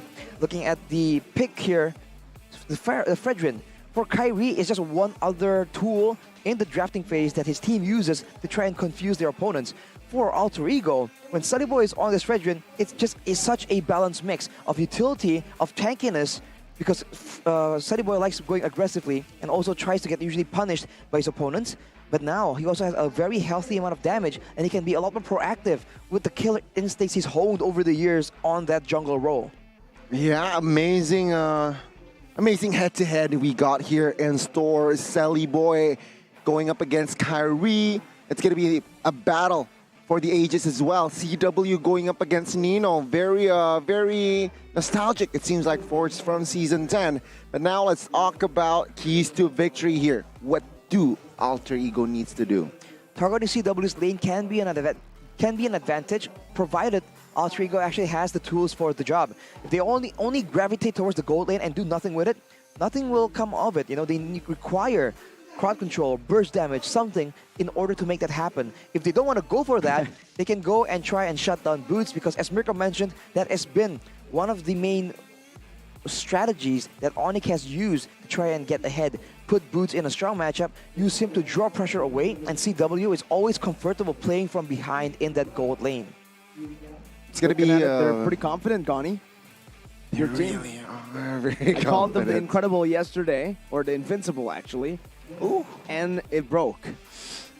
Well, if they want to win this time, here's the victory for ONIC. Shut down Sunnyboy's movements all the way in the early game because he is a lot more comfortable in the utility plays and also limit Udil's comfort heroes. Every time teams have been playing against Alter Ego, they have been banning away the Farsa, they've been banning away the Yves, but now with the Valentina and the other new picks that Udil has been able to actually get used to, we're seeing that it's a bit more flexible. It's no longer an easy counter. It can still be countered by all means, sure. But with heroes like the Valentina, for example, entering his hero pool, his arsenal of heroes, that is just... that is something that Alter Ego can definitely use in the drafting phase for Coach Nafari. You know what I love to want to see here in this match? Arsenal? Drian coming into the fray as well. To see the... Give him, you know, Samo hasn't played a single game. You know, I just want to see the Kage matchup, right? Drian and Udil. Baby Psycho. Baby. Ooh. So, yeah, I just want to see all the Kages in this match go competitive, but also having fun. Yeah, but I think they're not here for fun. They're here to secure a proper spot in the playoffs, especially when it comes to Alter Ego. Right now, still standing at 7th place, but with the loss of Bigetron Alpha there, it does give them a chance. Rebellion Zion also very close here to that red zone. So Alter Ego with a few wins under their belt, they should be able to pop back up outside of the red zone to force one of those teams, drag them down, smack them down. Wow. Pretty violent here. Mirko, Violence, Bang Bang making an appearance unexpectedly. We'll have to see which team can be more aggressive because ONIC, as much as people say they're calculated, when they get rolling, when they are ahead, they can literally stomp out a game. And the difficult part, the scary part about ONIC, it's everything is so calculated that once they get ahead, it's very difficult to catch them off guard. We were talking about Keyboy, right? And how, you know, he requires a lot of setup to actually be good. It's because that when his team is ahead and he has control, when he has vision on the map, that's where the dynamic engages are just so scary. They can come from anywhere and you never really know. And you already know what you can rely on is the fact that Keyboy will have the right targets in mind. He never engages on people who don't really benefit his team, right? He always engages on the right targets to ensure that any kind of counter-engage, any kind of retaliation is not possible. So that is scary. Yeah, I mean, furthermore, right, Adi, it seems like his impact in this team has been impeccable. Sure, they lost yesterday against RRQ, but in leg 1, they managed to defeat them. So, on that note, ladies and gentlemen, let's talk about the official starting lineup here between the two matches. From the side of Alter Ego, it's going to be Udil, Pai, Nino, Sellyboy, and Rossi, the main 5. It seems like that they have found success in leg 2. Now, ONIC, will they go for the same lineup or their main 5 here? Should they? I think they should, and they will. Still, Sans, Boots, CW, Kyrie, and Keyboy. This is the lineup for the last king in Alter Ego's book to scratch off the list. They beat EVOS, RRQ, and now it's the Yellow Porcupines who will be making their way up on the stage. Welcome! Just one member is all they need. Sans! Sans. Is this Sans Esports? But yes, the Yellow Porcupines, the whole 5 roster was there. Sans leading the pack and playing on all 5 phones. And that is the question. That's what they need to do. That's why they lost yesterday. They only gave him 1 phone. Not enough, man. A man like Sans with the killer instincts, with the experience he has in that mid lane, deadly on the mages. We'll have to see what can Alter Ego pick to go up against him, because now they are trying to show up and try and show ONIC that they are not here to play around. The King Slayers of Indonesia are walking up on stage with the Savage right there in the middle. Welcome, Alter Ego Esports. Nino, he's not the captain, but he is dictating his teammates. That shows quality of Nino again. Will we see such quality in this current match? I do hope so, but it is Alter Ego. Let's see. You know, yesterday after ONIC lost, there was a comment, a cheeky one by Udil on a post of the standings. See, winning streak all the way to win in the regular season. 14-0 is pretty hard to do, isn't it? Throwing some shade as he was the last person to do Season it. 3. Kage era, Season 3, 14-0. And now, the coaching staff here, Coach Nafari going up against Coach Jeb and Coach Ayadi. They're going to try and go and outsmart each other, and that is where it gets difficult. Of course, Alter Ego is a lot more flexible, but ONIC has been in the confusion game in the drafting phase for a lot longer, so they certainly have the edge there. They certainly do, and they need to take advantage of that, right? ONIC, they can play the drafts creatively, and Alter Ego, regarding the draft, it seems like they are the more predictable ones here. So, Yeb, if we're talking about game plan, I'm sure he has one, specifically going up against Alter Ego. But let's take a look at the most picked and banned heroes here from Nafari. Coach Nafari, the joy in the 1-1 just seems to be an overwhelmingly higher rate compared to the other picks, as always. But their most bans here is always going to be the Faramis. They want to go aggressive. They want to shut down these other teams, so they don't want to deal with a cult alter. They can just throw everything in an array, cause some miscalculation. But their most picks, it's certainly that Fredrin, and we've seen what Albert can do on it. We've seen what Sullyboy can do on it as well. I fully expect that Coach Safari will be trying to get the Fredrin for himself yet again. But we've seen earlier that there are a lot of surprisingly secretly strong heroes lurking around the corner. Coach Safari needs to be very aware of that. They can't just rely on having the Fredrin and the Valentina, because those two heroes right now are definitely quite high in the priority list. It's a very interesting draft, but let's take a look at the on the other side here, Coach Yeb. It seems like he is the only guy that bans out Hilda consistently. Always bans Hilda, not consistently, but because they always have the chance to put Kyrie on an assassin, right? Having a Hilda is certainly not the way to go when you're trying to farm up and you have a squishy assassin in the jungle. So they always go for the Hilda ban quite early, depending on if Kyrie can be put on those assassins. And a lot of people expect that, which is why they ban away the Fanny, the Hayabusa, all these assassins that Kyrie can use to its maximum potential. We see this trend transferring to the other teams as well. We saw Hanzo, we saw a lot more aggressive of picks like the Lancelot, like the full damage Paquita from RRQ. So they're definitely still the trendsetter. Now the question is, can Alter Ego kind of copy them and even overtake them, right? Because the idea is you want to copy someone and then make it your own, right? Put your additional touch on it and make it something unique to your own team. Exactly, creating your, finding their philosophy in that sense. Yeah, I mean, ONIC, what's your philosophy, Donnie? I'm not sure. Because you're an ONIC fan, right? So maybe it reflects ONIC's philosophy. Yeah, I just embraced it. You just embraced it. His philosophy is embracing.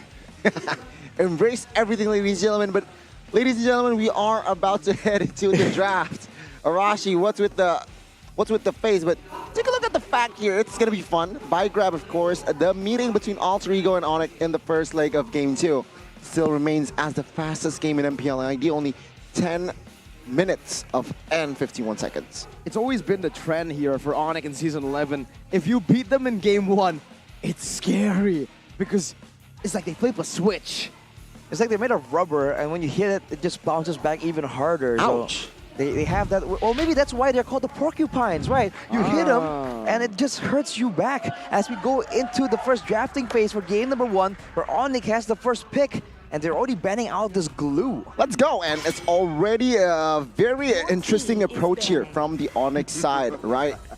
Faramis banned out as well here, but Alter Ego still with the prio bans here, trying to take away the Claude of CW and Sazadat Joy. So what are they going for here, really? ONIC, they might go for the Kaja. It didn't work for them yesterday against RRQ, picking up the Kaja for Keyboy, and yeah, it doesn't come to fruition.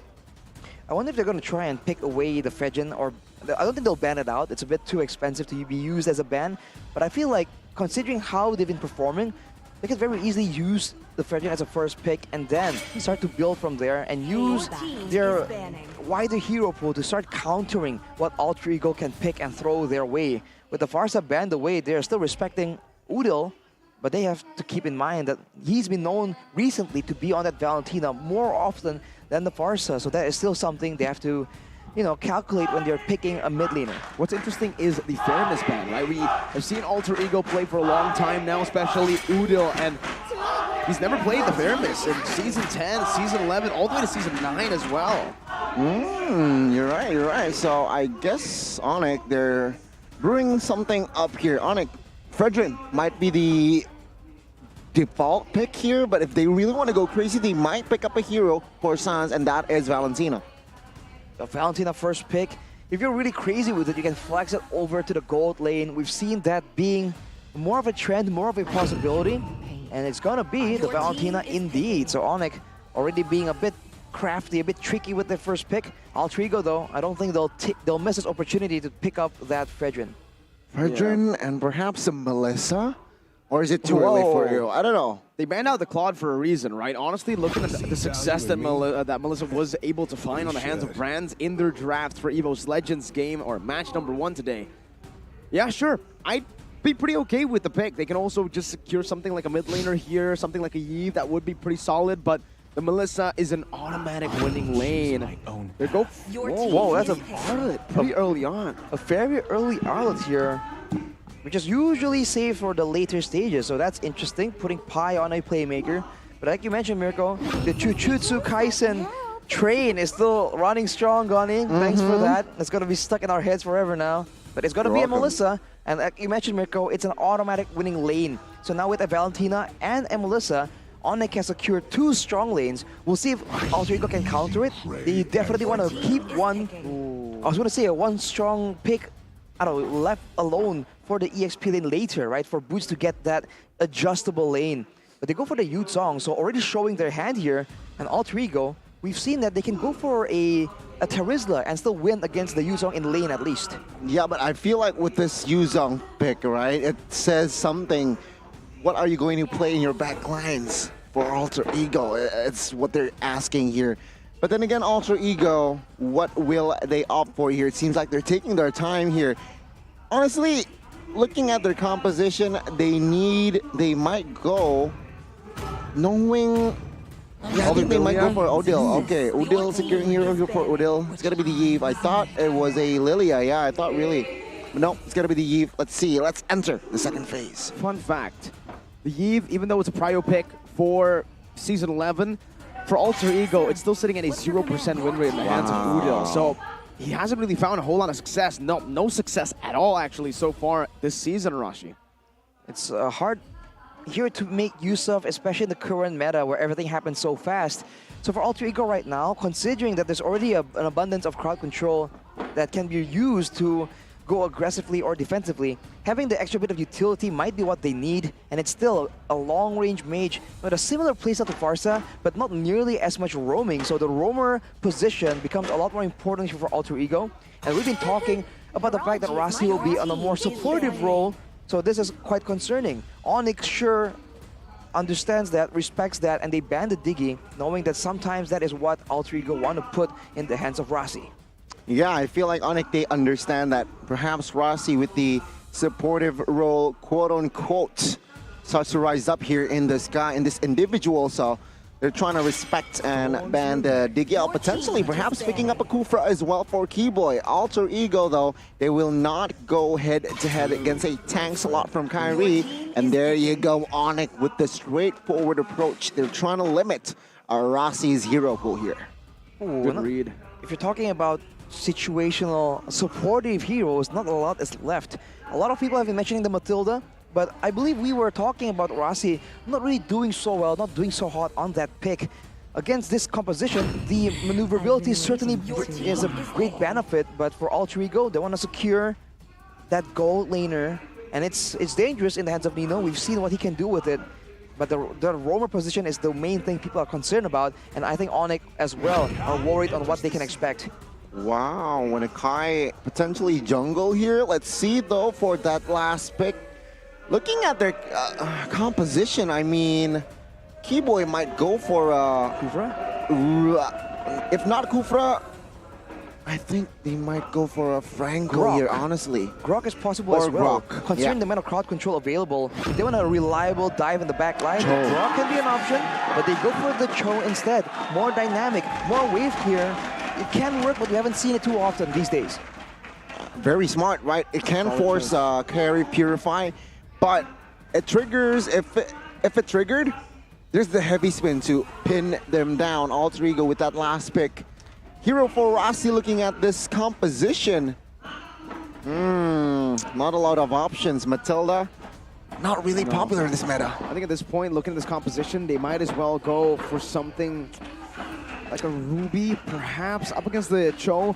That's the only one that really fits here with the Estes and Iggy banned down. They can go for the Grok as well. That's a very solid hero, but they go for the Matilda.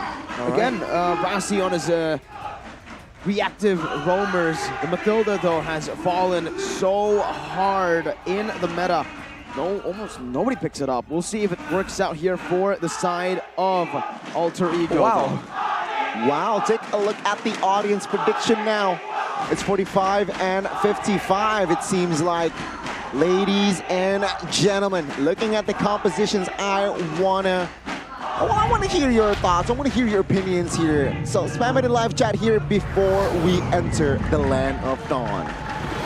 Well, for the side of Alter Ego, I do feel like they have a lot of crowd control. They have a lot of tools available to them, but against ONIC, that's usually just not enough. You want a bit more, something more definite, because they know how to play around a reliable engage. Let's just see how this game plays out. Will the Kingslayers be able to slay their final king in the books? Or will ONIC prove to be the better team once again? Welcome to leg 2 of Alter Ego versus ONIC in game number 1. Insta-pause. Insta-pause. Insta-pause. Let's talk about the compositions again. Kyrie will have the Akai. Take a look at the spells there. Yves and Matilda both. They opted for Purify. Sure, Yves, I have no problem with, but Matilda Purify? Matilda Purify, well, supportive heroes with a Purify allows you to actually always be available to try and save your teammates. That's usually what we see, right? Okay, there's an Estes that can save someone. Usually the team's response is to pick off the Estes, jump on him instead. So with the Purify, it ensures that worst case scenario, you can still get out. And especially with Matilda, getting out involves getting a shield and getting some healing as well. So it makes sense, it works out. But for the Yves, the Purify as well, it's just a lot more secure knowing that there's a Cho. That made sense. I feel like against the Yuzong, I personally like to go for a sprint to outrun the Black Dragon when he's flying at me. But Whoa, Marky and Lord. Looking kind of sus there, bro, but it's all love. Filipino synergy. This is Marky and Lord. Remember, they were teammates back. MPH, ONIC, Philippines. Baby Yoda on that Alter Ego jersey. Looking cute. Looking cute. Hey, man, you know, last time we saw a Cyclops using the Yoda skin, it was Alter Ego too. So fun fact, Yoda is on the side of Alter Ego. Here, though, premium skin fragments for all you guys back at home. Redeem the code right now because you got to get it now, man. A lot of people are going to get it if you don't get it. Now with the capital N, N-O-W, and if you can't spell. There you exactly go. Now. Donnie with the spelling bee lesson. It's here. Oh man, we got some people in the building. We got some MPL dates here going on. Get exposed. Get exposed right here. But it's okay because we're having a good time watching MPL. A big match like this.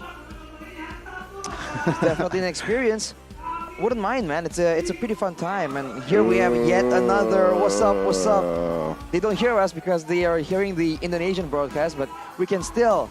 No, they can't hear you, Rashi. Yeah, go on. This whole building can hear you. No, they can't. What do you want about? Look at Marky and Delar. They can hear you.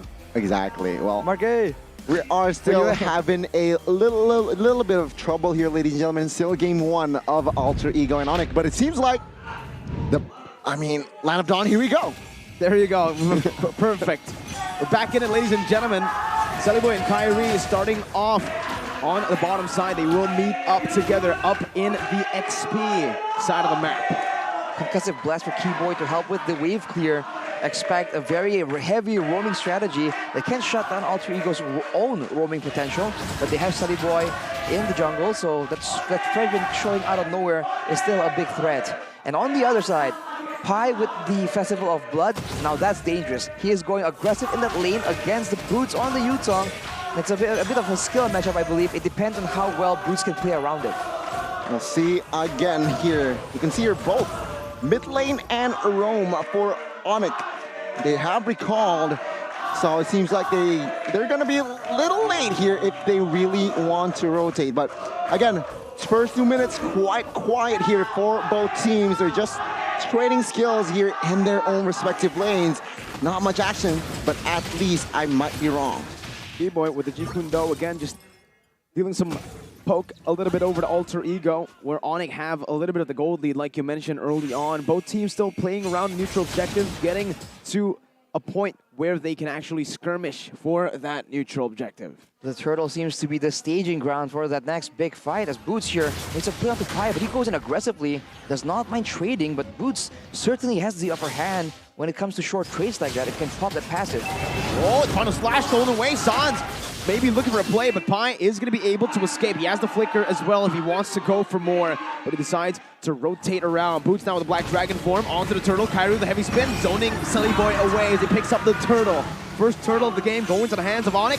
One more. Jumps in now onto Rossi. The Purify is going to be popped in to cancel out the passive from Boots. Also, please do know that CW, while he was on his lane bot side, he popped that Inspire, forcing Nino to recall. That's going to cost him a wave there, if not almost a wave for Nino to not collect gold. But, ladies and gentlemen, we are going to suffer another pause. Let's chill. Let's talk it out here, ladies and gentlemen. What have you seen, Arashi, Mr. Analyst? So far, it's classic execution coming in from ONIC Esports. Well, ONIC, just ONIC this time, right? They go for the Black Dragon form, even though Boots was technically half HP, and that just zones everyone away. In this early stage of the game, there's no way they can fight against the amount of crowd control that is provided by ONIC, especially with the crowd control that they have being very, very short range. I mean, Arlott has a bit, and so does Fredrin, but that's about it. And if they mess up here, they're forced to be trying to run away. And on in Arlott and the Fredrin, escaping from a tough situation ain't exactly easy. Of course, Mathilda can help out, but overall, I feel like they would rather go for other stuff, go for other things around the map. So they haven't contested.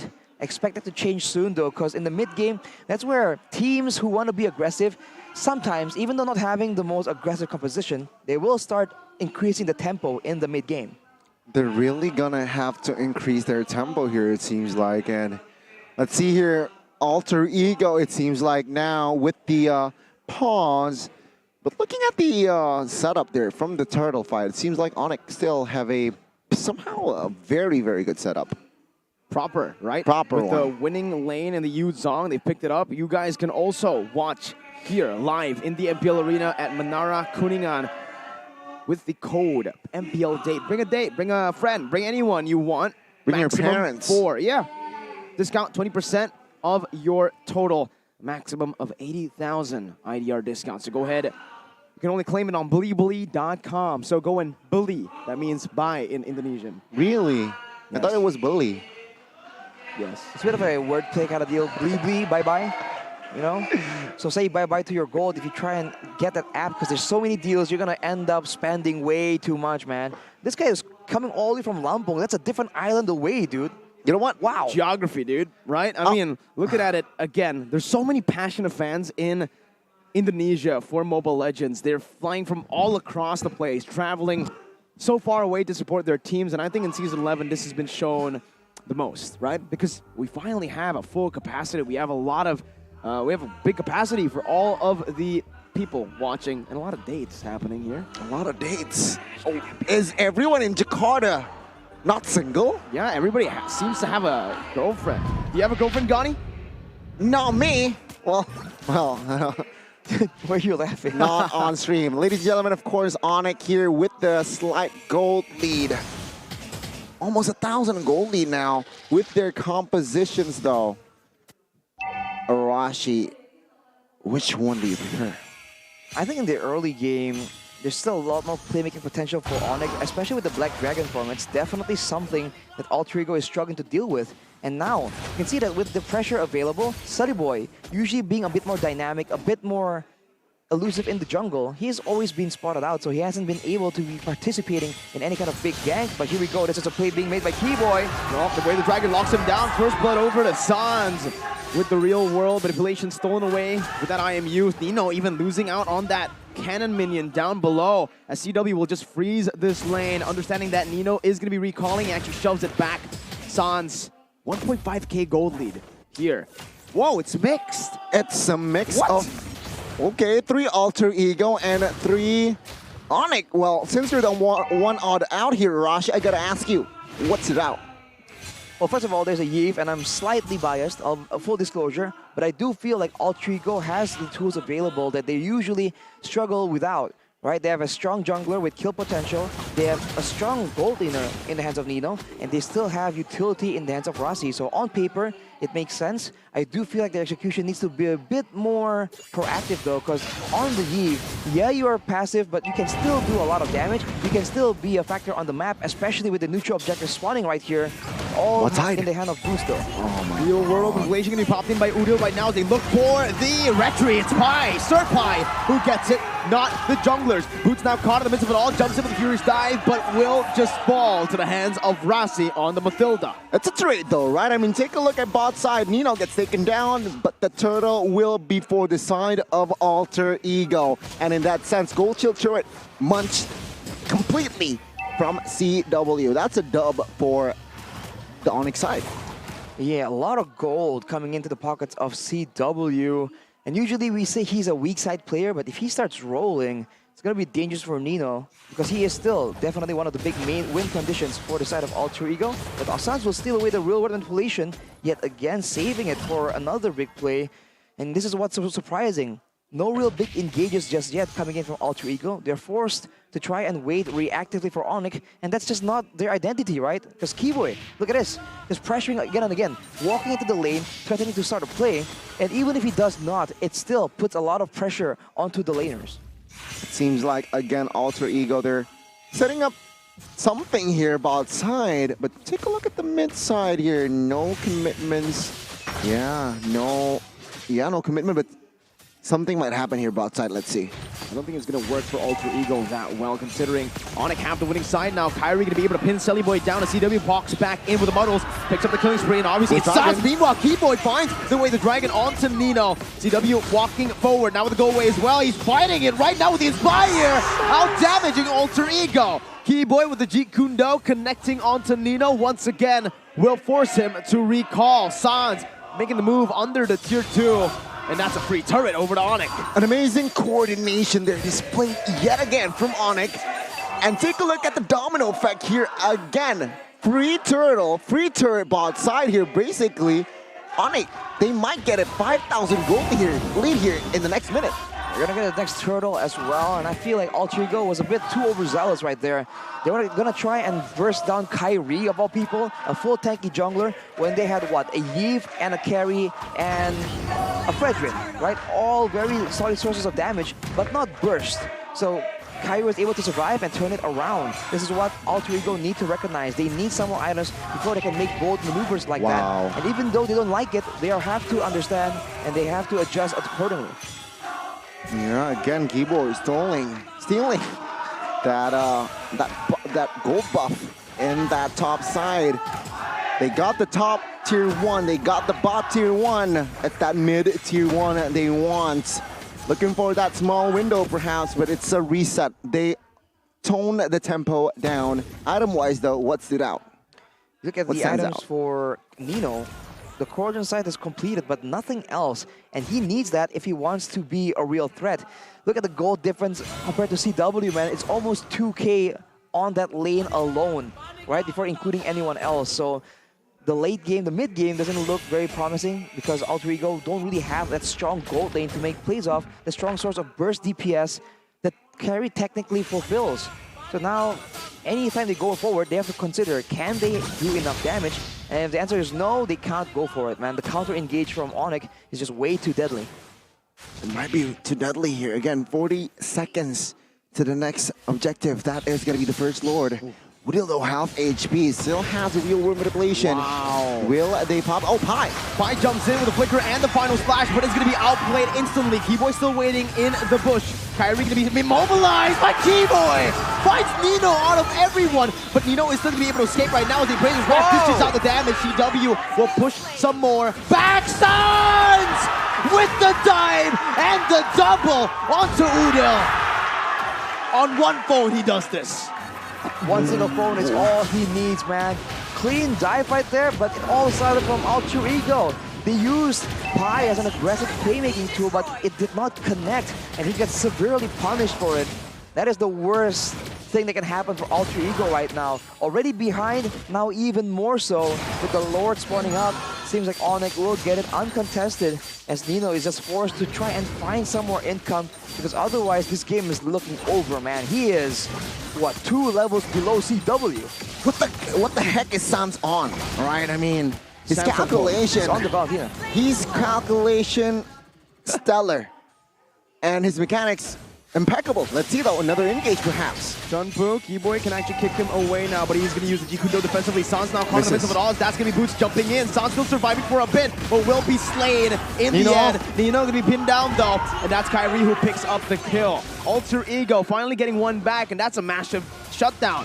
Keyboy, though, kicks Sunnyboy back. Boots now in CW will be there to pick up the scraps, as the Muddles will deal some damage. Not enough to take him down just yet. What? 9 minutes Haas Claws, wow! 9 minutes Haas Claws is definitely early, but considering the situation, not really out of expectation. It's still possible, it still makes sense in a way. And that was, like you mentioned, a big shutdown being picked up by Nino onto San, so that part's great, but it's still a 4K gold lead. So ONIC needs to be a bit more careful, but Alter Ego, they still have to play this very defensive playstyle, which does not suit them at all. And Nino, as you can see, is struggling to deal with the pressure of the crowd control. Keyboy a bit too aggressive there, loses his life. But they will be able to find proper compensation for it. The tier 2 falls, and I think that is worth it. 0-2 and 2 right now, as Alter Ego will be able to clear out the Lord down below. ONIC are building now, looking for the mid lane turret. CW has the damage to siege, but they will respect Alter Ego for now. 10 minutes in.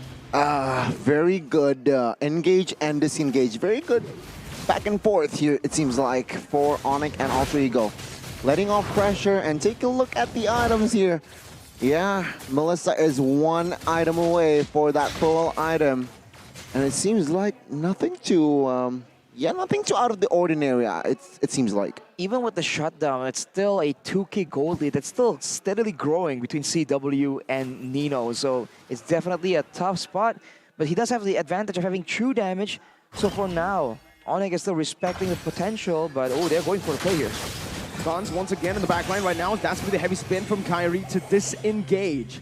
ONIC playing it smart, not wanting to jump or to go for anything too aggressive, knowing they have the gold lead. But let's take a look at the Lord advantage. It's pretty interesting. They actually lost 121 gold with the Lord push. Interesting. I wonder how that came about. Is it because they went for the shutdown? The shutdown at the same time? That might be it. That's the only explanation we can think of right now. If you take a look at the player gold, CW is just bought in all the way up there. About 2.5K, almost 3K gold lead compared to Nino. So that is definitely not ideal, but in the late game, there's still the range advantage from Udil that we can kind of count on. He is down in the dirt though, as far as gold income is concerned. Only 6K, even lower income than Sunnyboy, which is both a good and bad thing. But with the Lord spawning right here, it seems like Alter Ego are going for a straight-up trade. They can't really have any other options on the table. Alter Ego Esports finally claiming a structure, well, claiming the structure top side, but CW will claim that Lord now. With this next Lord, it's going to be enhanced. So I assume that they might claim a base hurt, but let's see here the defense, because I mean the high ground from the side of Alter Ego Esports is a-okay. It's not bad. Again, there's a Yeef available, and there's Nino. Harry can shred as well through the Lord. So It makes sense, and honestly, you can see how ONIC respects the counter-engage potential from Alter Ego, right? This seems to be their plan in the first place. Poke around with Udil, and then if they try and catch Udil, we have the final slash. We have the taunt coming in from Sally Boy. We can use Pi, to just dash in and disrupt everything as well, and chase and kite back away from danger. Unfortunately, it's not really working out, especially when they're trying to go aggressively themselves against the neutral objective, and now it's coming to bite them in the back as the Lord comes into their base. We're looking at Siege now into the mid lane. The tier, well, the base turret up top is going to be taken down by ONIC. Boots and ONIC manipulating the waves really well as they look toward the bottom side now. CW going to be able to siege down with a muddle placement. That's on point, Sans! With the final stock, race by back, and that's the RWM not doing anything. It's going to be the killing spree picked up by CW. The pin down against the go away, and the heavy spin from ONIC.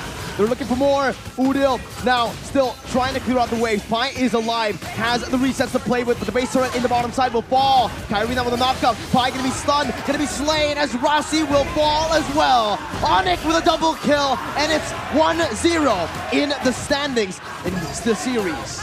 Well, ONIC, they will strike first in this current series, and take a look at their side.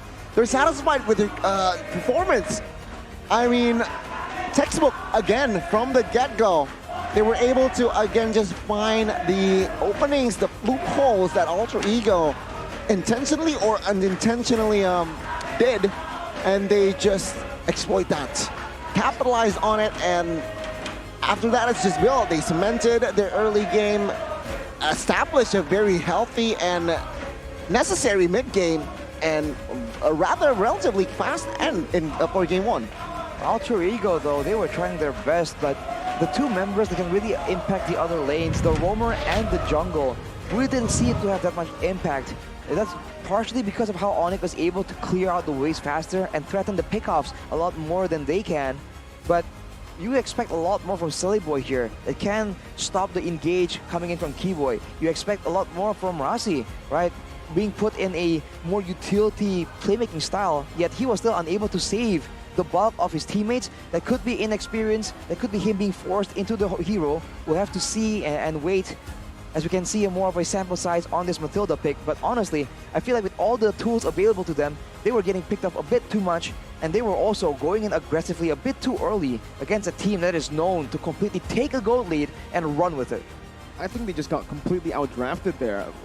3 winning lanes, again, coming in from the side of ONIC, and even in the jungle matchup, Akai versus Fredrin definitely is a massive advantage for the Akai in neutral objective takes, and even in the farming department, not falling far behind of the Fredrin.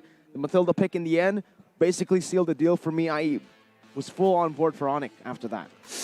And remember, the team that banned the Claude was Alter Ego, but they didn't capitalize on that Claude ban. It was actually ONIC picking up the Melissa. So ONIC's like, you ban the Claude, let me take the hero that is good without Claude in the fray.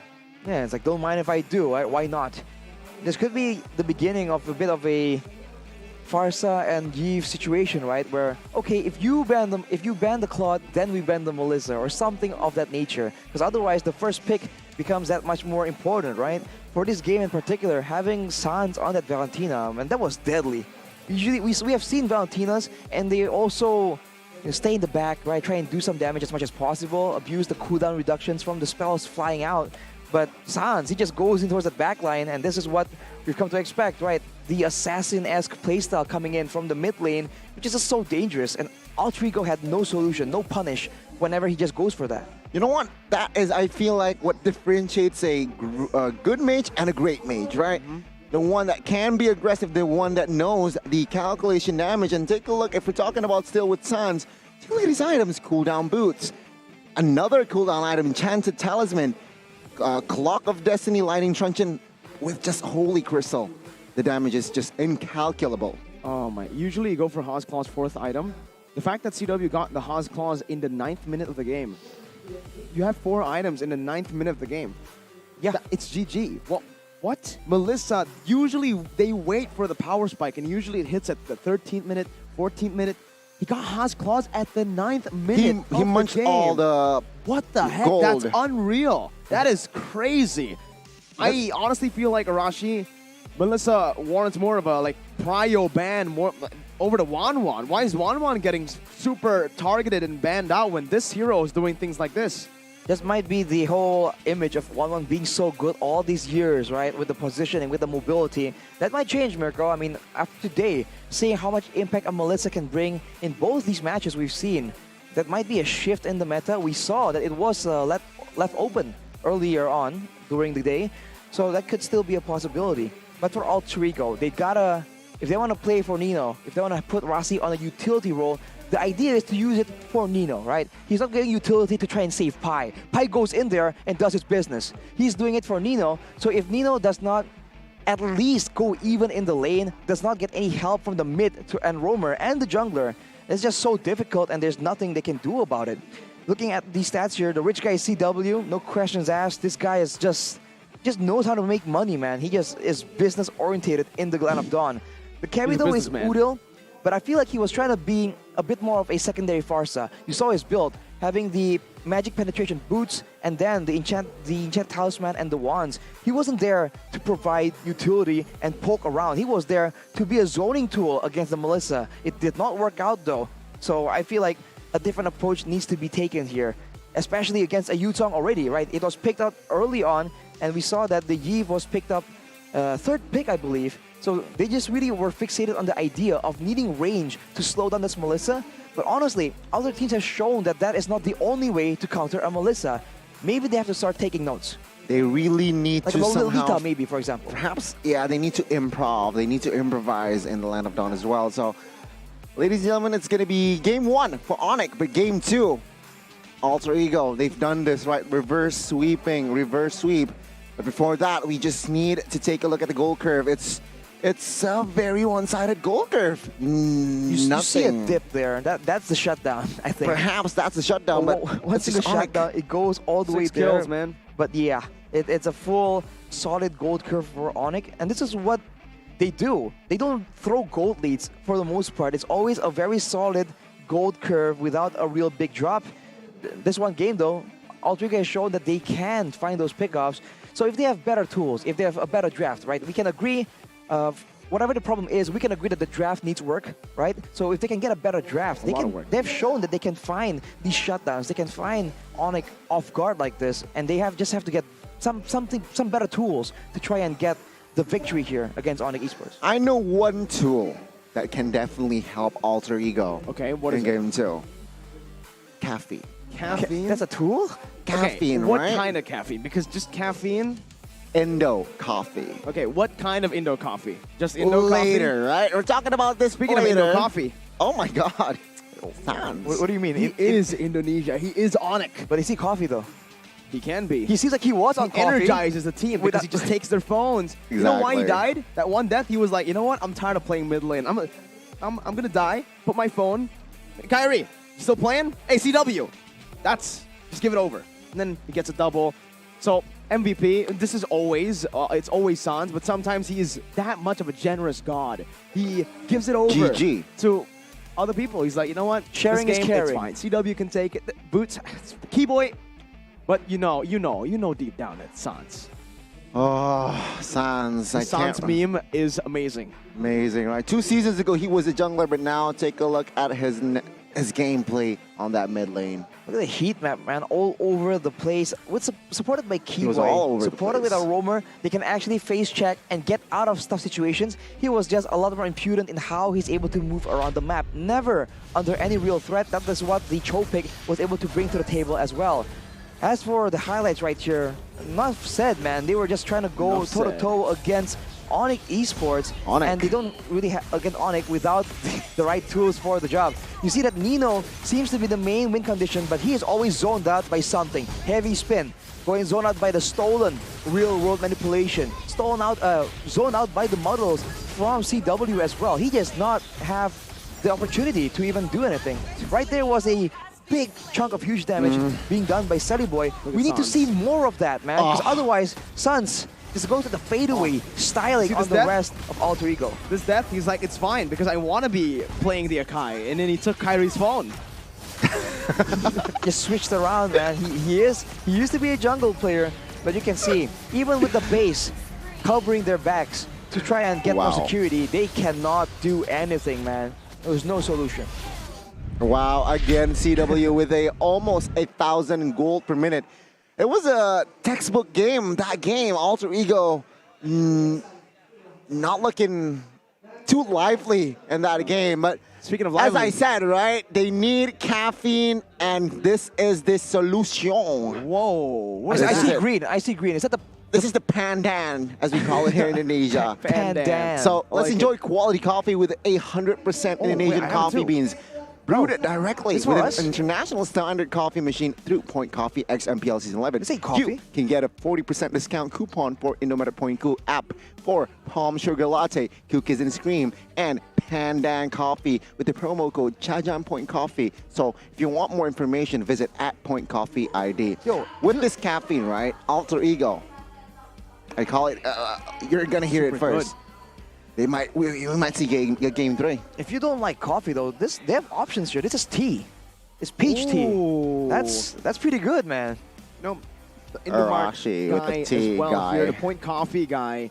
He actually wrote down good luck for MPL too. So what a beast. He just told me to enjoy my drink. That's a lot more generic. Bit of bias here from the coffee guy. Arashi, why are you always jealous of people, Arashi? You live a good life. Be grateful. Because just like ONIC. I analyze what they have, what I have. So you know. What? It's because I analyze things, Goni. I see what you got, what I don't got. Don't overanalyze. That breeds resentment. Be grateful. Work hard, kids. Work hard. So that you feels like there's a lot of messages flying around. So you can play harder. So I don't think that's what I was going with it, but sure, Gani, sure. If you play hard, you gotta make a lot of money, and you gotta invest that money, and I think you should invest it in gold. UBS Gold. It's coming soon. Limited edition UBS Gold merch collection. X collabing with MPL Season 11. Get yours from ubslifestyle.com or UBS Lifestyle e-commerce or DM Eterna because she has already got the merch. That's a hoax. No. That's a lie. There's no way. She said it's going to be playoffs. It's coming soon. It's coming soon. It's coming soon for you and you, but not for Rachel. But not for her. So she does not have it. She has it right now. Anyways, it's fine. You guys will just wait, right? Patience is key. Don't be like Gani, can't wait, bang, bang. He's not patient at all. He wants to get into the game. He wants to see the UBS Gold merch. He wants to see everything now, right everything, here. everywhere, all at once. But ladies and gentlemen, also you can grab a Grab app. And Grab apps here. MPL ID Season 11 begins. And Grab promos are ready to be enjoyed. Look at this. Take a look at the stand here. It's so clean, and you can see Grab gifts. So you can also check it out to have more Grab gifts like gifts? I guess. It's a gift card, I think, right? So you can utilize it. Ladies and gentlemen, go ahead and check it out. I'm shopping right now. GRB.to/MPL. You can see an ONIC fan here. Checking He's it a out. He's a G, all right? He is a G. Using the 60,000 or 60% IDR promo code there, you guys can go and do the same. MPL ID X Grab. Also, if you guys want to win MLBB Hero Skins, get ready for the Grab Challenge on the 18th of March, which is actually today. Right now. Go ahead for more details. Check grb.to/MPL. Ladies and gentlemen, check it out because you can win MLBB Hero Skins, all right? So check it out definitely right now, and we're still 1-0. Expectations before Arashi. I want to hear Mirko's opinions here. If the drafts go the same way, if Alter Ego fail to recognize their winning conditions, the reasons they were able to win up against RRQ and EVOS, through Pi and through that winning lane, shutting the enemy winning lane down, then it's going to be 2-0. I can concur, man. The draft is so important right now, and especially for Alter Ego, something definitely needs to change. They need to try and streamline it a bit, because I feel like they're trying to do too many things at once, especially against ONIC. That's just dangerous, because they like doing that as well, but they have more experience. They do it better. The game recap right here, the impact player from both ONIC and Alter Ego is going to CW and Udo. You can see the total damage as nowhere even close, actually. Yeah. Or actually, hang on. Yeah, I mean, carry was irrelevant. I'm struggling to like trying to read this actually. Wow. But yeah, of course, the CW on that Melissa was so far ahead, and Udil was trying to match him as an AoE damage dealer, but this is a gold lane meta right now. You know, the gold lane needs to have priority, and you have to play around it. I felt like the only way they were gonna win in that game was if Nino was really that far ahead, that the tanky members diving in towards Alter Ego can get completely shredded and they can't stay for long. But in that game, they could stay however long they want. Nino only had like at most 3 items. That's nowhere close enough, especially with a Valentina just skirting around the corner with the Melissa hitting everyone at the same time. You need more damage to try and match that output. Yeah, I mean, in a nutshell, they were just lacking in that gold department, lacking in items, right? So due to the lack of rotations in the early game. Of course, that's why I feel like they need to draft more creatively here. Well, in the drafting phase here for Game 2 has commenced. Alter Ego now will have the first pick, so they switch sides. ONIC though, already banning out the 1-1 and the Joy. Remember, in the first game, it was Alter Ego banning those two out. Your team is banning. Right now, it does seem like for the side of Alter Ego, they have to go for more respect. And ONIC are the ones who have to go for the 1-1 and Joy. This is the standard. Definitely different to the match we saw in the beginning, as in the opening, with the 1-1 and Joy completely ignored and actually banned out by the first pick team. Yeah, that's a very interesting development there, but now, in this current match for ONIC, what do they want to use their only real non-default ban slot for? It's gonna be a glue. They want to make sure that they can do the same thing. Front to back, they're solid. Usually, Alter Ego, they rely on wreaking havoc in the backline, so denying the glue, denying a zoning tool they can use in the midst of a turtle take, like we saw in match number 1 as well. Could be a solution here, but for Alter Ego, so many choices available. It's gonna be the Fredrin yet again. So perhaps here, Alter Ego, the approach will be quite similar here with that Fredrin pick, right? But what I've noticed from ONIC is they banned out the glue, which means they show respect for Pi and Rossi here, which honestly, this season, ONIC somehow, I don't want to say this, but low-key lack showing of that sort of respect, you know, banning out the signature heroes, right? I mean, against a team like Alter Ego, who is now like finding their identity, finding picks that finally work for them, they have a limited hero pool, so respect banning just becomes that much more beneficial when you're going up against a team like this. Farsa and Melissa now, long range is the name of the game. Alter Ego can get the Valentina, but it's still gonna be very difficult. As we see a comment here from Zace, in my opinion, ONIC has the best. I didn't get to read the rest, Goni. ONIC has the best chance to win MPL ID Season 11. That is stated by the one and only Zace, Bjorn Ong. But Alter Ego will pick out Arlet and Valentina here. So they add more, somehow crowd control, right? With that Arlet, a very strong laner here. Can flank. But the response can be just a Hayabusa here, if they really want to go crazy here. They could definitely go to the Hayabusa right now. They can utilize the assassin pick in this composition, but they will go instead for the Kaja, a bit safer right here, going for the roamer. And looking at the compositions here, the reason they don't go for the Akai pick that I was actually thinking about is because Alter Ego this time around has the Valentina. A big ultimate on the hands of Udil is going to be a dangerous ultimate to have. It's a signature pick for Udil right now, and ONIC going for the Kaja. It works, right? Kibo and the pickoffs name a more iconic duo, but I do feel like the troll was a big portion of why they were able to win so hard in the early game. But of course, now with a Farsa instead of a Valentina, they have the quote-unquote bird combo, right? The wings by wings, the feathered airstrike, and Kaja just flapping around, getting people with Divine Judgment, setting up for that big amount of burst damage. And already ONIC still respecting, trying to make sure that Rossi does not get a hero to play on. Do they even need to ban the Diggy though? Oh, they will. They'll just ban it out. They don't care. It's more of denying a pick from Rossi than actually building it for the comp. I think that's what ONIC are doing. But Alter Ego, interestingly enough, actually go for the Akai ban here. Whoa, okay. So again, a big ultimate to the hands of Alter Ego would be pretty good to have, especially up against this kind of composition. But ONIC, I think at this point with the Kaja pick, in the jungle. You're right. I think they can go for something like the Assassin, but even if they want to go for the Assassin pick, there's no reason to actually pick it up here. They can go for the next pick first, someone that does super well against the Arlet. We saw the Yuzong winning out in the lane, so it's just going to be the Yuzong again. All right, it's going to be a Yuzong, but I do feel like Alter Ego, their perspective right now is that they wanted to go for the neutral objective counters. Well, neutral objective contest early on in the game, and part of why they were struggling so hard to do so was this Akai just pushing everyone back with a heavy spin. So with that out of the way, ONIC have left it for the final pick right here instead of the usual EXP lane boots.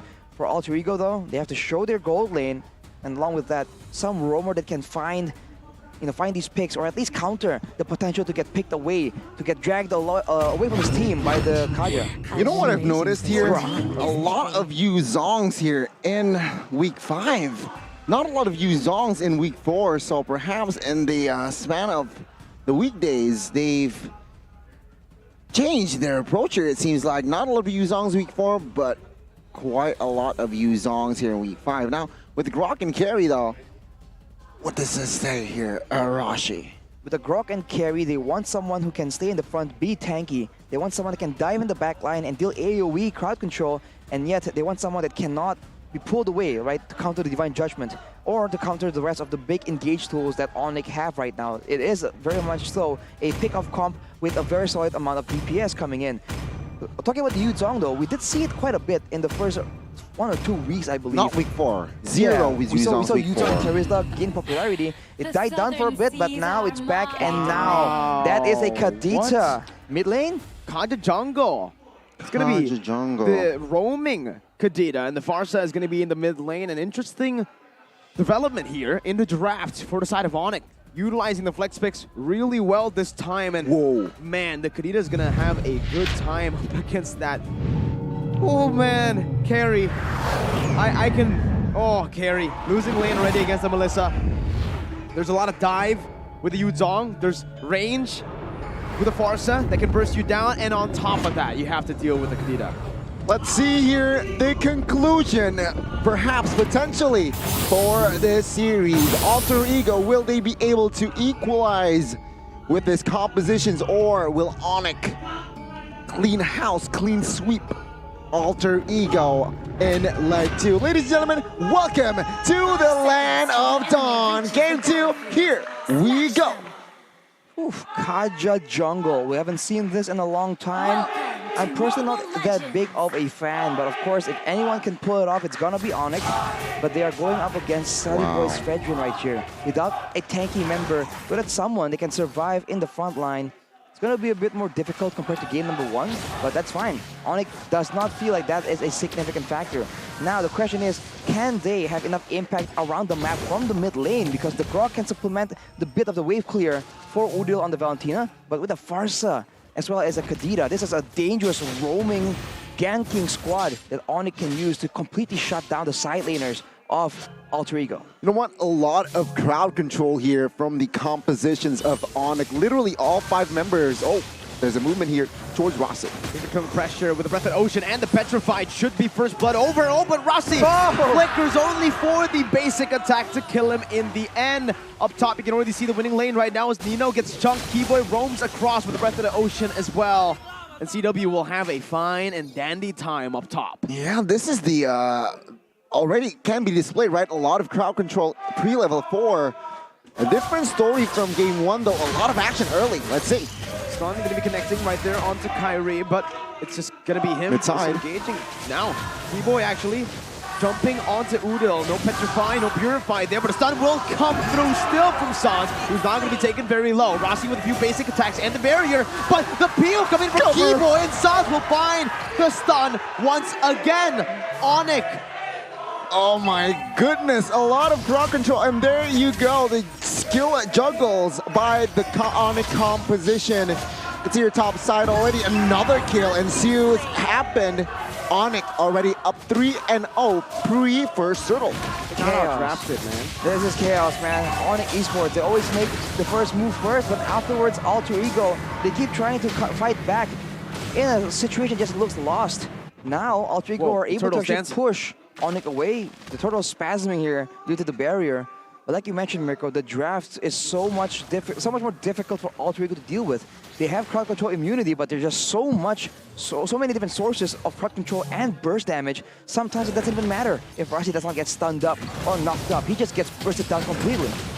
Let's see. Right now, turtle take to go in favor of Alter Ego. ONIC do not actually want to contest for this, and they'll just give it up. They have a 1.2 thousand gold lead for both of the teams. Again, there's no real reason to full commit. They even have a winning lane in the gold lane where CW is able to constantly bully Nino on that Purify. Well, with that, right, Alter Ego, they gain some slight compensation with the 3-0 team fight total kills with that turtle take. But now both teams focused on one lane, and that's going to be the gold lane here. Both teams rotating towards that side, trying to give more pressure and somehow cover for their respective gold laners here. And tempo has gone down instantly. It's gone down due to the ultimates available for all these teams. Because earlier there was a bit of urgency. Everyone was just reaching the higher levels, but Kyrie goes and reaches for it. It does not reach though, unfortunately. Keyboy will be the next target, but he just slides away right there. And this is the issue with Kaja in the jungle, right? Just not enough of a surprise factor. A lot more defensive in the usage of the ultimate. It seems like so, right? I mean, perhaps a different task here, Kaja jungle, but a movement. Yeah, though, Kyrie with a divine judgment brings Udil back for the feather airstrike to deal damage. Gasking the flicker while charged, but it's only the utility jungler who gets taken down. Sans with a bit of a lead now against Udil. Well, I feel like Boots did not pop that black. Oh, top side. Purify going to be used to disengage from the Petrified. Oh! You're not going to be able to outplay with the help of Rossi. Wow. There, a big smack in the face. And Alter Ego are back in this game just with one failed attempt from ONIC. Usually, the issue with when teams go up against Nino, they try and lock him down with crowd control. So now, with the Purify instead of the Flicker, he's a lot less vulnerable, like we saw in game number 1, where he was constantly getting bounced around by crowd control. Now he has a chance to try and outplay and stand his ground. It's very risky, but we've seen Nino pull off the riskiest of maneuvers. He might be one of the riskiest gold laners in the MPL right now. Well, let's see. The second turtle has spawned here. Both teams, they're targeting this will of fight in 2. Black Dragon form will be popped in here by Boots right now. That's getting retribution, go into the hands of Kyrie. Wild charge, knocking Kyrie up, but Silly Boy is going to be taken very low. Boots hunting him down, but it's just going to be the turtle take and a disengage from Alter Ego. Kyrie, though, still wanting to push the tempo. I think Sully Boy gets it in the end there. But look at Keyboy already in the enemy jungle. Noticing Sully Boy is low, he wants to put some kill pressure back. The first structure will fall top side, and take a look at the talents prediction here. Only you, Arashi, and Ranger Mas up to for Alter Ego. Let's see what will happen here. 2,000 gold lead already established. It's a similar feel. Jeez, that's a tank. He's building full defensive items just to get bursted down by that crazy damage. The burst from ONIC is unreal. He used everything right there, and Rasi does not stand a chance. 2 deaths right now is still okay, but he needs to minimize these deaths if he still wants to be a relevant front line. I mean, right there, if there was a full team fight, he was already gone without even using a single spell. That is not what you usually want to try and get to do on a Grok. He needs to use the crowd control immunity a lot more efficiently, though, as Kyrie shows some disrespect. Very well-timed retribution there. Alter Ego again. As I said earlier, it's survive of game 1. ONIC just slowly and surely building the lead that they want. And it seems like Bob Tier 1 could be the next target here for ONIC. As of course, Alter Ego Esports still have yet a threat to take the game. I think the issue right now is also ONIC not really expecting any kind of engage coming in from Rasi. Usually a Grok means a big threat, a big potential for something big to just trigger out of nowhere. But with Rasi, you kind of expect him to use it defensively already, and combined with the fact that he has been unable to use the power of nature efficiently or effectively, it just puts him in such a tough spot and means the Alter Ego is operating essentially with a big disadvantage. Sully Boy now jumping in, but a petrify from the side of Keyboy will be used defensively to actually disengage. Chance though with the wings by wings, looking to go aggressively. It's that CW who pushes out so much damage just with the muddles. Rasi losing the Athena Shield proc as well as Nino tries his best to look for a trade up top, clearing up the wave, but ONIC are not standing idly by. They are going to be able to shove into mid lane, and they'll be able to find the mid lane tier 1. Wild Charge though onto the back line, but it's still going to be CW out of range. Boots going to jump in with the furious dive! Anthony Petri to find the ball! CW follows it up perfectly, and a Phantom airstrike from Sans to snipe Serpai down. Amazing display of teamwork by, again, ONIC. Take a look at the initiation there by Boots as well. Wow.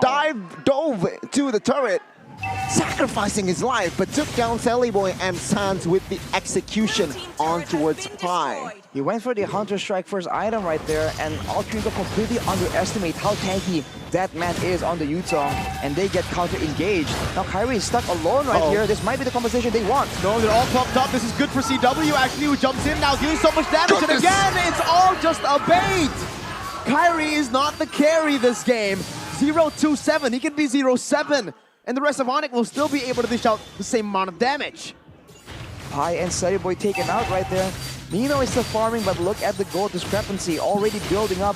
It's less than game number 1, but it's still bad enough. And CW, usually the weak side player, is absolutely styling here, dealing tons of damage because Alter Ego are not targeting the right members. There was a great flank earlier by Rasi, but it didn't pan out because they were all focusing on Boots, trying to make sure he gets picked off before he can get his spells out.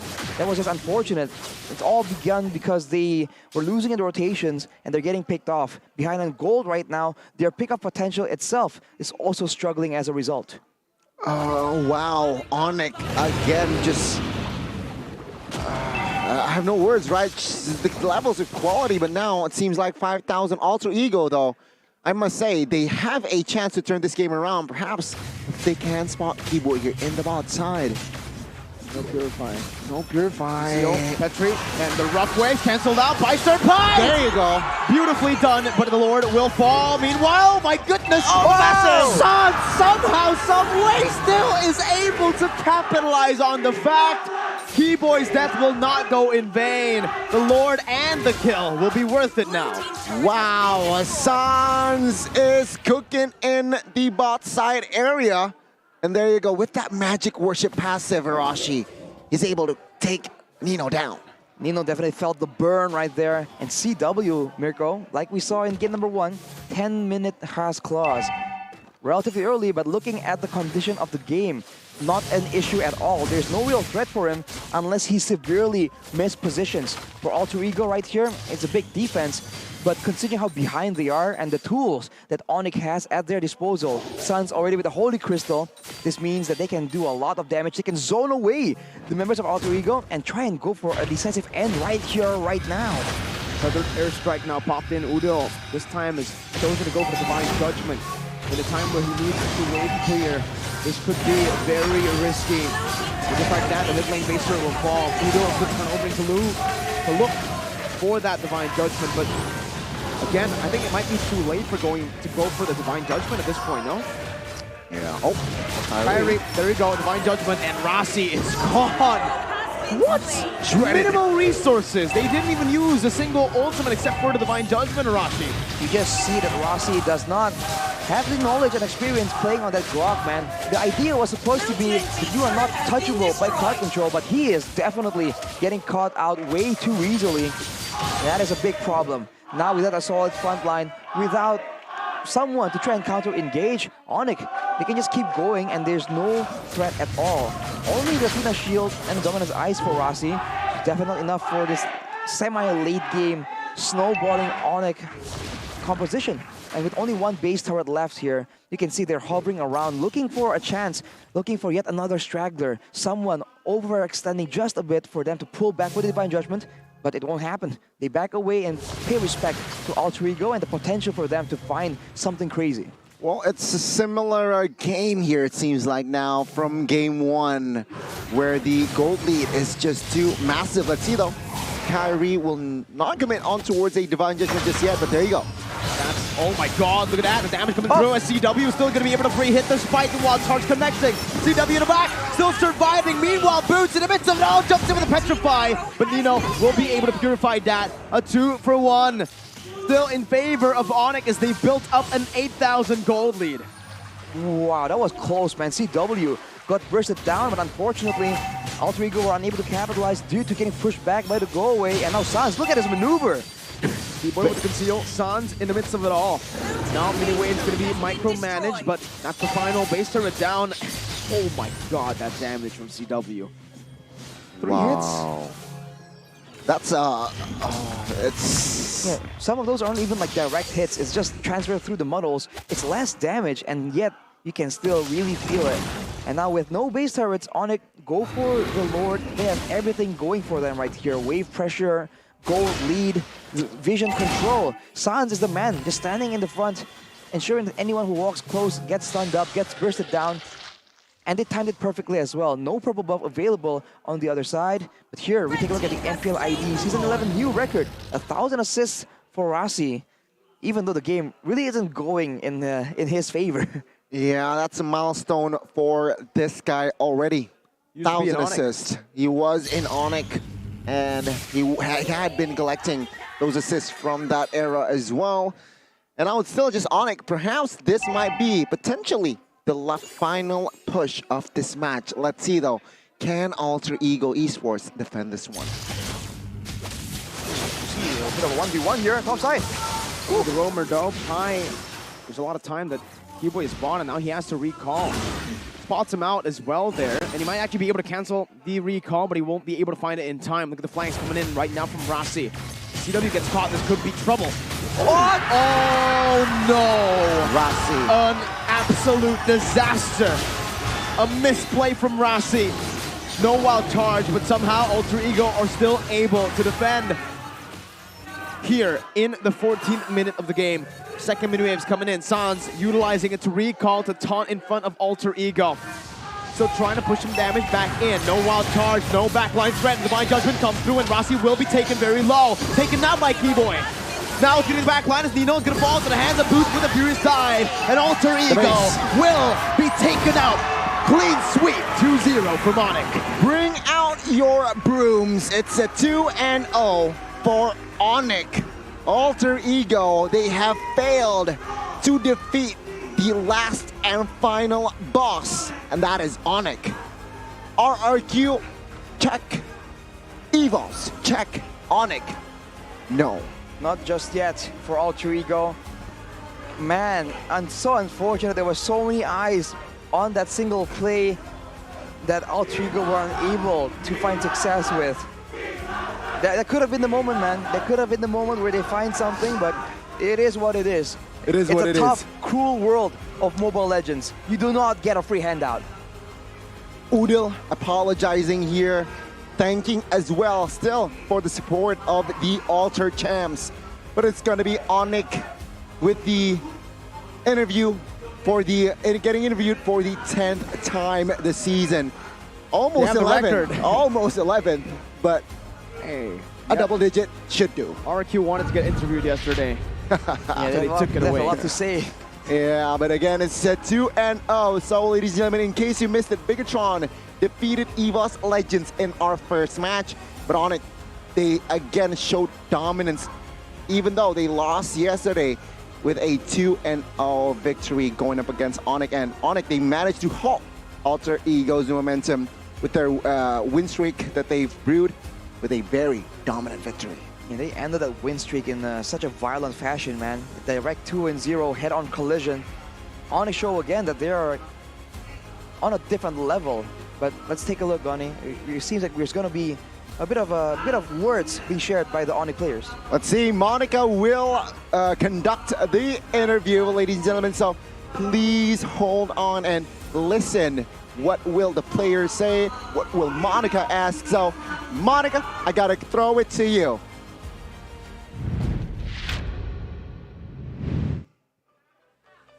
ONIC masih berjaya, Sobat ONIC mana suaranya? Wow, kemarin walaupun harus terpatahkan win streak-nya, Udah 9 kali win streak patah, tapi kali ini kayaknya mainnya makin ganas. Sans, apalagi nih hari ini kamu ganas banget permainannya. Itu kenapa tuh? Karena kalah kemarin, putus win streaknya atau kenapa tuh? Nggak ada sih, nggak ada hubungannya sama kayak kemarin sih. Cuman kayak panas aja dia kemarin, hati-hati. Dia bilang kayak hati-hati aja ONIC. Jadi agak panas sedikit. Oh, oke. Dan juga ya kalau kita tarik mundur ke belakang, Pai Alter Ego tuh sempat bilang ya, katanya nanti di leg yang kedua hati-hati ONIC, Alter Ego bakalan lebih ganas lagi. Tapi hari ini setelah berhadapan gimana tuh Kiboy? Kalau menurut gue, pertama gue makasih lah buat Serpai. Karena udah hati-hati gue, jadi kayak gue prepare banget lah buat lawan Alter Ego. Jadi lebih prepare, tapi kalau Boots hari ini gimana? Leg kedua, leg pertama berhasil 2-1, kali ini di leg yang kedua 2-0 langsung dibabat habis. Bersyukur lah cepat pulang gitu. Cepat pulang. Sebenarnya ya sama ONIC tuh ya 9 kali win streak, berarti paling sering wawancara sama tim ONIC. Jadi paling sering banget sampai kehabisan nih mau nanya apa lagi gitu ya. Tapi tadi pas di awal kirain Sans mau main sendiri, itu ditinggalin sama teman-teman yang lain apa gimana? Pas di awal tuh Sans dibiarin masuk sendiri, kirain Sans mau main sendiri, ditinggalin sama teman-teman timnya. Bebas sih suka-suka dia, soalnya gila Sans. Oh, gimana Sans? Gimana nih kamu tadi kirainnya mau main sendiri? Enggak, emang aku terlalu cepat masuknya. Oke, dan tentunya nantinya kita akan melihat sesaat lagi siapa yang akan ada di upper bracket. Nah, chance-nya ONIC ini besar sekali untuk masuk ke upper bracket. Menurut kalian siapa yang bakalan nemenin kalian berada di upper bracket? Kalau dari aku RRQ. RRQ, Boots? RRQ. Cewek, belum denger nih suaranya cewek nih. RRQ sih. RRQ, Kai? GEEK Fam. Oh, GEEK SLATE ya. Oke. Dan terakhir deh, buat Sobat ONIC yang selalu mendukung kalian, ada pesan-pesan khusus nggak? Apalagi ini udah week kelima, 1 week lagi menuju week terakhir. Ayo, atau Kai. Is there any message for Sobat ONIC? Thank you. Thank you. Thank you, singkat padat jelas ya. Sekali lagi Sobat ONIC, mana suaranya? Dan langsung aja kita akan mengupas lebih dahulu lagi tentang match kali ini. Langsung aja, di sana sudah ada Kokolim. Silakan.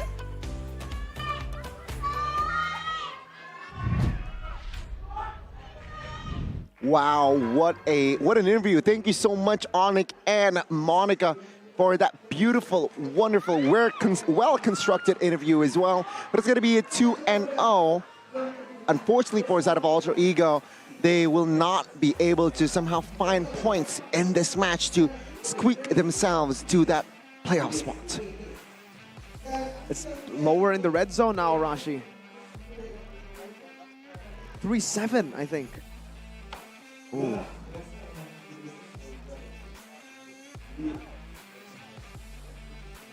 Surgeons.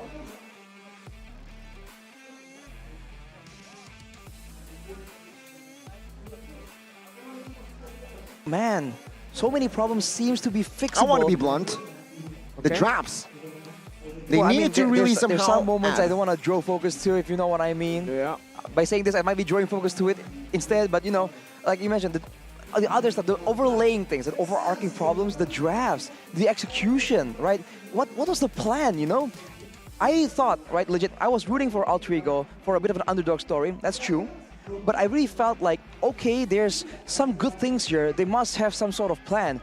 But the longer you see them just moving around in the Land of Dawn, you really feel like, okay, what was the idea? What was this supposed to achieve? Question mark. And I don't really see it, and in it's just so Arashi's unfortunate. head. But let's take a look at the highlights here. What happened detail-wise? This was where Boots was able to turn it around because they do not have enough damage. If I want to go for some pickoffs, but they don't have enough damage. They keep dashing, going forward, committing for roamers, for the utility junglers, and they leave CW on that Melissa pick. And they pick the Kari against the Farsa. You know, I don't know, man. I mean, we talked about this marksman pick again and again. This was the only time in the whole game where CW was in danger. And even then, everyone's not committing onto this. So if that's not the idea, then why go for it in the first place? We really feel like the Melissa pick could have been so much more dynamic, so much more of a utility pick. And it's not like Nino isn't known to play the Melissa. You know, I even questioned myself. I was asking, like, Nino plays Melissa, right? Like, are we sure this? And like, yeah, Savage clip was on the Melissa. So why was it not picked up first? We'll never know, man. We have to ask the players and the coaches themselves. We can only assume from here, but there's so many problems, man. I really feel for them. One thing for sure, that if Mr. Analyst here is confused, the whole world is confused, right? So ladies and gentlemen, a 2-0 ONIC. It's a textbook game. I mean, it's a straightforward game, right? There's no back and forth, action-packed, sure, but only from that one team, the team that won. So MVP though, it's gonna be again game 1. He was on that Valentina, but in game 2 he delivers on that Farsa. Just the instinctive playing by this man. And again, without anything to disrupt the roaming, to stop him from going all over the place, he was just present at every single point. You can really feel his impact. The wave clears, the ganks, the utility, the burst damage. Let's just go straight to the mic check here to figure out how were they able to coordinate so cleanly against Alter Ego. The comms will hear in a bit, of course. Well, this is the MVP presented to you by Samsung Galaxy A34, A54 5G. Ladies and gentlemen, it's going to be Sans again. I wonder where he stands on that MVP standings, because he has gained a lot, and I do man a lot MVP standings. So, mic check. Let's go hear the comms. Mereka bisa 5 guys, bisa 5. Mau nggak? Gold dia. Ditarik. Lihat di sini. Ya, friend. Nice. Let's go guys. Lihat kari. Kari nggak ada flicker kan? Nggak ada flicker. So bisa nggak? Aman gue. Majuin guys. Bakal cewek. Nggak ada purify dia tuh. Nice. Gua angkat lagi dia tuh. Udah ada. Gua geser. Makan itu ulti lo. Ambil aja kai. Nice try. Kai. Aman kai. Let's go guys. Lihat MM. Flicker MM-nya low banget. Aman masih bisa balik. Udah low semua sih itu dia. Nice. MM low banget. Gua enggak, Samit. Gua jauh. Nice lang. Kai, lu ulti Fredrin aja ntar. Aman. Tadi gua kali. Aman gua. Go guys. Kari. Nice boy. Aman gua.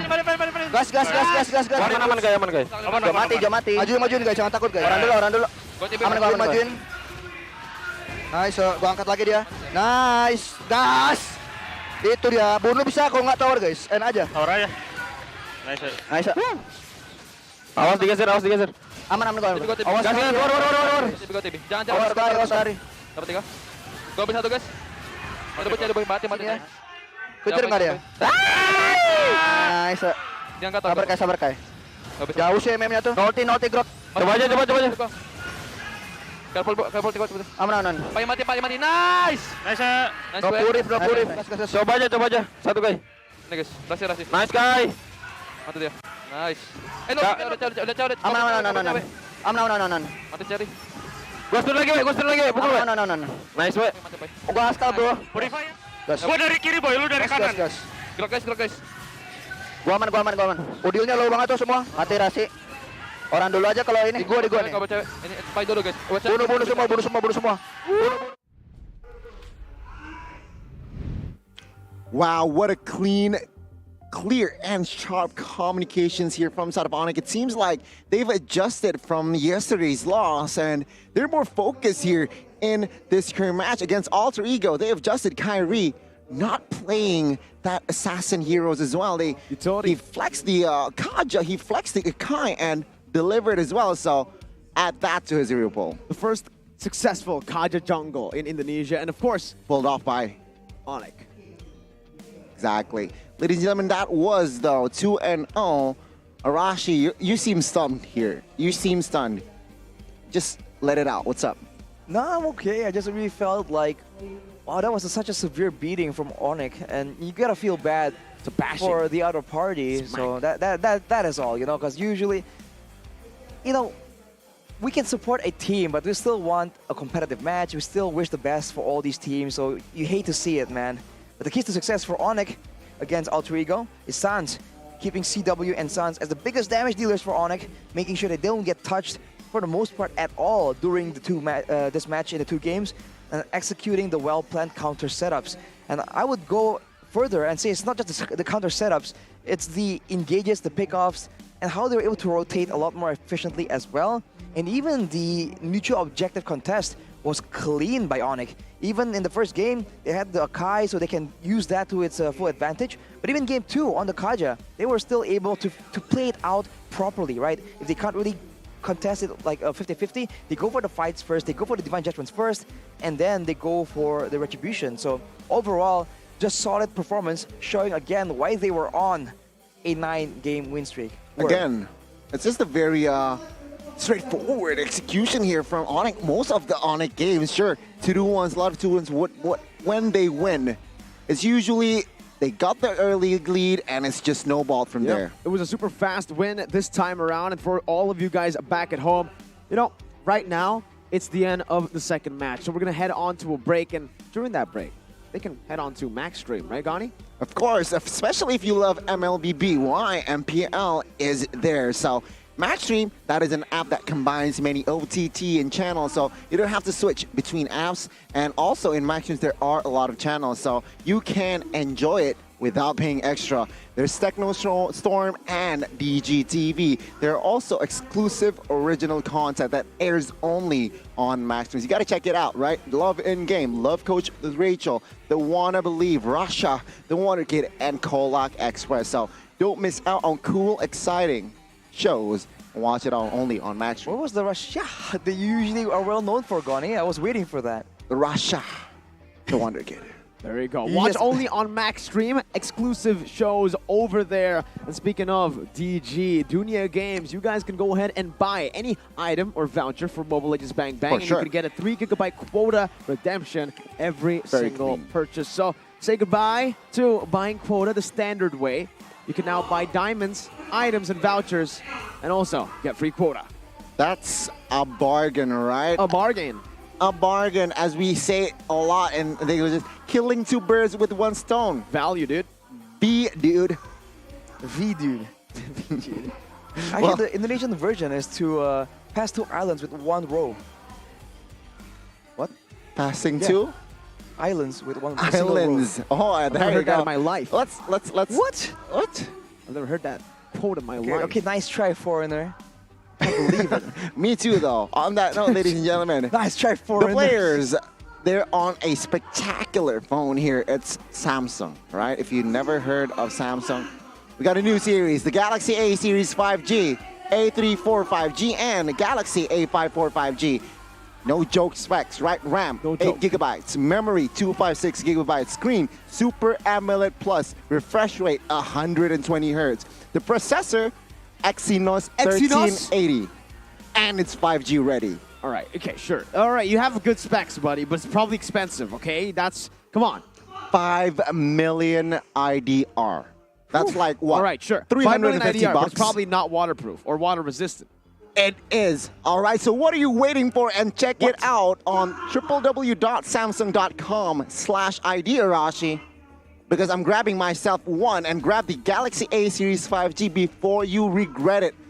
Because it's there. You got to check it out. So get the awesome performance made for you. Awesome generations. Galaxy A Series 5G, awesome is for everyone.